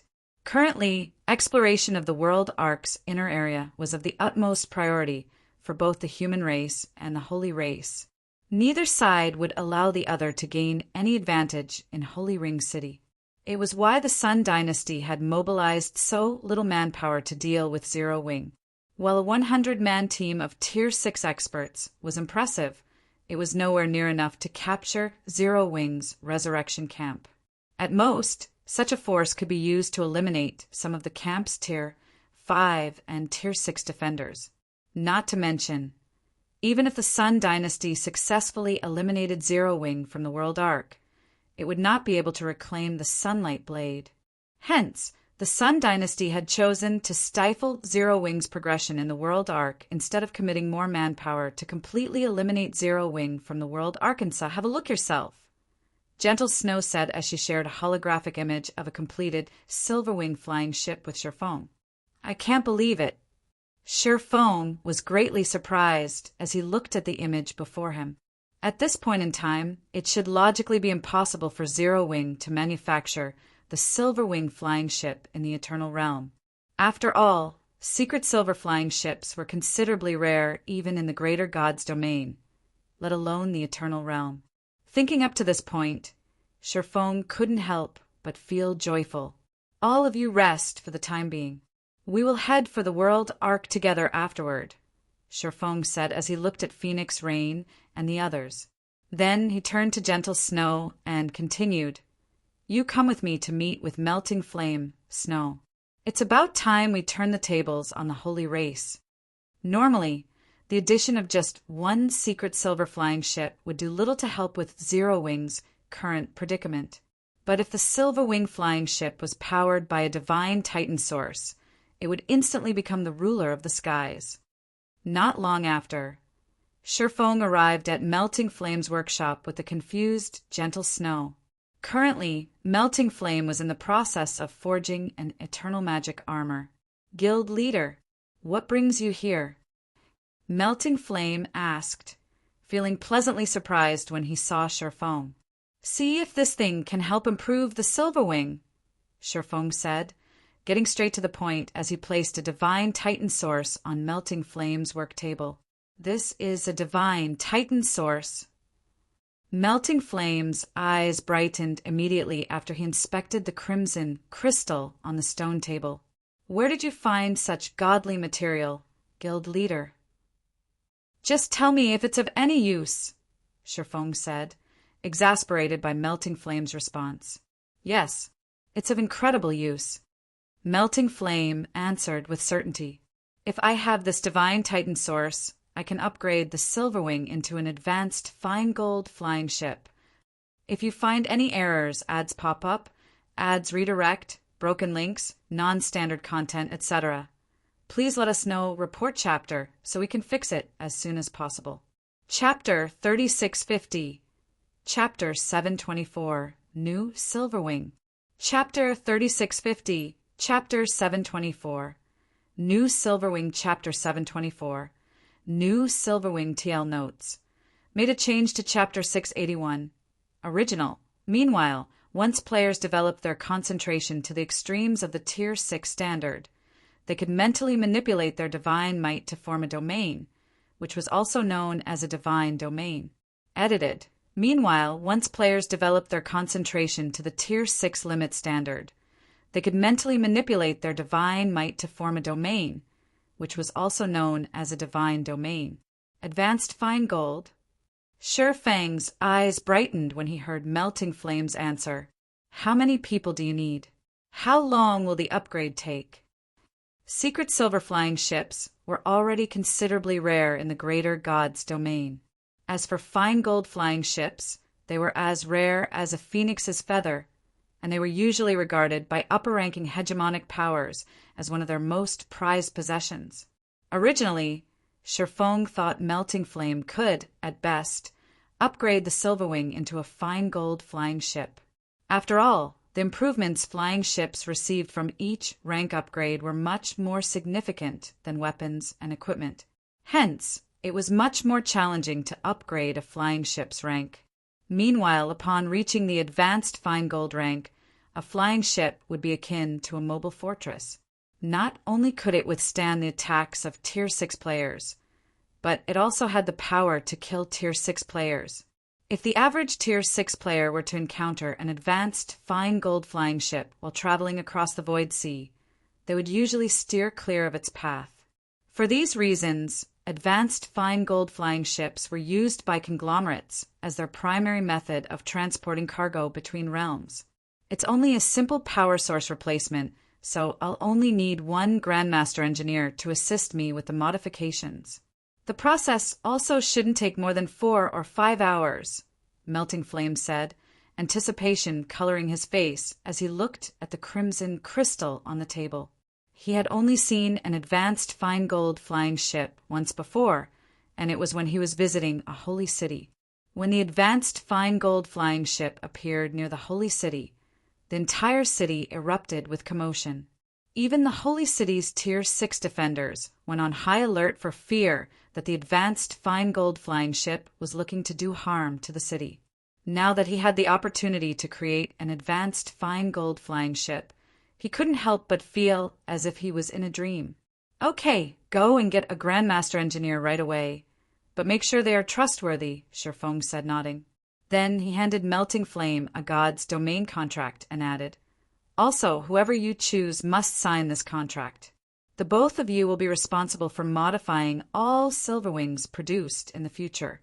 While time was of the essence currently, Zero Wing could still afford to wait a handful of hours, especially if it meant it could add an advanced fine gold flying ship to its Resurrection Camp's defense. At that time, the Resurrection Camp's safety would rise to a whole new level. As for why Shifeng was placing such heavy emphasis on keeping the Silverwings upgrade process a secret, it was because almost all advanced fine gold flying ships in the Greater God's domain came from ancient ruins. Not a single power in existence could manufacture flying ships of such rank. Hence, should news of Zero Wing having the ability to produce advanced fine gold flying ships get leaked, the consequences would be beyond Zero Wing's capability to bear. Do you still have more of this godly material, Guild Leader? Melting Flame couldn't help but doubt his ears when he heard Shifeng's words. He dared not believe Shifeng had more than one divine Titan source.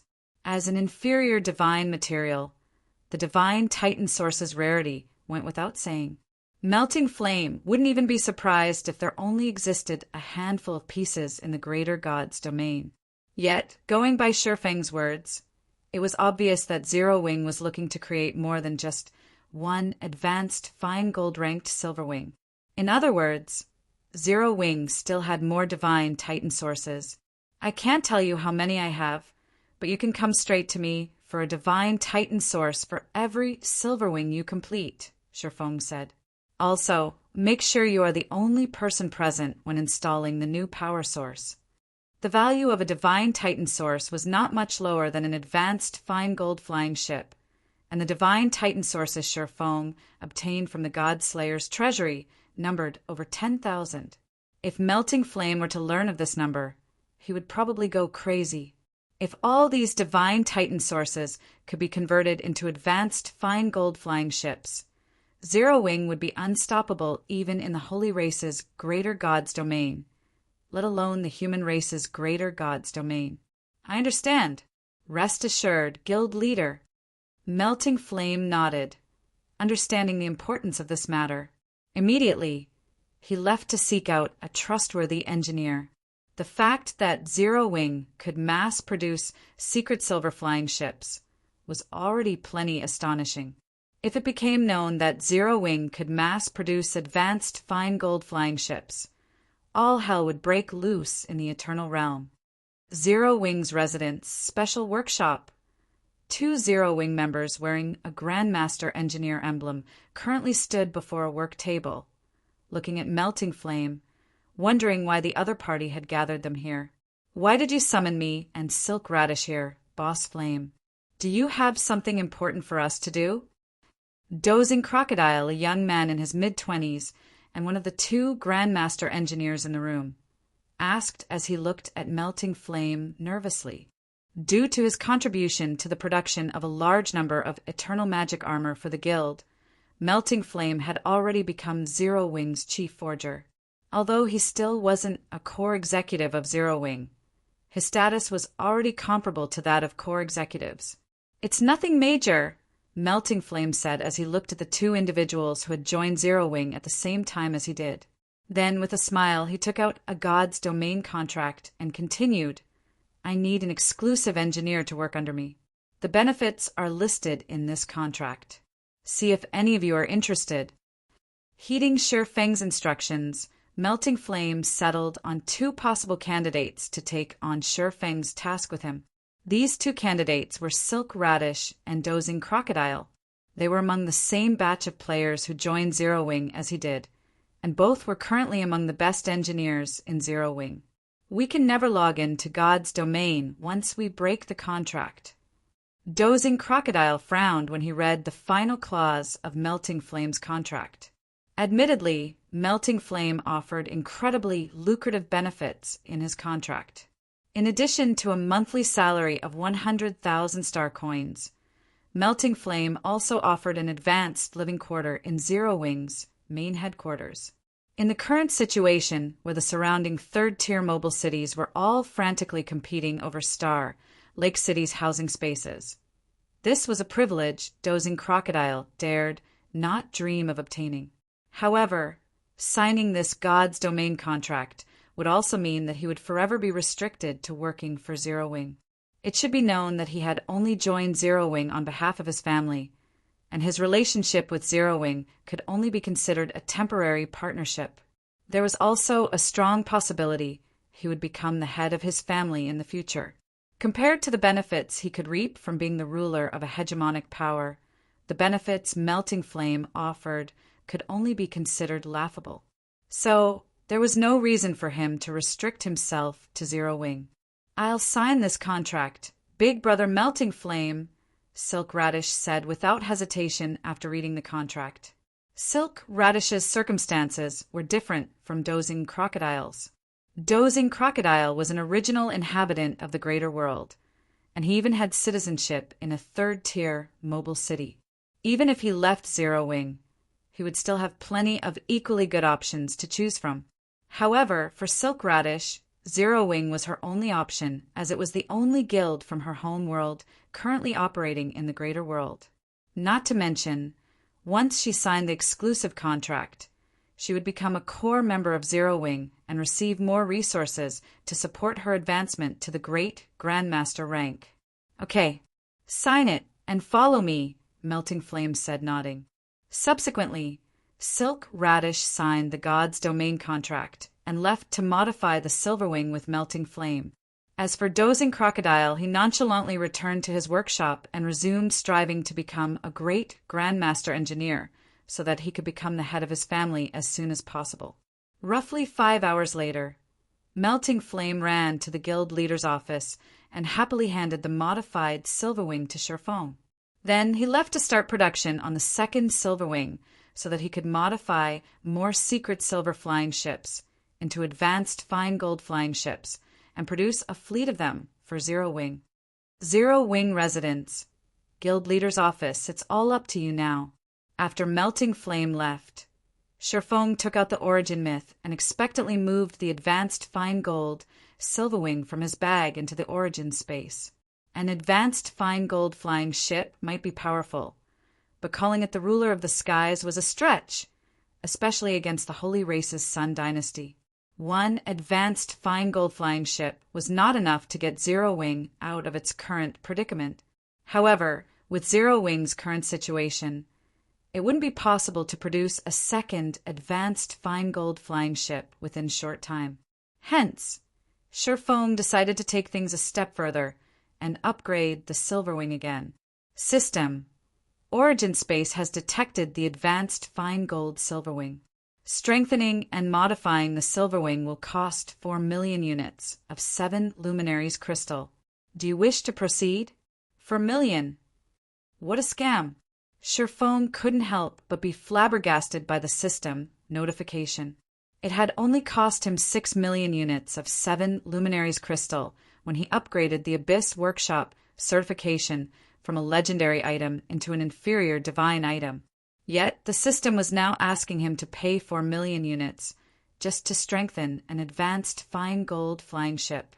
The cost scaling was absolutely ridiculous.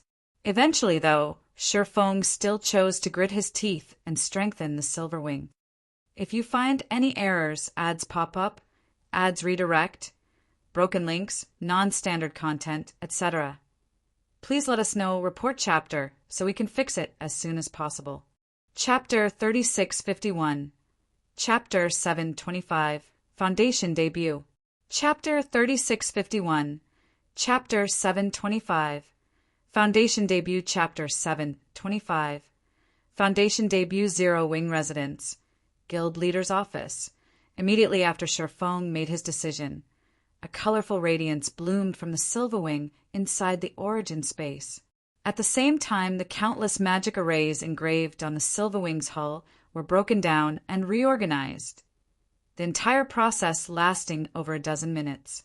When the strengthening process concluded, a brand new Silver Wing appeared before Shifeng's eyes. Silver Wing Flying Ship, Advanced Dark Gold Flying Ship, Maximum Capacity, 1,000 People Durability 70, 000/70, 000 possesses Tier 6 Upper Rank Armor. Item Storage, when liberated, 150,000 bag space slots and 6,000 non-bag space slots. Additional Active Skill 1, Holy Spirit Field. When activated, prevent all enemies within a 10,000-yard radius from utilizing their surrounding energy for 30 minutes. No cooldown. Each activation costs 300 units of 7 Luminaries Crystal. Additional Active Skill 2, Holy Spirit Barrier. When activated, renders all allies within a 3,000-yard radius immune to damage for 1 minute. Cooldown. 30 minutes. Each activation costs 1,000 units of 7 Luminaries Crystal. The Silver Wing Flying Ship carries 100 Spirit Destruction Cannons, each possessing power at the Tier 6 peak standard. 28 floating spirit cannons that can be used offensively and defensively. Each possesses power at the Tier 6 peak standard. 3 spirit disintegration cannons.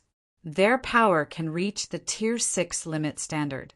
The Silver Wing Flying Ship has a flight speed that rivals Tier 6 legendary flying mounts. Each activation of the Silver Flying Ship costs 5,000 units of 7 Luminaries Crystal, and it expends 100 units of 7 Luminaries Crystal per day while in operation. Incredible! Shifeng gasped when he saw the new Silver Wing's statistical description. An advanced dark gold flying ship. He had only ever seen these behemoths appearing in the war between the two races. These advanced dark gold flying ships were also why the various Apex powers could confidently traverse the front lines.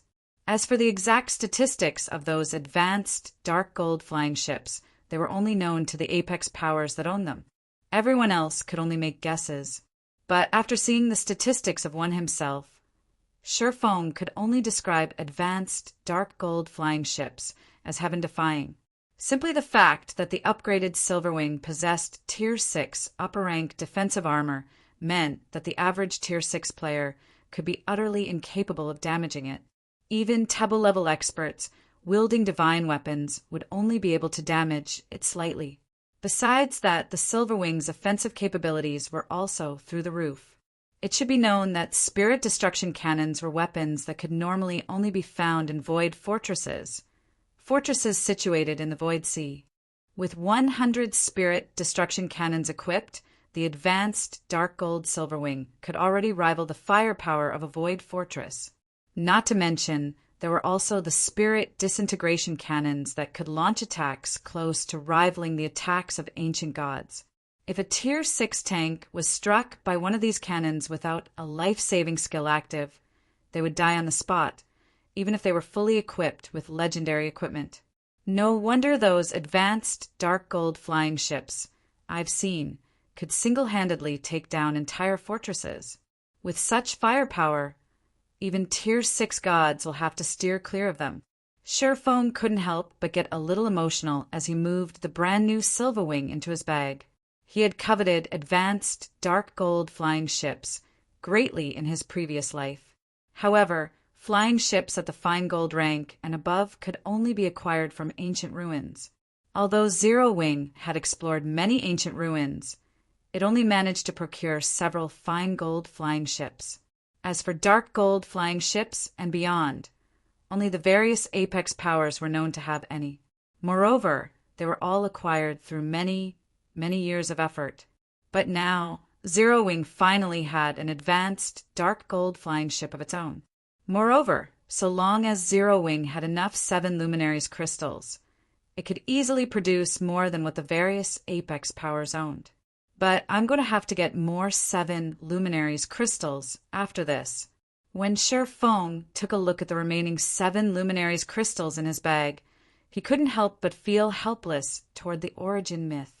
The Origin Myth's ability was undeniably amazing, but the cost to use it was also beyond imagination. After integrating 6 superpowers from his home god's domain into Zero Wing, he had acquired a little over 3 million units of 7 Luminaries crystal, bumping his stockpile to 12 million units.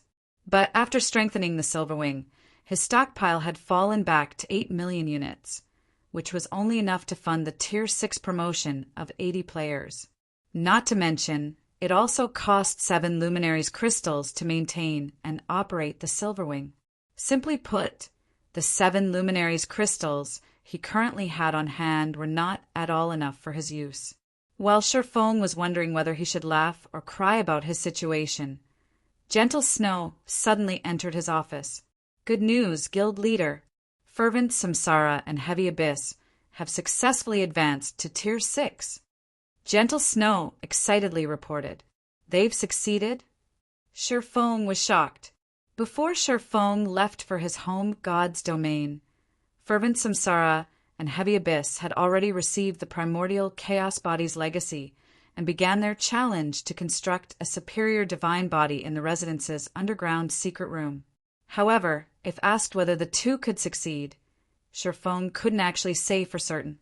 After all, there shouldn't be more than a few players who had successfully constructed a superior divine body across the entire Greater God's domain. Even in his previous life, Feng had only successfully constructed a superior divine body because he was lucky enough to obtain a primordial god legacy that provided the complete procedure to construct a specific superior divine body. However, the primordial chaos body's legacy only showed players a general guideline.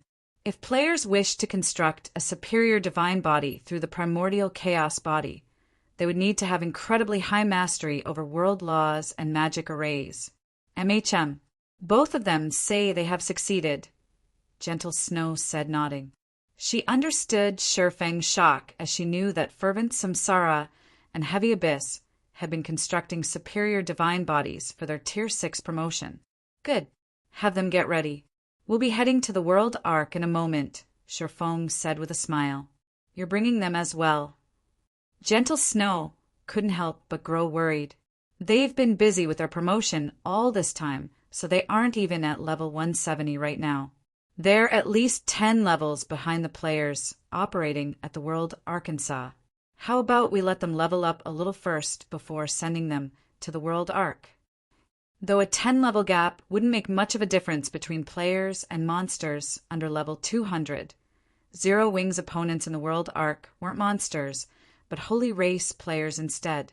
Meanwhile, a 10-level gap would give the Holy Race players a considerable advantage in weapons and equipment.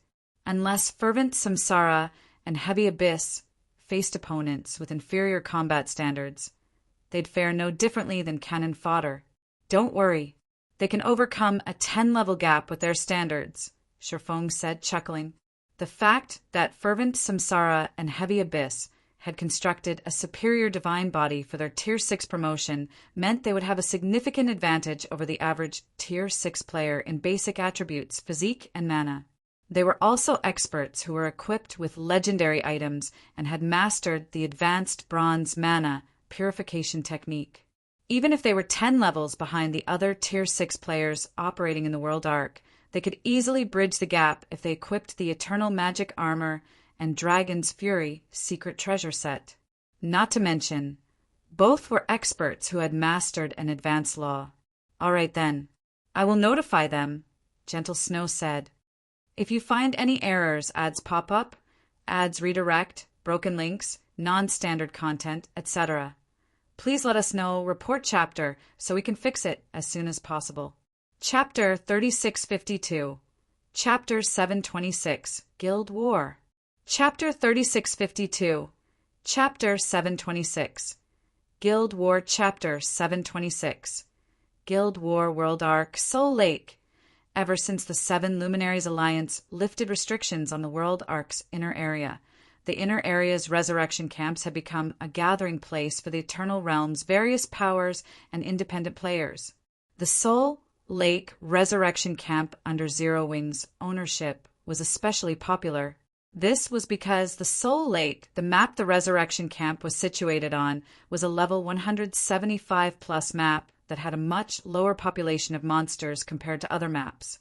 This made it an ideal place for players seeking to get some rest. As icing on the cake, the Soul Lake was also close to the core area's Holy Ring City. Due to these reasons, even though the Soul Lake Resurrection Camp charged an exorbitant fee of 20 eternal silver per person per day and would occasionally come under attack by the Sun Dynasty's forces, tens of thousands of players still flocked to it. This, in turn, allowed Zero Wing, Azure Fang, and the Red Dragon Nation to generate significant amounts of wealth. Inside one of the advanced tents in the Soul Lake Resurrection Camp, Elder Sword, according to our scouts, Zero Wing has already started to gather its forces in the Crystal City and is preparing to reinforce its resurrection camp with more Tier 6 experts.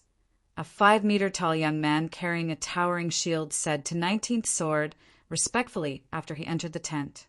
Meanwhile, following this behemoth of a level 178 Guardian Knight's appearance, the 20+ Tier 6 experts resting in the camp immediately felt a powerful pressure falling onto their shoulders. Heavy Shield Titan, a veteran expert on the Divine Glory list. Although Titan had died once while assisting the Seven Luminaries Alliance, the Alliance compensated him handsomely after he was resurrected. As a result, not only did his strength not fall, but it even increased as he managed to grasp his third gold combat technique. Zero Wing's actions are futile, 19th Sword said nonchalantly. This resurrection camp is generating 6,000 eternal gold coins every day. Do you think the Sun Dynasty will simply sit back and watch as Zero Wing grows stronger? But the Sun Dynasty's recent attacks haven't significantly damaged Zero Wing, Azure Fang, or the Red Dragon Nation, Elder Sword. Scratching his head in confusion, Titan asked, could there be new movements from the Sun Dynasty? Thus far, the Sun Dynasty had only sent one 100-man Tier 6 team to attack the Soul Lake Resurrection Camp. Although this team could always kill several hundred of the camp's defenders, the damage to Zero Wing, Azure Fang, and the Red Dragon Nation wasn't particularly severe, as their Tier 6 experts had only died a couple of times. Not to mention, Zero Wing had the ability to summon Tier 6 war goddesses. So long as the 6 Tier 6 war goddesses appeared on the battlefield, the Sun Dynasty's experts would scatter like frightened rabbits, none daring to clash with the war goddesses head-on. Besides the war goddesses, Zero Wing's Gentle Snow had also distinguished herself in the fights with the Sun Dynasty. At one point, she had single-handedly killed 26 of the Sun Dynasty's Tier 6 experts, instantly earning her recognition as a god-ranked expert from the various powers. Even as a veteran expert on the Divine Glory list, Titan dared not say he could beat Gentle Snow in a duel. With the Soul Lake Resurrection Camp already having such powerful defenders, if Zero Wing's Black Flame joined in the defense, the Sun Dynasty's 100-man Tier 6 team would become utterly powerless against the Resurrection Camp. Do you truly think the Sun Dynasty lacks the strength to deal with Zero Wing's Resurrection Camp? 19th Sword sneered. The only reason the Sun Dynasty has turned a blind eye to Zero Wing until now is because the other holy race powers were keeping it busy. But now, the Sun Dynasty has already declared to the Seven Luminaries Alliance that unless Zero Wing returns the Sunlight Blade and begs for forgiveness, it will mobilize its Holy Guard to eradicate all of the World Ark's resurrection camps. The Holy Guard! Titan was shocked by this revelation. Isn't that one of the Sun Dynasty's 5 conquest legions? According to the information the Seven Luminaries Alliance provided to the various powers, the Sun Dynasty had established 5 conquest legions to combat the other royal powers operating in the Eternal Realm. Meanwhile, the Holy Guard was one of these 5 legions. The Holy Guard was a legion with 12,000 members, and it could be further categorized into 600 20-man teams. Even the weakest member was a 5th floor standard, while team leader-level individuals were all God-ranked experts. When working together, each team could put up a good fight against even Tebel-level existences. Not to mention, the Holy Guard also had various war weapons at its disposal. If the Sun Dynasty truly mobilized the Holy Guard, even if it was only a portion, it would be enough to make the Seven Luminaries Alliance suffer. Flattening the resurrection camps on the human side would also be a simple task. Indeed, which is why we have gathered here, 19th Sword said, nodding. Then a cold glint flashed in his eyes as he continued. Now that the Sun Dynasty has threatened to mobilize its Holy Guard, even the Seven Luminaries Alliance can no longer afford to protect Zero Wing. It might be if Black Flame capitulates, but if he doesn't, it will be the perfect opportunity for us to claim this resurrection camp for ourselves. I understand. I will contact Milia and have her transfer more manpower over from the royal capital, Titan said with an excited look. Although Zero Wing was much stronger than 19th Sword expected, it remained a fact that it had offended the Sun Dynasty. With the Sun Dynasty threatening to mobilize its Holy Guard, if Black Flame refused to capitulate, Zero Wing would have to withdraw from the World Ark, leaving the Soul Lake Resurrection Camp to be claimed by others. Considering this, many human powers had most likely already set their sights on the Soul Lake Resurrection Camp. Naturally, the Skylight Association couldn't miss such a great opportunity, either. After all, the profits the Soul Lake Resurrection Camp could generate were simply astonishing. While the Skylight Association was preparing to capture the Soul Lake Resurrection Camp, the various powers operating in the area took a similar course of action and continuously gathered their forces. This caused the player population of the Soul Lake Resurrection Camp to increase rapidly toward the 100,000 threshold.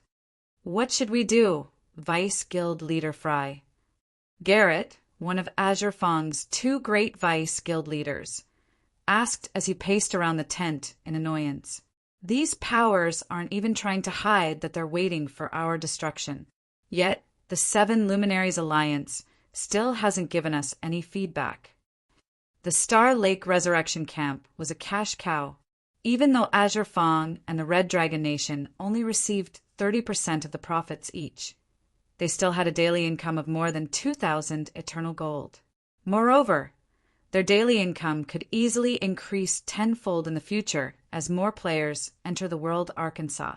But now, there's no point asking me, Fry said, snapping out of her daze and revealing a wry smile. I only know that the Seven Luminaries Alliance has already sent someone to the Crystal City to contact Guild Leader Black Flame. By the looks of things, the Alliance wants to get Zero Wing's response before deciding what to do. Thinking of the Sun Dynasty's Holy Guard, Fry felt powerless and could only place her hopes on the Seven Luminaries Alliance. If even the Seven Luminaries Alliance refused to help, Zero Wing, Azure Fong, and the Red Dragon Nation would most definitely lose the Soul Lake Resurrection Camp. If you find any errors, ads pop up, ads redirect, broken links, non-standard content, etc., please let us know report chapter so we can fix it as soon as possible. Chapter 3653, Chapter 727, To Arms. Chapter 3653, Chapter 727, To Arms. Chapter 727, To Arms, Eternal Realm, Crystal City of Secrets. Due to the underground Crystal Palace's existence, the Crystal City of Secrets had become one of the 10 most populated cities on the human player's side in the Eternal Realm. The city's player population exceeded 60 million, and it could be considered a highly populated city even in other realms. At this time, a commotion was taking place in the Crystal City due to the Sun Dynasty's sudden declaration of war. Zero Wing really knows how to find trouble, provoking a royal power from the holy race of all things. Not even the 7 Luminaries Alliance can save Zero Wing now. Zero Wing's fall won't just stop at the World Ark, either. If Zero Wing refuses to return the divine artifact it took, the Sun Dynasty will target the other powers operating in the World Ark as well. At that time, those powers will definitely find trouble with Zero Wing. From what I heard, many of those who joined Zero Wing are regretting their decision right now. I wonder how Zero Wing's guild leader is going to respond? It might be fine if he apologizes and returns the divine artifact, but if he refuses to capitulate, Zero Wing will probably have to part ways with its advanced residents. It's a pity that Zero Wing is only an emerging power. If its manpower and resources were spread across the Eternal Realm like the various pseudo-apex powers, it could still thrive even without relying on the world Arkansas. The players resting and chatting in the bars and restaurants of the city couldn't help but sympathize with Zero Wing as they discussed the guild's predicament. They never thought the guild that had over 200 fifth-floor experts and the potential to become a pseudo-apex power would dare to provoke the Sun Dynasty, an existence that even the 7 Luminaries Alliance was unwilling to provoke. While the Crystal City's various powers and players were wondering how Zero Wing's guild leader Black Flame would respond, Zero Wing's residents had become incredibly lively. This was because many guild members who had gone offline to rest had come rushing back after learning of the Sun Dynasty's declaration of war.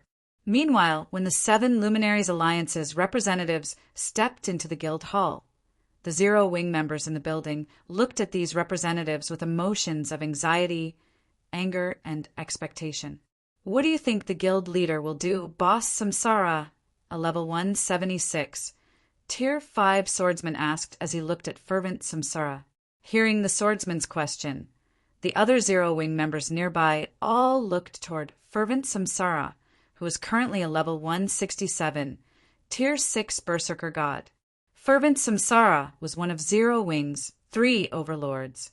While not a guild executive, his influence in the guild surpassed even the vice guild leaders. He was also acknowledged as one of the 5 strongest experts in the guild. Is there even a need to ask? Of course, we will be giving the Sun Dynasty a fight.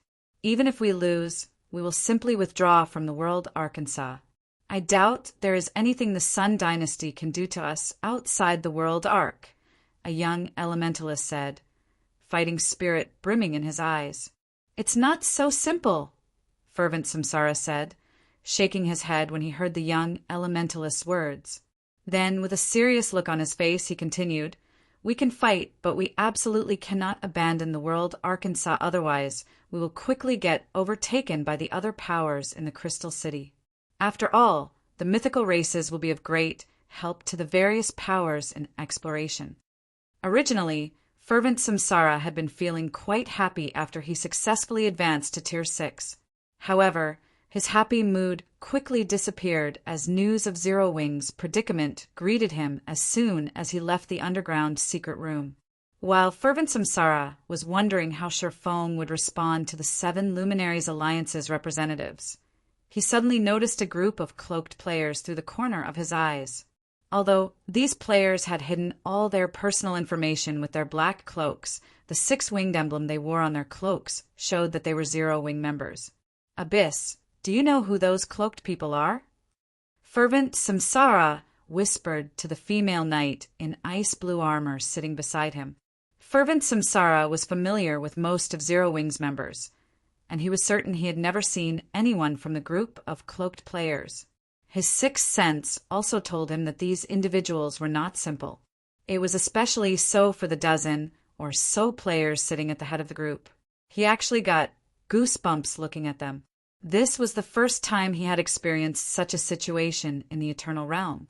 I'm not sure either.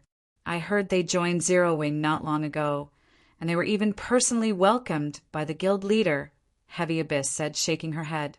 Then, looking at the group of cloaked players with a serious gaze, she continued, "But I can feel that those people are no weaker than you and I. Just how many secrets does our guild leader have?"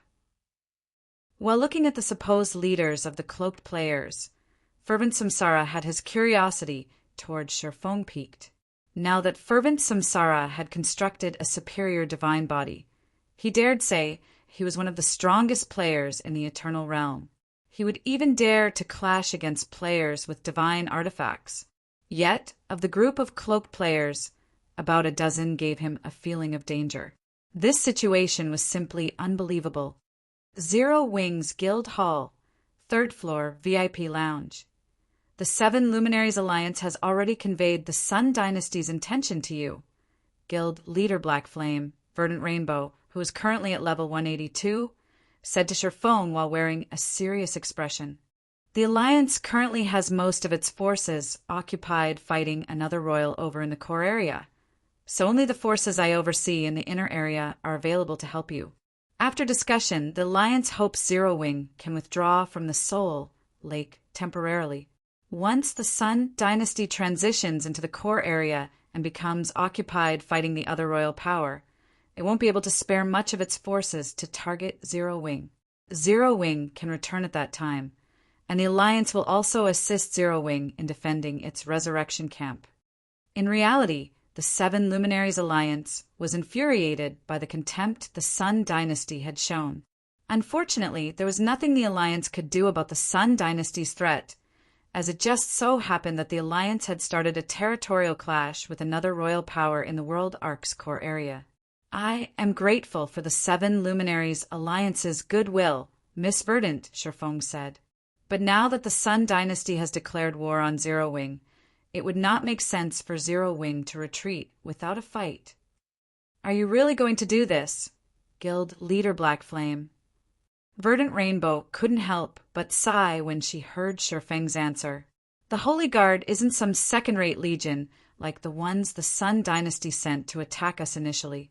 It is a force established specifically to deal with other royal powers, and every member is currently a bona fide Tier 6 player. If it comes down to a fight, even a taboo-level existence, like yourself, might die.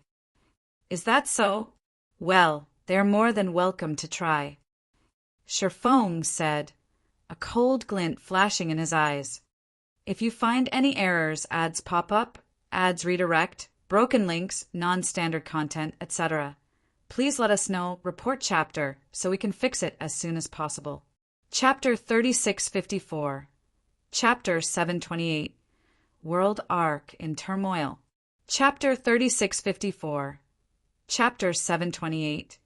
World Arc in Turmoil. Chapter 728.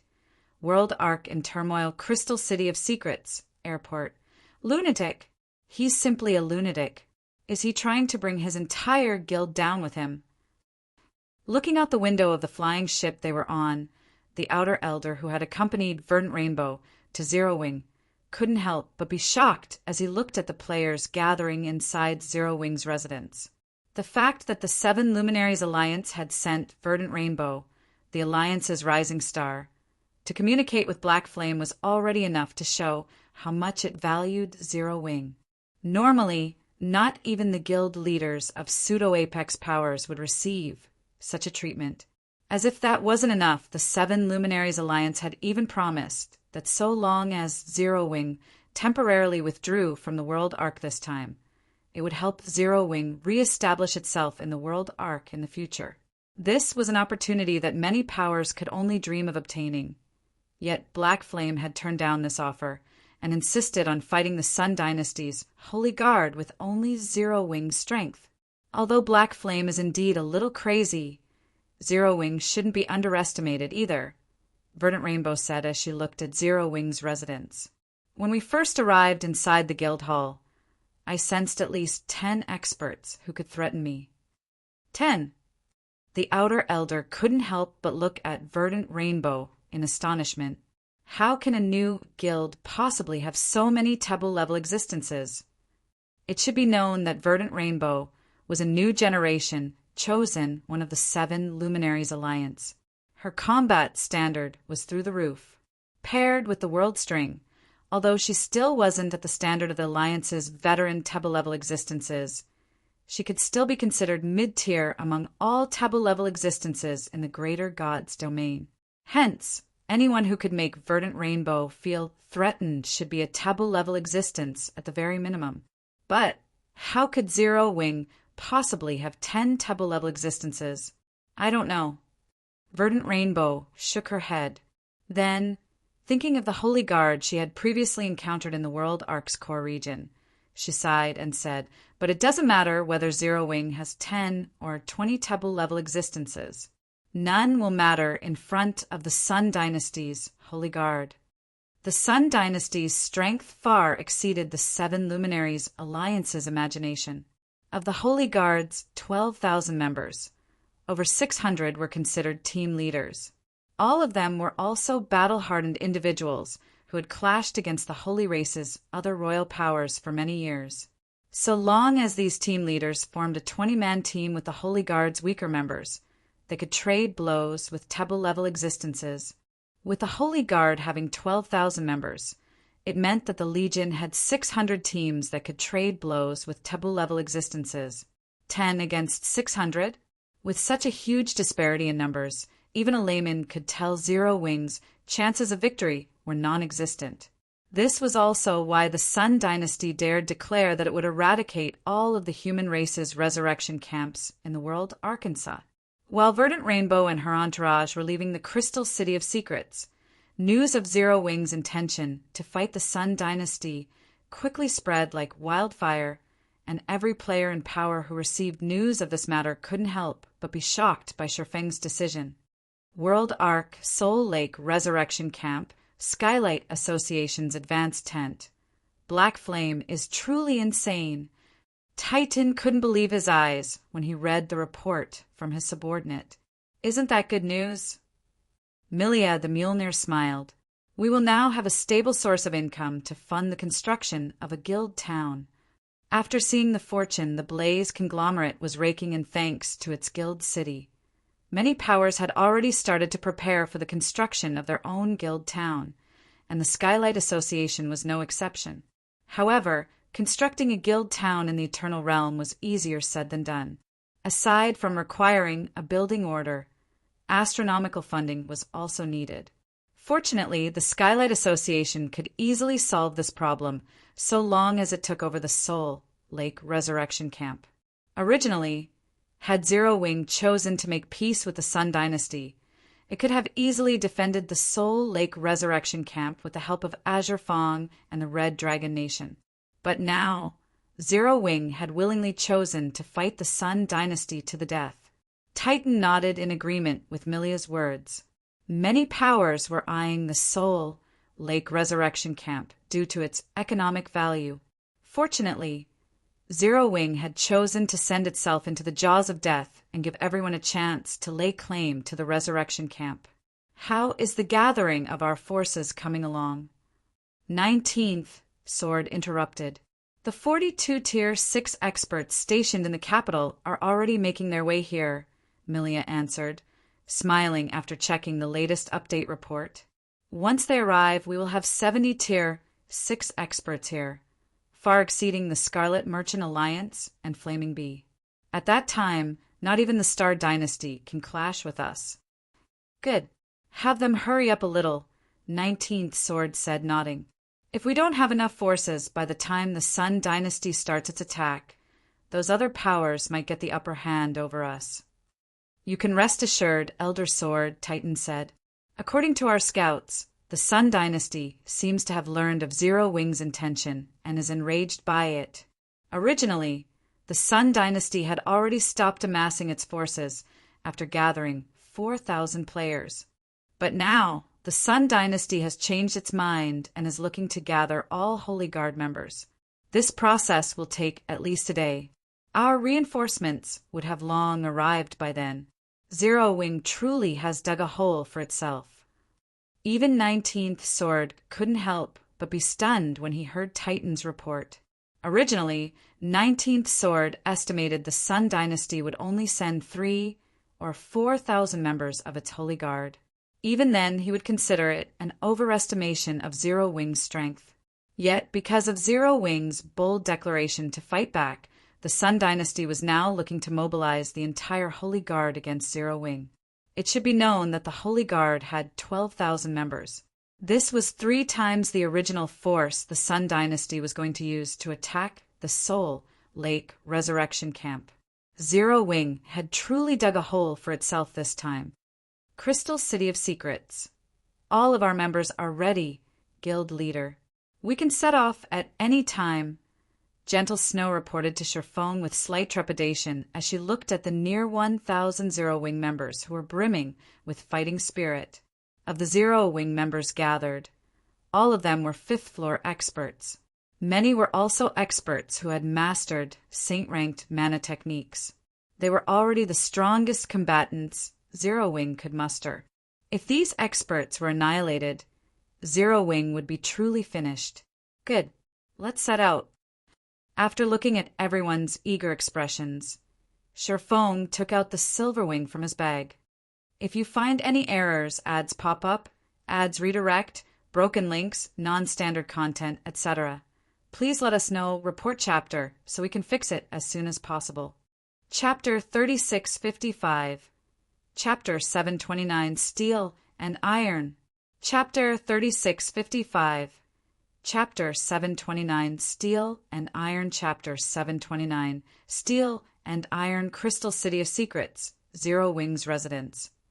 What is the guild leader doing? It looks like he's retrieving something from his bag.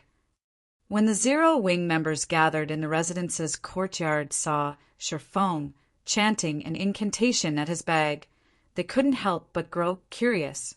Seeing as Sherfone had gathered so many of Zero Wing's experts today, it was clear that they would be going to reinforce the guild's resurrection camp in the World Arkansas. Yet, rather than hurrying over to the World Ark, Sherfone was taking his time, retrieving something from his bag. While everyone was wondering what Sherfone was retrieving, a gigantic spatial magic array suddenly appeared above the residence. The silver spatial magic array covered the entire residence, its appearance causing a commotion both inside and outside the residence. A moment later, a flying ship forged entirely from iron and steel emerged from the magic array. The ship spanned over 1,000 meters from bow to stern, and its gradual descent cast a dark shadow over the land beneath it. At first glance, the ship was akin to a floating mountain, and its appearance dumbfounded the Zero Wing experts in the courtyard. Is that a flying ship? What's going on? Since when did our guild have a flying ship? Heavens, how can there be a flying ship this massive? It's at least 1,200 meters long. At this time, even fervent Samsara, who was familiar with many of the greater god's domain secrets, couldn't help but be shocked by the sight of the Silver Wing flying ship. It should be known that the average flying ship in God's domain only measured about 100 or 200 meters long. Even the various pseudo-apex powers prided fine gold flying ships only measured about 800 meters long. However, if placed beside the Silver Wing, even fine gold flying ships would look no different from infants standing beside an adult. Is this flying ship really the Silver Wing guild leader? Gentle Snow asked. She couldn't help but rub her eyes in doubt as she looked up at the flying ship above her. Gentle Snow knew of Sure Fang's intentions to modify the Silver Wing. She had also seen the Silver Wing's original appearance. Originally, the Silver Wing was only a 500-meter long flying ship armed with 30 cannons. Yet the current Silver Wing had not only tripled in size, but its armaments had also quadrupled in number. The ship's 3 main cannons were especially noteworthy. Merely the mana fluctuations they naturally radiated were enough to make her heart palpitate. It should be known that she was currently strong enough to rival Tier 6 gods of the same level. There should be very few existences in the current eternal realm that could threaten her. Yet, she was now feeling the threat of death coming from a flying ship's main cannons. Naturally, Shifeng said, chuckling. Only the current Silverwing is at the Advanced Dark Gold rank. Advanced Dark Gold. Doesn't that put it on the same level as the Obsidian? Gentle Snow exclaimed. The Obsidian. It was currently the strongest known flying ship in the Greater God's domain, and it was owned by the Seven Luminaries Alliance. The Obsidian was without a doubt a strategic weapon for war, and it was rumored that one Obsidian flying ship had enough firepower to rival a God-ranked fortress. Hence, Gentle Snow couldn't help but be astonished to hear that the Silverwing was now equal to the Obsidian. While watching the Silverwing gradually descend, Shifeng asked Gentle Snow, "By the way, you've already had the selected 114 fifth-floor members sign a confidentiality contract, right?" "All 114 members have signed it already. If they dare leak any information on the God Slayer combat puppet or transfer their assigned unit to a third party, they will permanently lose the ability to log into God's domain," Gentle Snow said with certainty. "Good." Shifeng nodded. Then he instructed, "Also, before I give the command, tell them not to take out the God Slayer combat puppets under any circumstances." The Soul Lake Resurrection Camp was of utmost importance to Zero Wing. Not only was it an important source of income, but it also served as an assurance for the Guild to recruit Tier 6 experts in the Crystal City of Secrets. With the Holy Race Army being several times, or possibly even dozens of times larger than the Soul Lake Resurrection Camp's forces, the Godslayer combat puppets would become one of the Resurrection Camp's primary trump cards.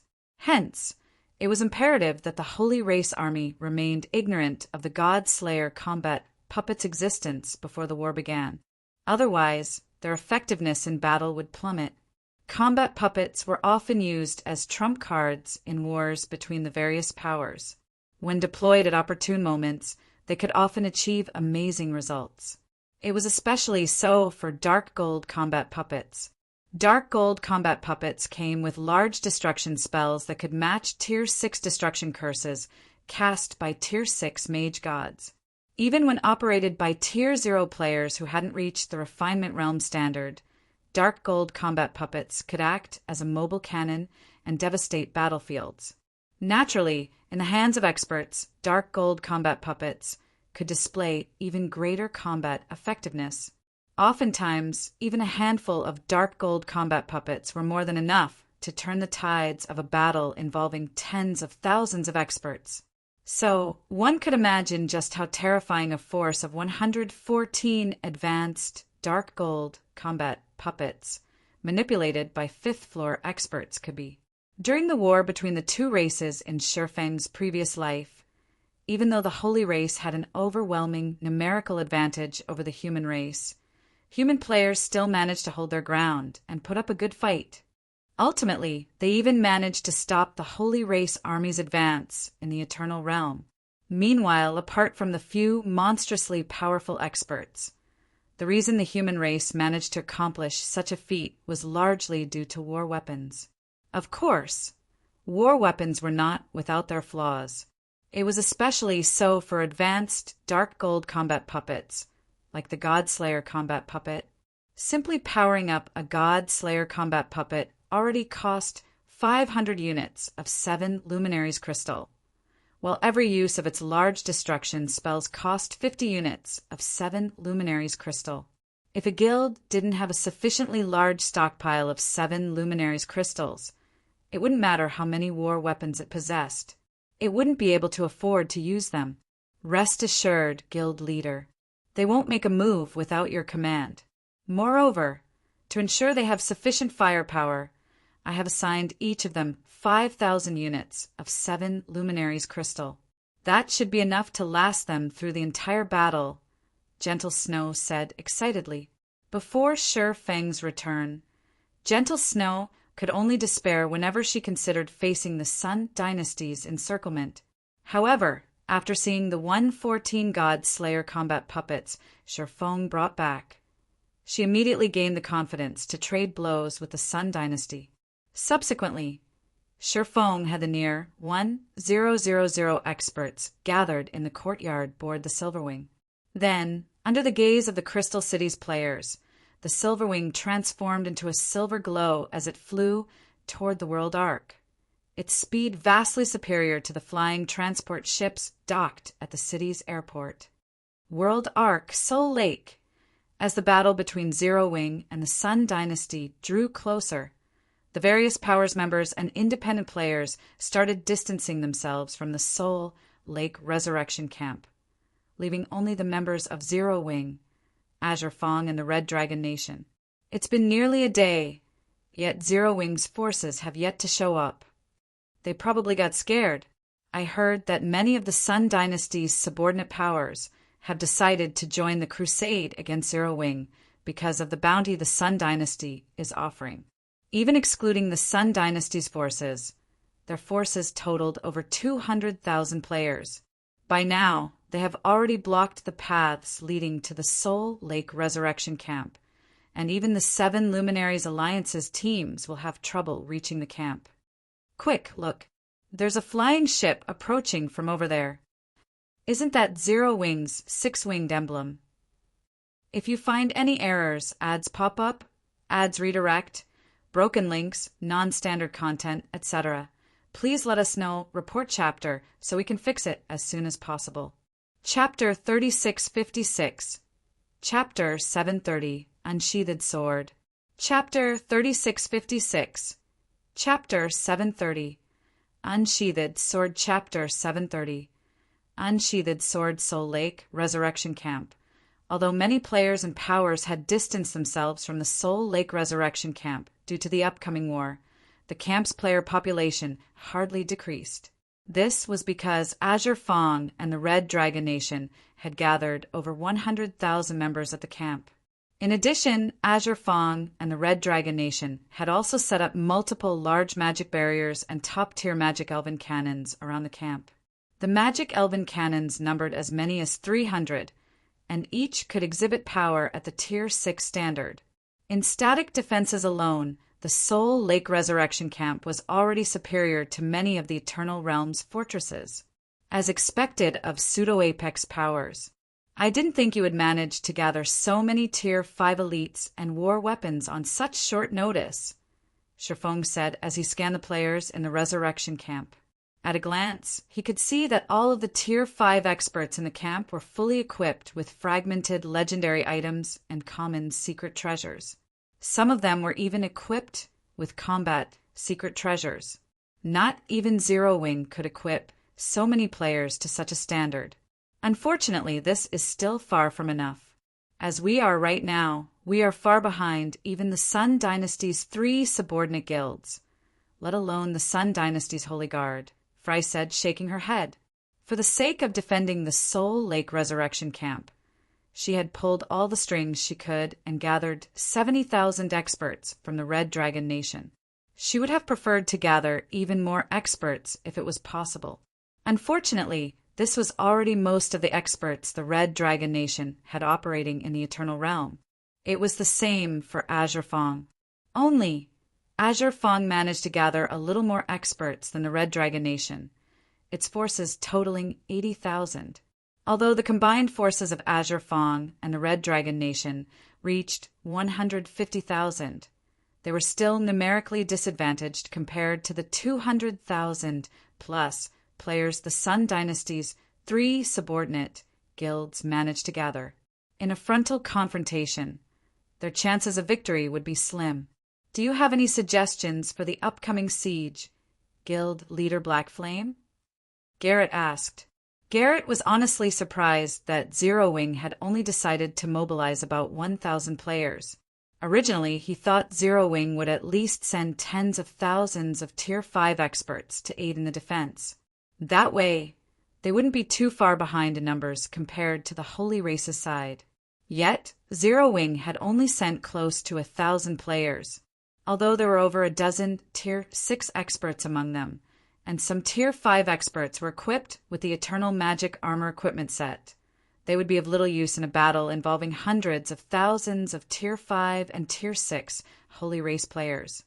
The fact that Zero Wing had brought the behemoth known as the Silver Wing didn't matter, either. Their chances of victory were still slim. After all, the Holy Race army attacking them had over 10,000 Tier 6 experts. Moreover, these were all experts trained to fight against other royal powers. They were much more superior compared to the Holy Race players who had attacked the 7 Luminaries Alliance's resurrection camps previously. Rather than be on the defense, I am considering taking the fight to them. No matter what, a resurrection camp is not a stronghold. Even if you strengthen its defenses with magic barriers and arm it with various war weapons, once the battle begins, we will fare no differently than if we clashed with the enemy on an open field, Shifeng said. On the other hand, if we ambush the enemy's scattered Tier 6 combatants with small but elite assault teams, we can greatly reduce the enemy's top combatants before the main event. The use of Tier 5 players in the upcoming battle would be limited, and Tier 6 players would be the main fighting force for both sides.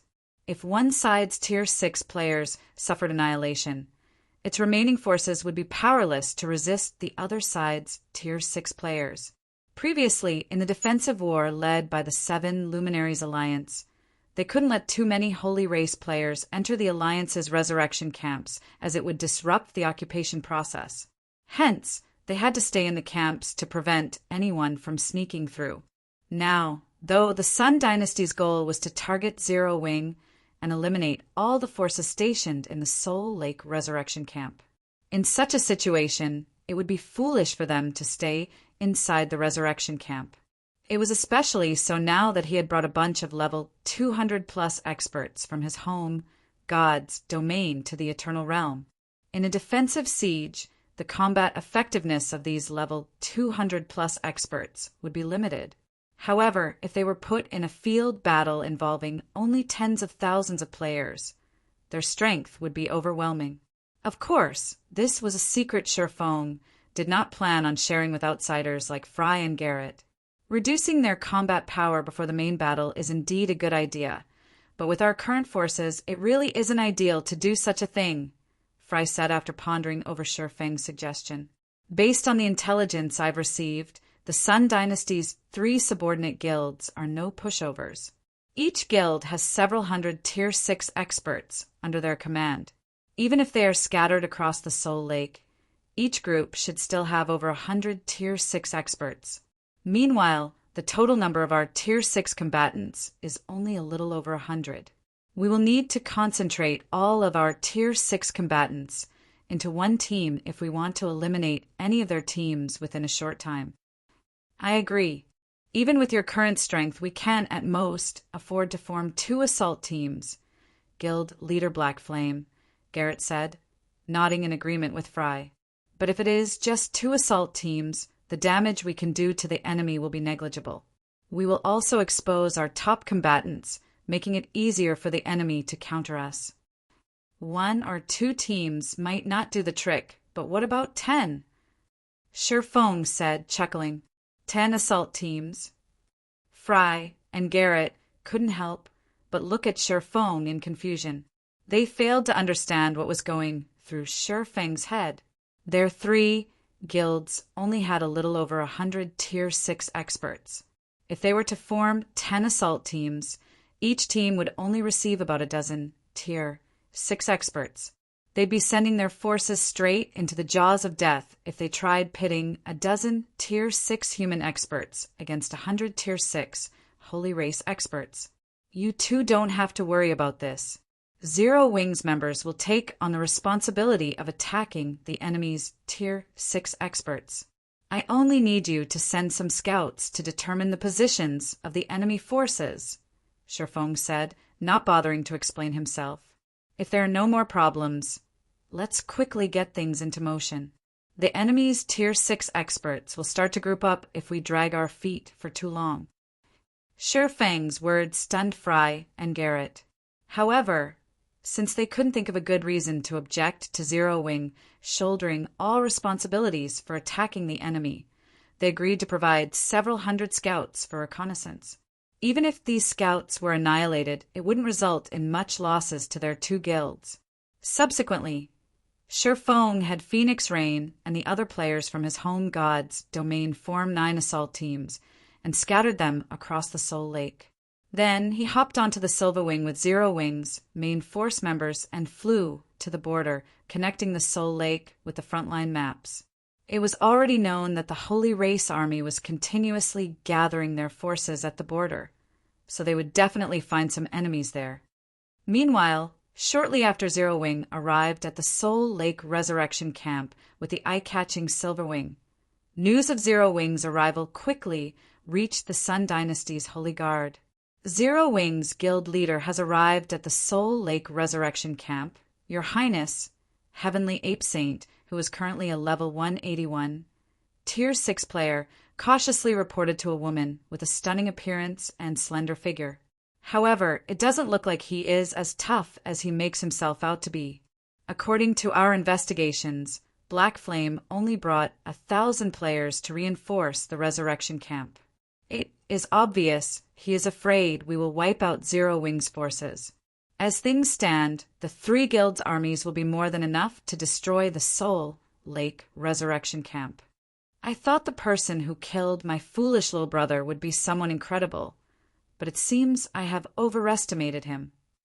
After hearing Heavenly Ape Saint's report, the woman named Daystar nonchalantly commanded, "Let's not waste any more time then. Have our gathered forces move out immediately. I want to be back in the core area in half an hour." Understood. Heavenly Ape Saint respectfully withdrew and began instructing the gathered members of the Holy Guard to advance on the Soul Lake Resurrection Camp immediately. If you find any errors, ads pop up, ads redirect, broken links, non-standard content, etc., please let us know, report chapter, so we can fix it as soon as possible. Chapter 3657, Chapter 731, Zero Wings Elites, Chapter 3657, Chapter 731, Zero Wings Elites, Chapter 731, Zero Wings Elites. Following the news of Zero Wings, Silver Wing arriving at the Soul Lake Resurrection Camp, the 3 Holy Race guilds that had entered the Soul Lake quickly went into action. The Sun Dynasty was a royal power of the Holy Race, so although the 3 guilds were subordinates of the Sun Dynasty, they were still vastly superior to the average human guild. Presently, each of the 3 guilds had gathered around 90,000 experts to encircle and attack the Soul Lake Resurrection Camp, their combined forces exceeding 270,000. In addition, they had close to 1,500 Tier 6 experts in total. With these forces, they wouldn't fear clashing against even the 7 Luminaries Alliance.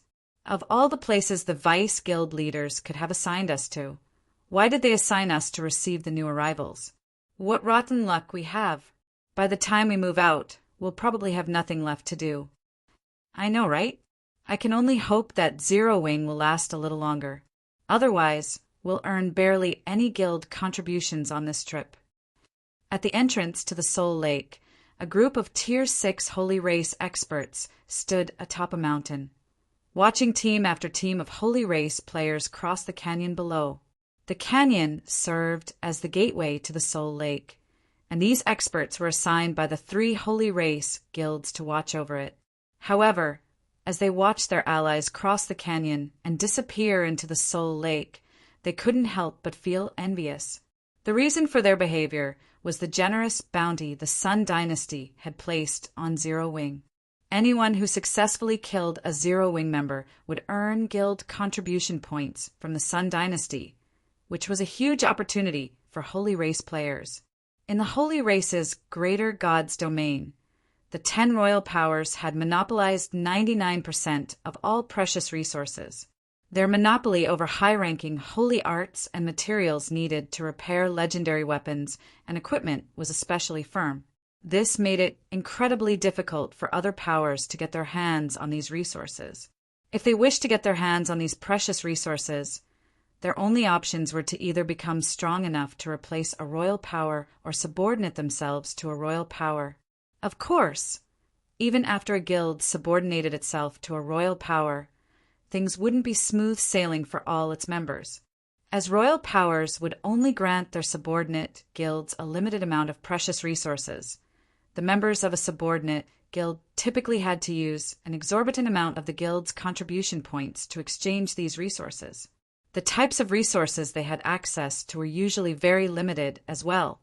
But now, they had an opportunity to earn the Sun Dynasty's guild contribution points directly, and all they needed to do was kill members of Zero Wing. Not only did this mean that they could exchange precious resources at a significantly cheaper price, but the variety of items they could exchange would also be much greater. They could even make a fortune by reselling the items they exchanged. Inside a certain tent on the mountaintop. How are preparations coming along on your side, Locust? The Holy Guard has already moved out. Once Her Highness Daystar takes action, there won't be anything left for us to do. A giant of a man who was 10 meters tall, covered in holy patterns, and had messy hair said to the elegant, middle-aged man resting beside him, "If the rumors about Black Flame killing Chalk Splendor are true, he should be able to rank in the Transcendent list. You know how hard it is to find opportunities to fight such experts. It'd be a pity if we don't even get to fight him." The Holy Race's Transcendent list was similar to the Divine Glory list published by the Seven Luminaries Alliance. All those on the list were experts who would be remembered by history. They were also qualified to establish training centers and recruit disciples in the real world. Most importantly, they would qualify to live in the Holy Land, which was the dream of countless Holy Race players. Unfortunately, 90% of the Transcendent list was monopolized by experts from royal powers, and no expert from other powers would ever dare to challenge these individuals. After all, the act of doing so was a provocation to the royal powers. As a result, those not belonging to a royal power could only challenge the remaining 10% if they wanted to secure a place on the Transcendent list. However, there were so many players seeking to challenge the remaining 10% that the current waiting list was over a century. Unless they could come across one of these few Transcendent experts alone out in the fields, it would be nearly impossible for them to get into the Transcendent list. But now, a new opportunity known as Black Flame had appeared. It should be known that Chalk Splendor was a reserve candidate for the Transcendent list, and many powers had deemed it likely he could enter the Transcendent list in the future. Yet, Chalk Splendor had died in the hands of Black Flame, which meant that Black Flame was stronger than him. This meant that so long as someone could kill Black Flame, there was a high chance they could be put on the Transcendent list and skip the trouble of having to defeat an existing Transcendent expert. Black Flame is indeed strong, but it is an exaggeration to say that he has the strength to enter the Transcendent list, the elegant man named Locust said contemptuously.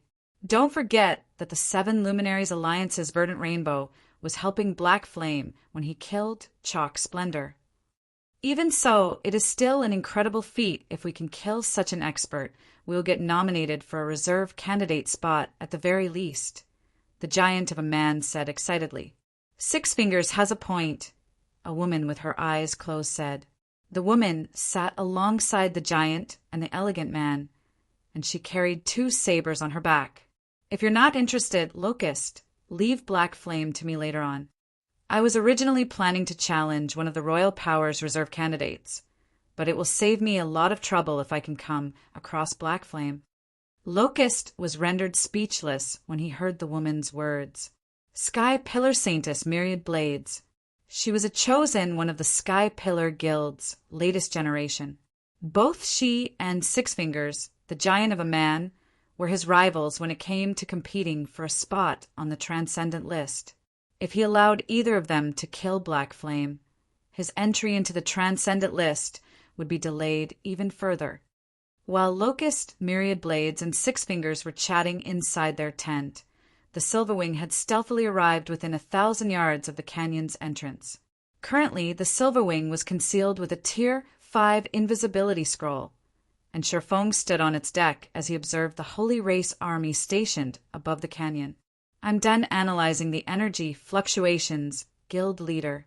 I detected over 30,000 energy signatures, and 414 of them are Tier 6, Fiery Heart, a Tier 5 Grand Wizard equipped with the God Chaser set, reported through the team chat with certainty. That's quite a lot of tier, a 6 says. It seems we were right to come here first, Sherfong said, chuckling. Is everyone in position? For the current Eternal Realms human powers, a force of 400 plus Tier 6 Holy Race experts would be considered a huge threat. However, it was a different story for the Tier 5 and Tier 6 experts from his home god's domain, as well as Tier 6 experts like Gentle Snow. Everyone's in position and ready to take action. Guild leader, give us the command. Hidden Soul, Fire Dance, and 4 level 200 plus. Tier 5 assassins responded one after another to Sherfeng's question, each positioned next to a tent occupied by the Holy Race Army's Tier 6 experts. Attack! After seeing that everyone was in position, Sherfong promptly gave the command to attack. TL notes, 1 Sky Pillar Priestess. I am unsure if this should be Holy Child, Holy Daughter, or Priestess. I might come back to make changes in the future.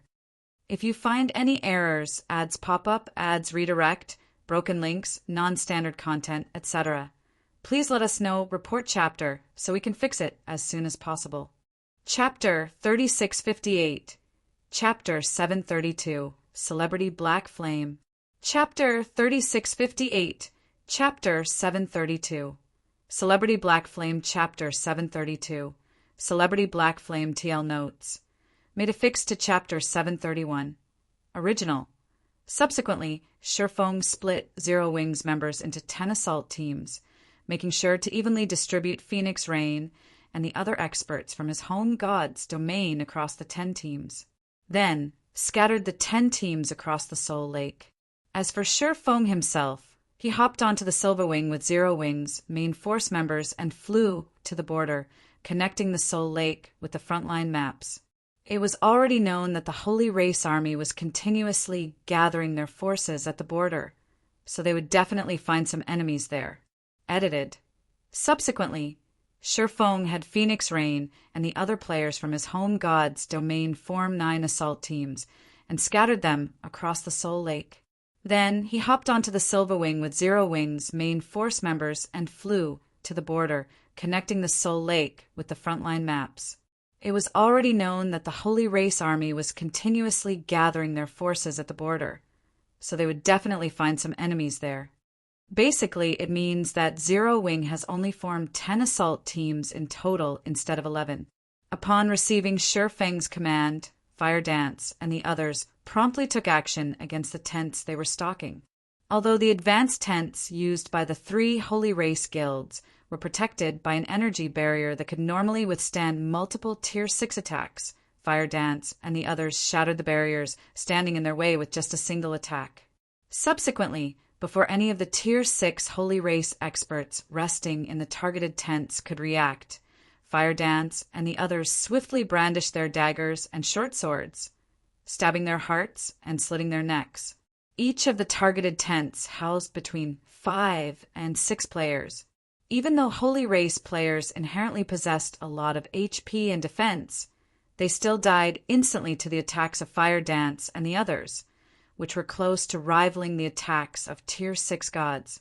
1. In the blink of an eye, 6 advanced tents were ambushed and 31 Tier 6 Holy Race experts were killed. Ambush. Human assassins are ambushing us.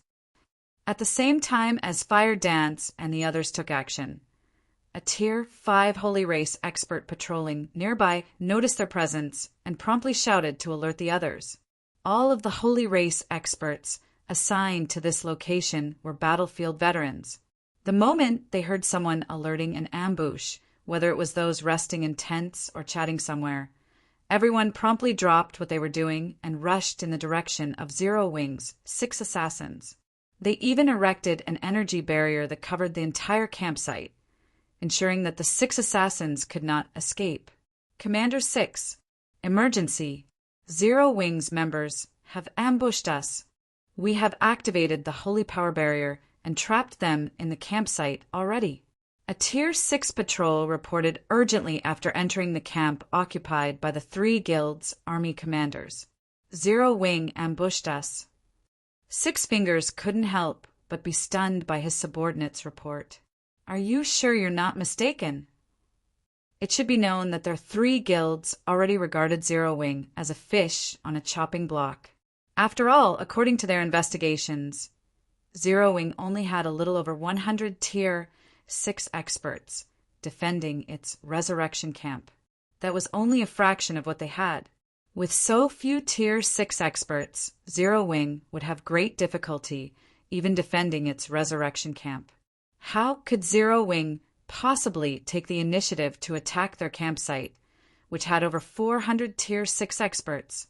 However, before the Tier 6 patrol could answer Six Fingers, Locust had already put away the tent, revealing the site of the aforementioned holy energy barrier shattering and several dozen figures descending from the sky. Black Flame. That person is Zero Wing's guild leader, Black Flame. The instant the several dozen figures appeared in the sky, many of the Holy Race players in the campsite immediately recognized Sherfong and began shouting frantically. It was like Sherfong was a candle in the dark, his presence being extraordinarily eye-catching. Since when did you become so famous among the Holy Race, guild leader? Gentle Snow asked. She couldn't help but be stunned when she saw the Holy Race army down below behaving like a bunch of mortals who had just seen God descend upon them. It should be known that just a moment ago, the Holy Race players in the campsite were in the middle of encircling Fire Dance's group of 6. Yet now, all of them were focusing their attention on Sherfong, behaving as if they had completely forgotten about the 31 Tier 6 experts Fire Dance's group had killed. I have no idea. At this time, even Sherfong found this situation confusing. Did he really have such a striking appearance? It should be known that he was wearing a dark gray cloak that hid his equipment and weapons. He did not reveal any distinguishing features. Paired with his face, he should look the most inconspicuous of everyone on his team. However, what Sherfong did not know was that after he had killed Chalk Splendor, many Holy Race powers had deemed him an expert worthy of the Transcendent List. Meanwhile, the Transcendent List was a ranking list known by all among the Holy Race. Even those who merely have the potential to enter the Transcendent List would have their faces memorized by most Holy Race players. Hence, the 3 guilds members had long memorized Sherfeng's appearance, and as experts who had developed their minds to a great extent, it was very easy to single out Sherfong from his teammates. Tier 5 members stay at least 1,000 yards away from Black Flame. Locust of the Leisure Prison Guild commanded sternly upon learning of Sherfeng's presence. He's already stronger than Tier 6 gods. Those weaker than Tier 6 gods should prioritize targeting Zero Wing's other experts. At Locust's command, all the Holy Race experts obeyed without hesitation, solemn expressions on their faces. No one dared to underestimate Sherfong. Treating him like a world boss, they had only their core experts face him head-on while everyone else supported them from behind. In only a moment, 23 level 180+, Tier 6 Holy Race experts stepped forward, each strong enough to rival the human race's Tier 6 gods. They then charged toward Sherfeng's landing location. As for the other Tier 6 Holy Race experts, they charged at the other Zero Wing members. "How cautious of you all!" Sherfong said, still slightly surprised as he looked at the 23 experts standing before him. As far as he could remember, Holy Race experts held great contempt for human experts. If Holy Race experts encountered human experts out in the fields, most would choose to fight one-on-one duels, even when they had the numerical advantage. Yet the campsite's 23 strongest Holy Race experts had chosen to attack him together. This was a situation far beyond the norm. Cautious. Looking down at Sherfeng's comparatively small figure, Six Fingers grimly said, "I don't think so. When dealing with limit breakers like yourself, no amount of caution is excessive." In the Holy Race's greater God's domain, the term limit breaker was used to describe monstrously powerful players. More specifically, Limit breakers were all monsters capable of ranking on the transcendent list. Previously, Six Fingers was partially convinced by Locust's opinion that Shifeng had only managed to kill Chalk Splendor thanks to the assistance of the 7 Luminaries Alliance's chosen one. However, after seeing Shifeng's extraordinary use of the surrounding energy, Six Fingers immediately understood that Shifeng wasn't someone who needed to rely on others to kill Chalk Splendor. If they wished to go against such a monster, they would have to gather all of their campsite's strength to have any chance at victory. "Locust, and I will distract him. 6!" Myriad Blades whispered to Six Fingers and the others as she cautiously approached Shifeng with Locust. "Take any opportunity you see, even if it means our deaths." After saying so, Myriad Blades unsheathed her sabers and charged at Shifeng. TL notes: 1. They still died instantly to the attacks of Fire Dance and the others, which were close to rivaling the attacks of Tier 6 gods. In this scenario, I believe that the attacks of the level 200+, Tier 5 assassins rival the attacks of Tier 6 gods that are at Fire Dance and Hidden Souls level. So, somewhere around level 180, considering that Gentle Snow is level 180 as of Chapter 723. If you find any errors, ads pop up, ads redirect, broken links, non-standard content, etc., please let us know, report chapter, so we can fix it as soon as possible. Chapter 3659. Chapter 733, Black Flame's Sword. Chapter 3659. Chapter 733. Black Flame's Sword. Chapter 733. Black Flame's Sword. It'll all be up to you 6. I doubt Myriad and I can create many opportunities. When Locust saw Myriad Blades charging at Shifeng, he put on a determined expression and raised the thorny wooden staff he wielded. Immediately, countless holy patterns started to form around him. "Don't worry. I understand." Six Fingers solemnly nodded. Logically, Six Fingers should have been the one to engage and distract Shifeng, since his 10-meter-tall body would make him the best fit for melee combat out of everyone present.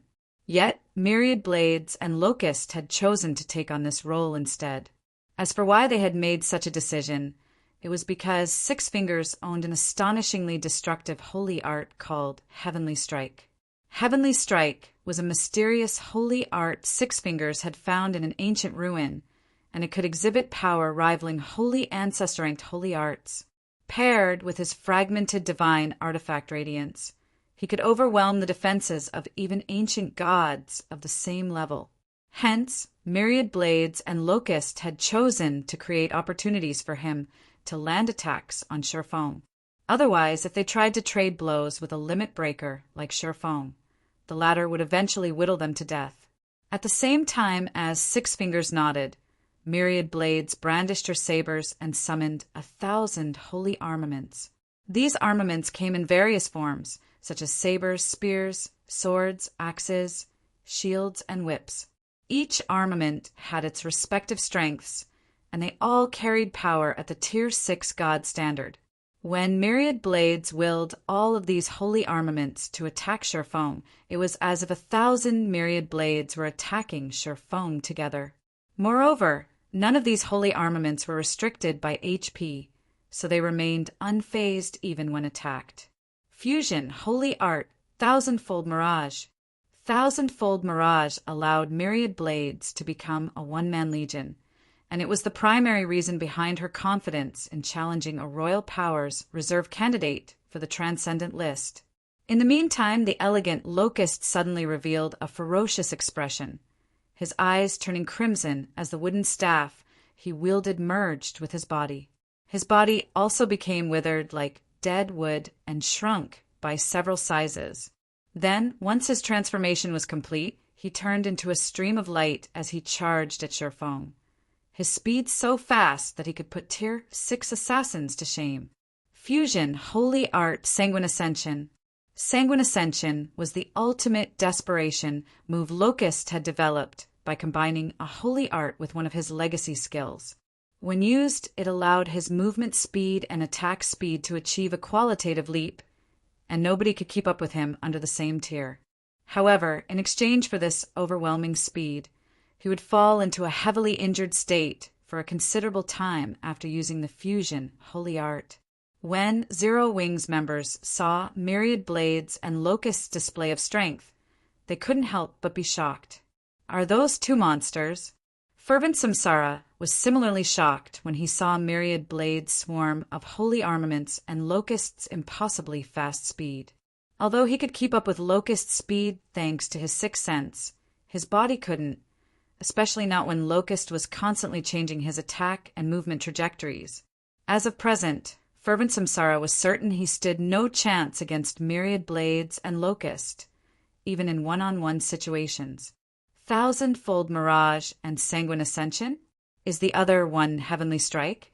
Shi Feng suddenly thought of three names when he saw the moves executed by Myriad Blades and Locust. During the war between the two races in his previous life, many holy race experts had become famous in the human race's greater god's domain due to their feats. Among them, three were particularly outstanding, and they were Myriad Blades, the Sky Pillar Saintess, Locust the Fleeting Wraith, and Heavenly Strike's Six Fingers. Or, more specifically, their trademark moves were very well known. In the Sky Pillar Saintess's case, she had slaughtered an Apex Powers holy city with her thousand-fold mirage. As for the Fleeting Wraith, he had single-handedly distracted Death Wind, one of Demon's Gate's 9 great experts. It should be known that Death Wind not only wielded a divine weapon, but was also equipped with divine equipment. Under normal circumstances, even Shi Feng would not dare to fight Death Wind for too long. Yet Locust had distracted Death Wind for half a day and safely retreated. Similar to the other two, Six Fingers had accomplished an incredible feat that made him famous throughout the human race's greater god's domain. The feat in question involved killing one of the 7 Luminaries Alliance's taboo existences with one almighty strike from his hammer, which instantly scared the million-strong army led by said taboo existence into fleeing. In his previous life, Shi Feng rather admired these 3 individuals.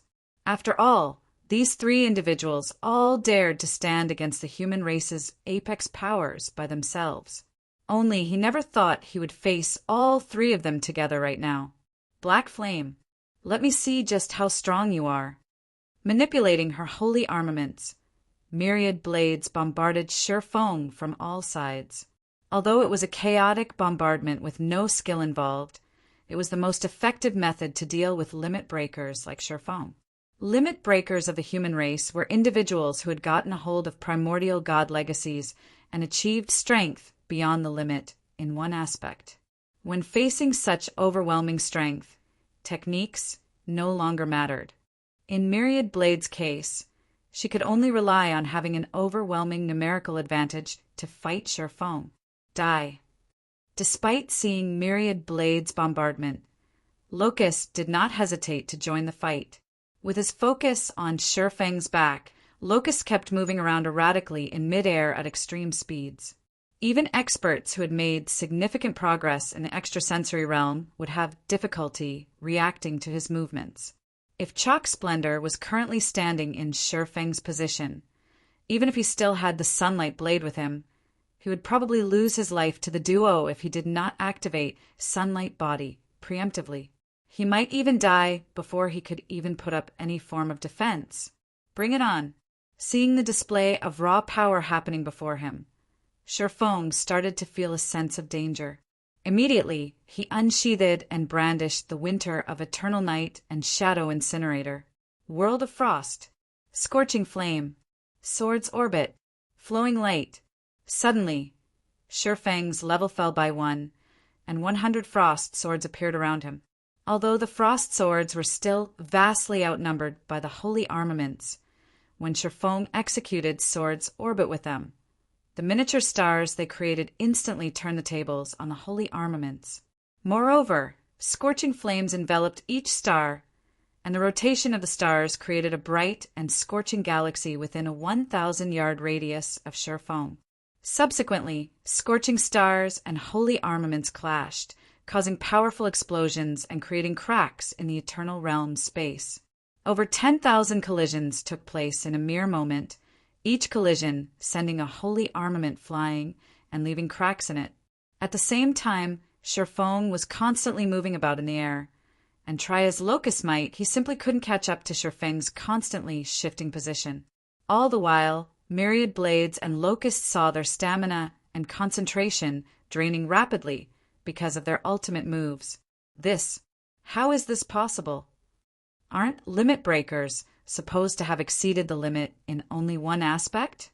Whether it was myriad blades or Locust, they couldn't help but be dumbfounded by this situation.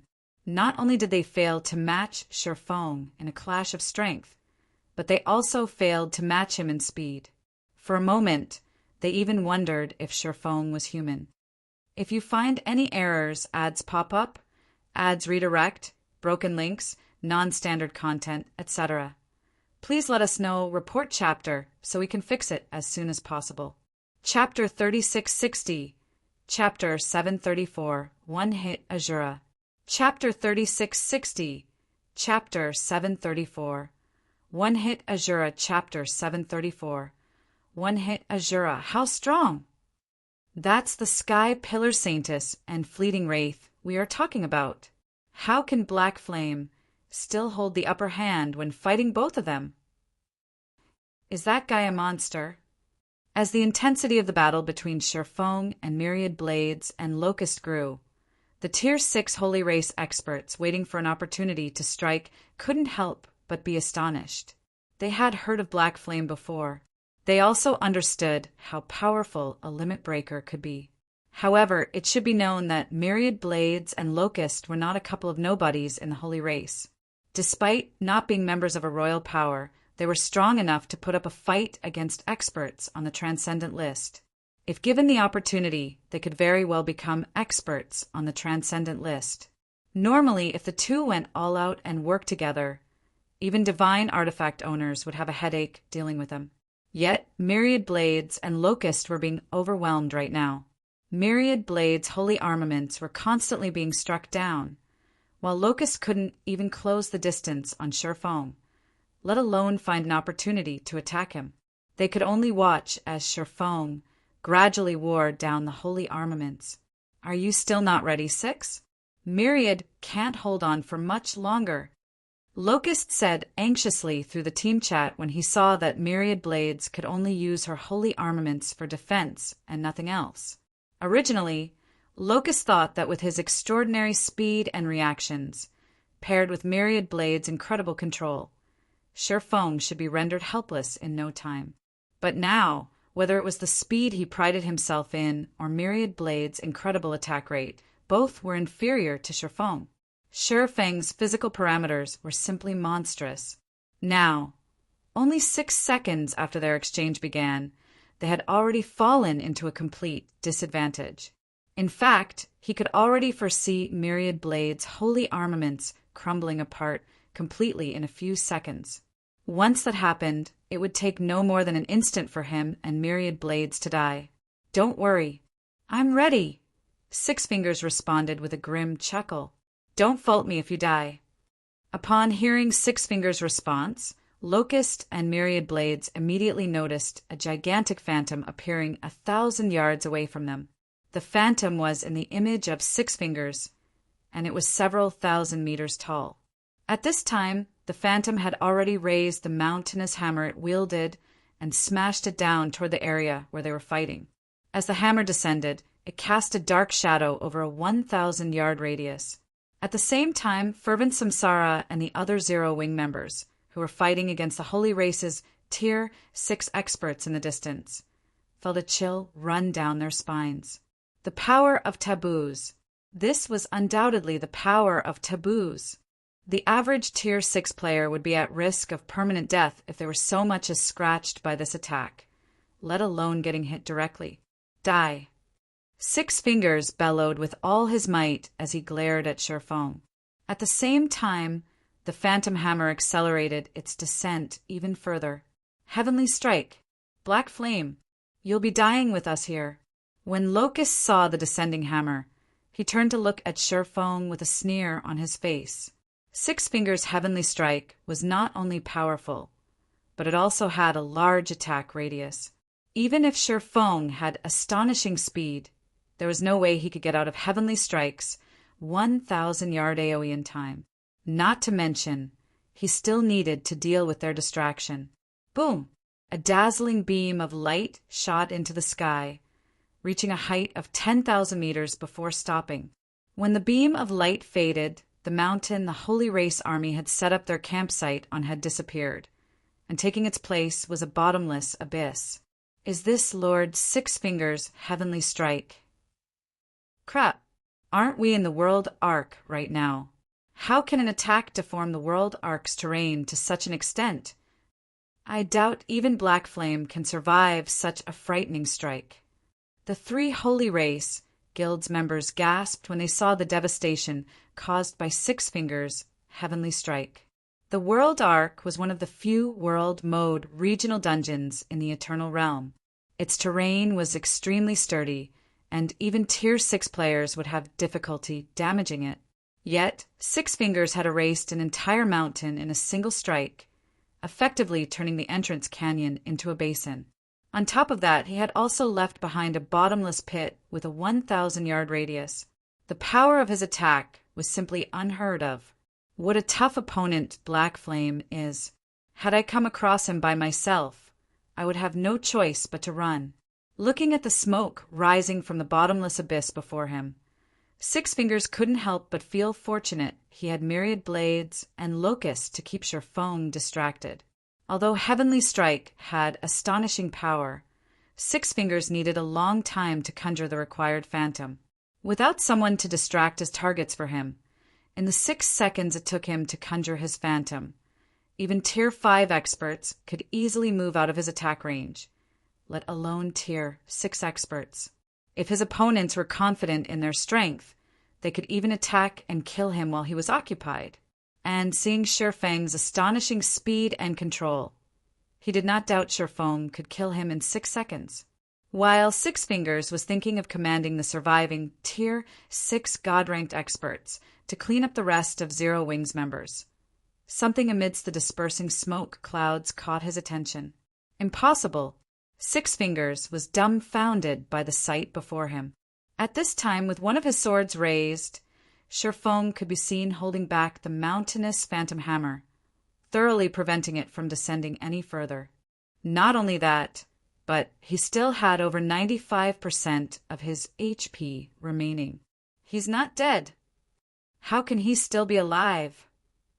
The three Holy Race Guild's members who were just about to rejoice were similarly dumbfounded by this situation, none willing to believe what they were seeing. Your attack is indeed extraordinary, but you chose the wrong opponent. Sure Feng did not bother to offer any explanations when he saw Six Fingers' look of shock. While using the winter of eternal night to hold back the phantom hammer, he swung the shadow incinerator at Six Fingers, who stood over 1,000 yards away. Third sword, Holy Annihilation. Immediately, a tide of flames swept toward Six Fingers, the speed of the flames so fast that time in the surrounding area had seemingly stopped flowing as they moved. I won't let you kill me that easily. Six Fingers was no ordinary Holy Race expert. Almost at the same time as Sure Feng executed his attack, his powerful sixth sense made him lift his hammer to defend himself. Boom! The instant the scorching flames and hammer collided, Six Fingers' body flew away like a kite with its string severed, and his HP bar began to deplete at a visible rate. 60%, 30%, 10%.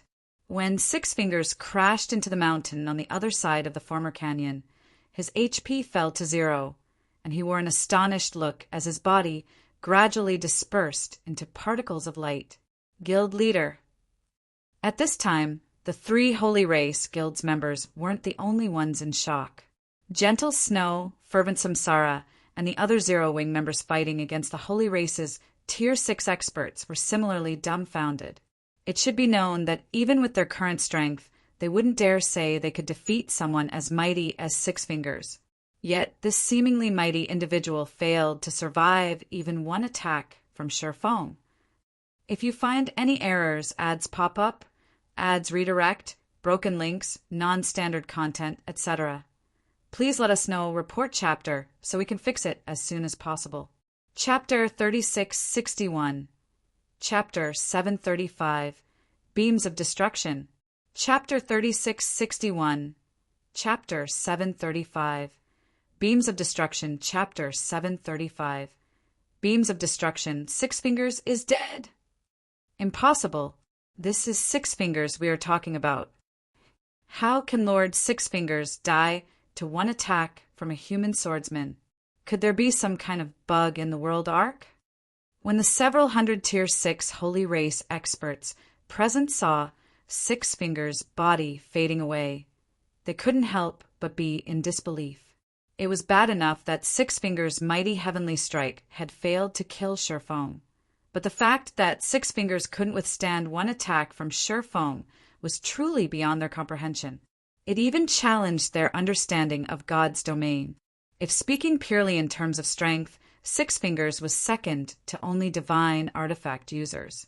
His strength was so overwhelming that not even experts like Locust and Myriad Blades would dare to face him head-on. No matter how they thought about it, they simply couldn't understand how this situation had come to be. Don't just stand there. When Shurfeng saw that Gentle Snow, Fervent Samsara, and the others were still in a daze, he quickly reminded them. The 3 army commanders have been eliminated, so quickly take care of the remaining Tier 6 Holy Race experts. We don't have much time to waste here. The Sun Dynasty's 3 subordinate guilds had mobilized nearly 300,000 players this time, of which about 1,500 were Tier 6 experts. Currently, these Tier 6 experts were scattered across the Soul Lake, so it was Zero Wing's best opportunity to eliminate them before the main battle.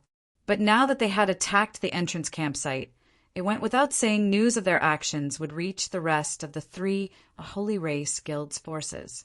If they wished to eliminate more Tier 6 experts before the main battle, they had to act quickly.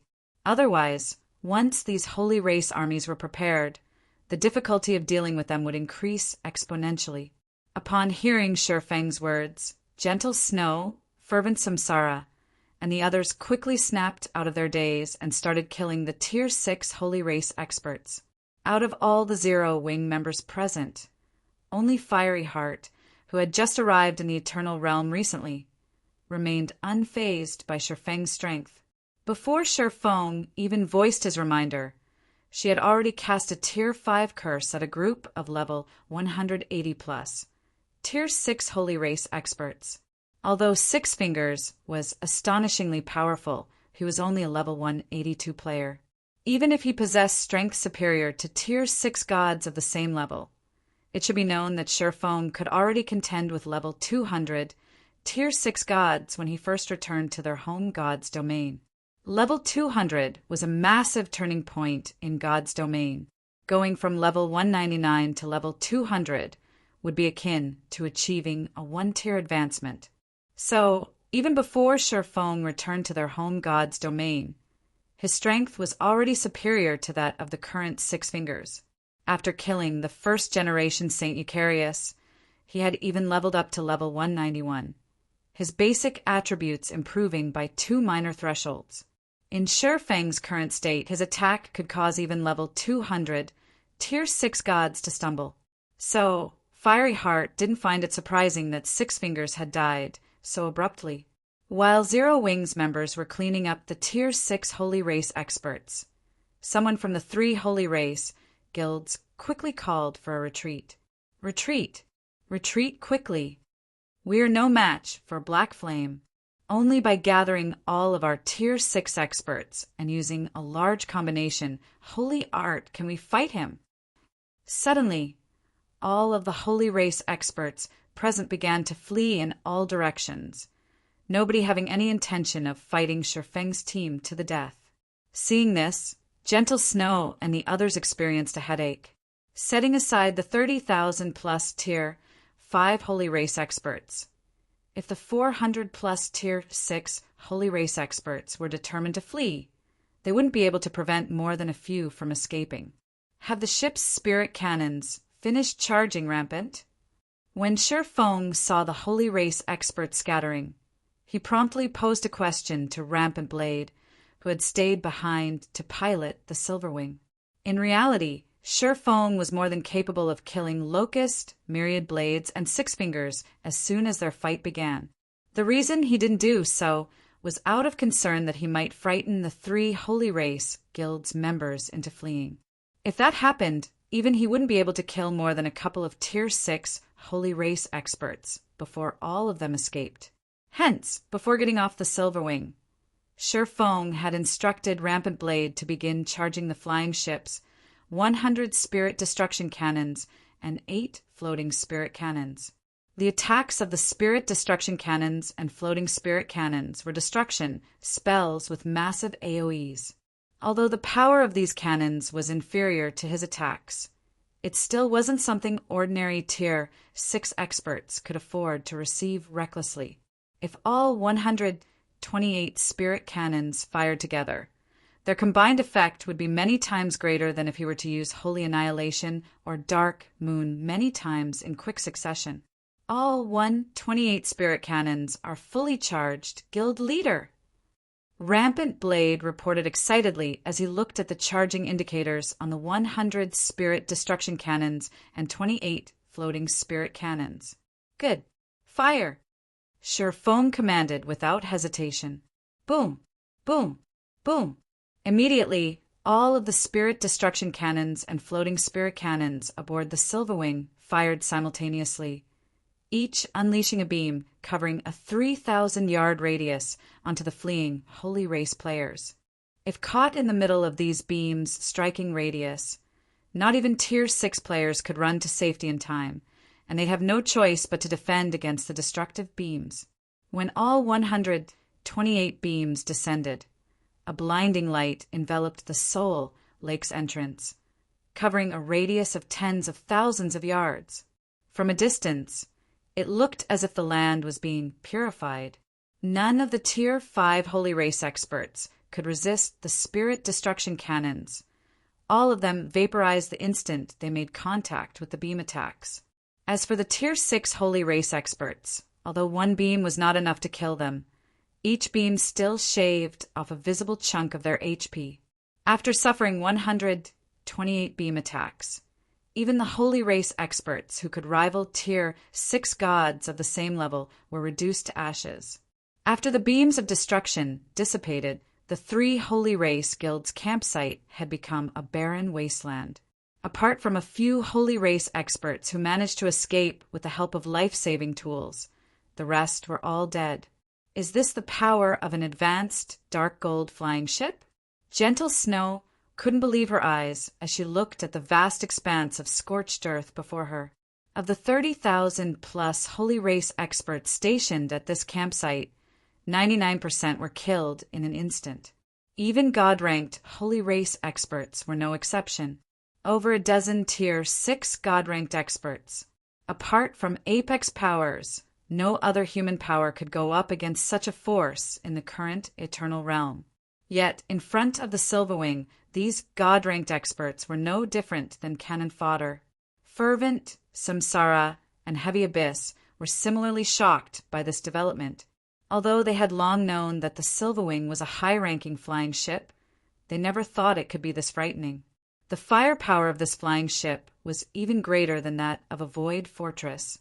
Guild Leader, nearly 100 Tier 6 Holy Race experts escaped before the attack connected.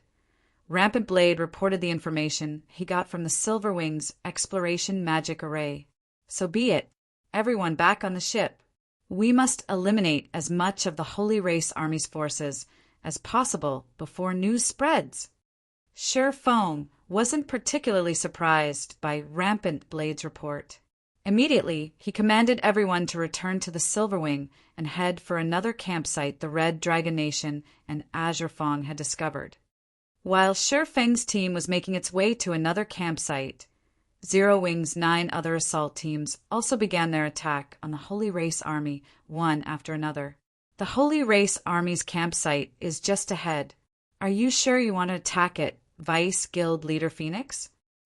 Unrestrained Lionheart, the vice commander of the Red Dragon Nation's main force, couldn't help but ask Phoenix Rain as he looked at the Holy Race's campsite in the distance. Truth be told, unrestrained Lionheart was full of apprehension as he followed Phoenix Rain, Zero Wing's newly appointed vice guild leader, to attack the Holy Race army. This was because he had never heard of Phoenix Rain until today. Moreover, most of the players in Phoenix Rain's team were only Tier 5 players. It should be known that the campsite they were targeting housed over 10,000 Holy Race players, of which over 100 were Tier 6 players.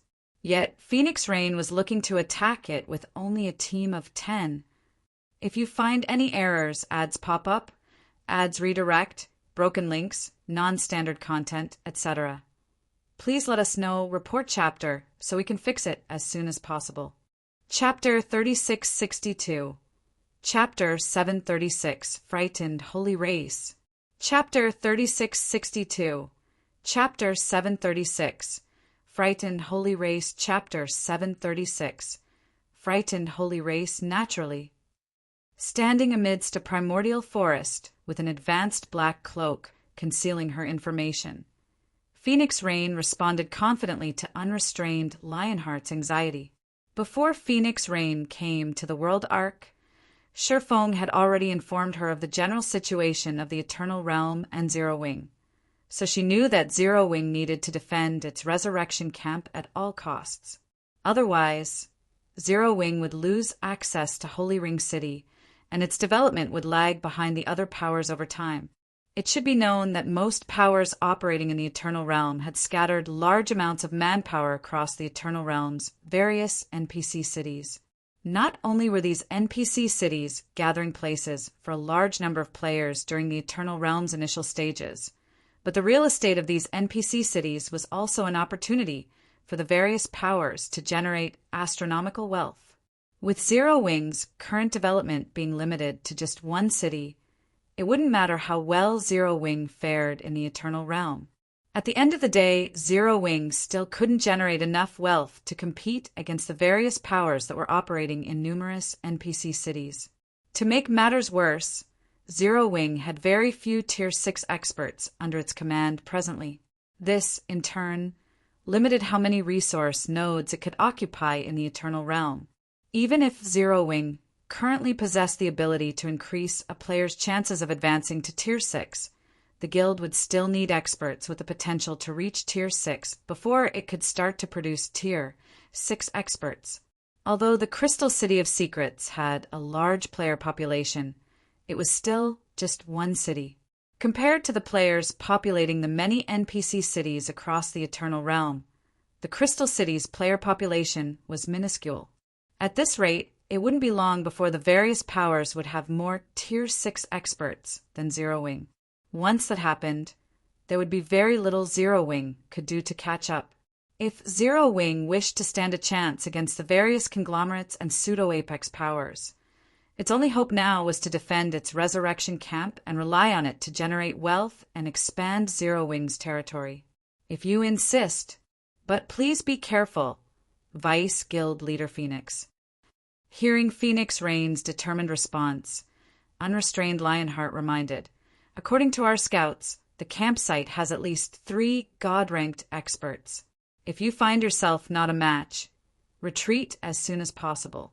If your Tier 5 teammates get killed by any of those 3, they might permanently lose access to God's domain. At least 3 God-ranked experts.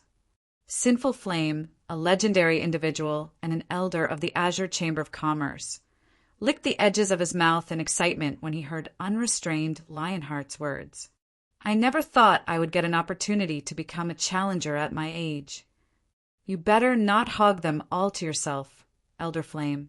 At least leave some for me, Phoenix Rain said, chuckling when she saw Sinful Flame's enthusiastic behavior. Due to the limited number of Tier 6 experts and 4th floor experts in their home god's domain, she had very few opponents she could spar with ever since she advanced to Tier 6. However, that was no longer the case now that she had arrived in the Eternal Realm. Meanwhile, similar to Sinful Flame, she wanted to spar with as many Tier 6 experts as she could. It would be even better if they were 4th floor experts and above. Whether she won or lost these fights, she would benefit from them massively. No can do. Also, we must agree to a first come, first served basis. Nobody is allowed to interfere with each other's fights, Sinful Flame said, rolling his eyes at Phoenix Rain. He showed no intention of making concessions to his juniors. Fine. Phoenix Rain helplessly nodded. Meanwhile, unrestrained Lionheart was exasperated when he heard the conversation between Sinful Flame and Phoenix Rain. Arrogant. These two individuals were wildly arrogant. God-ranked experts were respected and feared by the various upper-ranking hegemonic powers in the greater God's domain. Yet, Sinful Flame and Phoenix Rain regarded God-ranked experts as merely sparring partners. It should be known that these two individuals were merely fourth-floor experts. They were leagues inferior to the Holy Race's God-ranked experts. Even if Sinful Flame and Phoenix Rain worked together, they would stand no chance against a God-ranked expert from the Holy Race. In fact, they would still lose even if the God-ranked expert gave them a handicap of an arm and a leg. Yet, they were now boldly claiming that they were going to challenge multiple God-ranked experts by themselves. Everyone move out. When Phoenix Rain saw one of the Holy Race's level 181 God-ranked experts emerging from an advanced tent, she suddenly issued a command to move out before charging forward by herself, behaving nothing like a proper leader. You shameless little girl. Sinful Flame stamped his feet angrily at Phoenix Rain's behavior. However, when he saw that Phoenix Rain had already gained a head start of several hundred yards, he promptly charged at the advanced tent that the level 181 God-ranked expert had emerged from. As for the 8-tier 5-0 wing members on Phoenix Rain's team, they charged forward in a frenzy. As if afraid they wouldn't be noticed, they even went as far as to shout a battle cry as they advanced on the Holy Race army. Lunatics. These people are a bunch of lunatics. Unrestrained Lionheart was dumbfounded when he saw Zero Wing's team initiating a frontal confrontation. Weren't they supposed to ambush the enemy? How was this anything like an ambush? At this time, aside from unrestrained Lionheart, the Red Dragon Nation scouts who were observing the Holy Race's campsite from afar were similarly stunned by this situation. If they didn't know any better, they would think that Zero Wing's 10-man team was secretly backed by a 100,000-man army. After all, these Zero Wing members behaved nothing like a 10-man team would when advancing on a 10,000-man army. Naturally, Zero Wing's unrestrained shouting caught the attention of the Holy Race army in no time. Immediately, the Holy Race players stationed in the campsite emerged from their tents and quickly grouped into parties, intending to use combination holy arts to retaliate against the attacking enemy. What's going on? Why are there only 10 players? Are these human players playing a joke on us? After the Holy Race players got into positions, they couldn't help but doubt their eyes when they saw the approaching Zero Wing members. 10 players. A team of 10 players actually dared to charge at their army of 10,000. Not only that, but only 2 among these 10 players were Tier 6 experts. If they didn't know any better, they'd think they were being attacked by a team of God-ranked experts armed to the teeth. While the Holy Race players were pondering how they should deal with Zero Wing's deranged members, Phoenix Rain suddenly raised her staff into the air. Immediately afterward, a 2-fold magic array for a Tier 6 curse that covered the entire campsite suddenly appeared, shocking all of the Holy Race players in the campsite. However, what shocked the Holy Race players wasn't the fact that Phoenix Rain had double-cast a Tier 6 curse, but the mana that was being used to power the Tier 6 curse. Phoenix Rain's mana was as solid as steel, and not even the mana of Tier 6 gods could compare. Upon sensing the mana in the 2-fold magic arrays, even the Holy Race's God-ranked experts, who were initially thinking of ridiculing Zero Wing's members, shuddered involuntarily. She's beyond gods.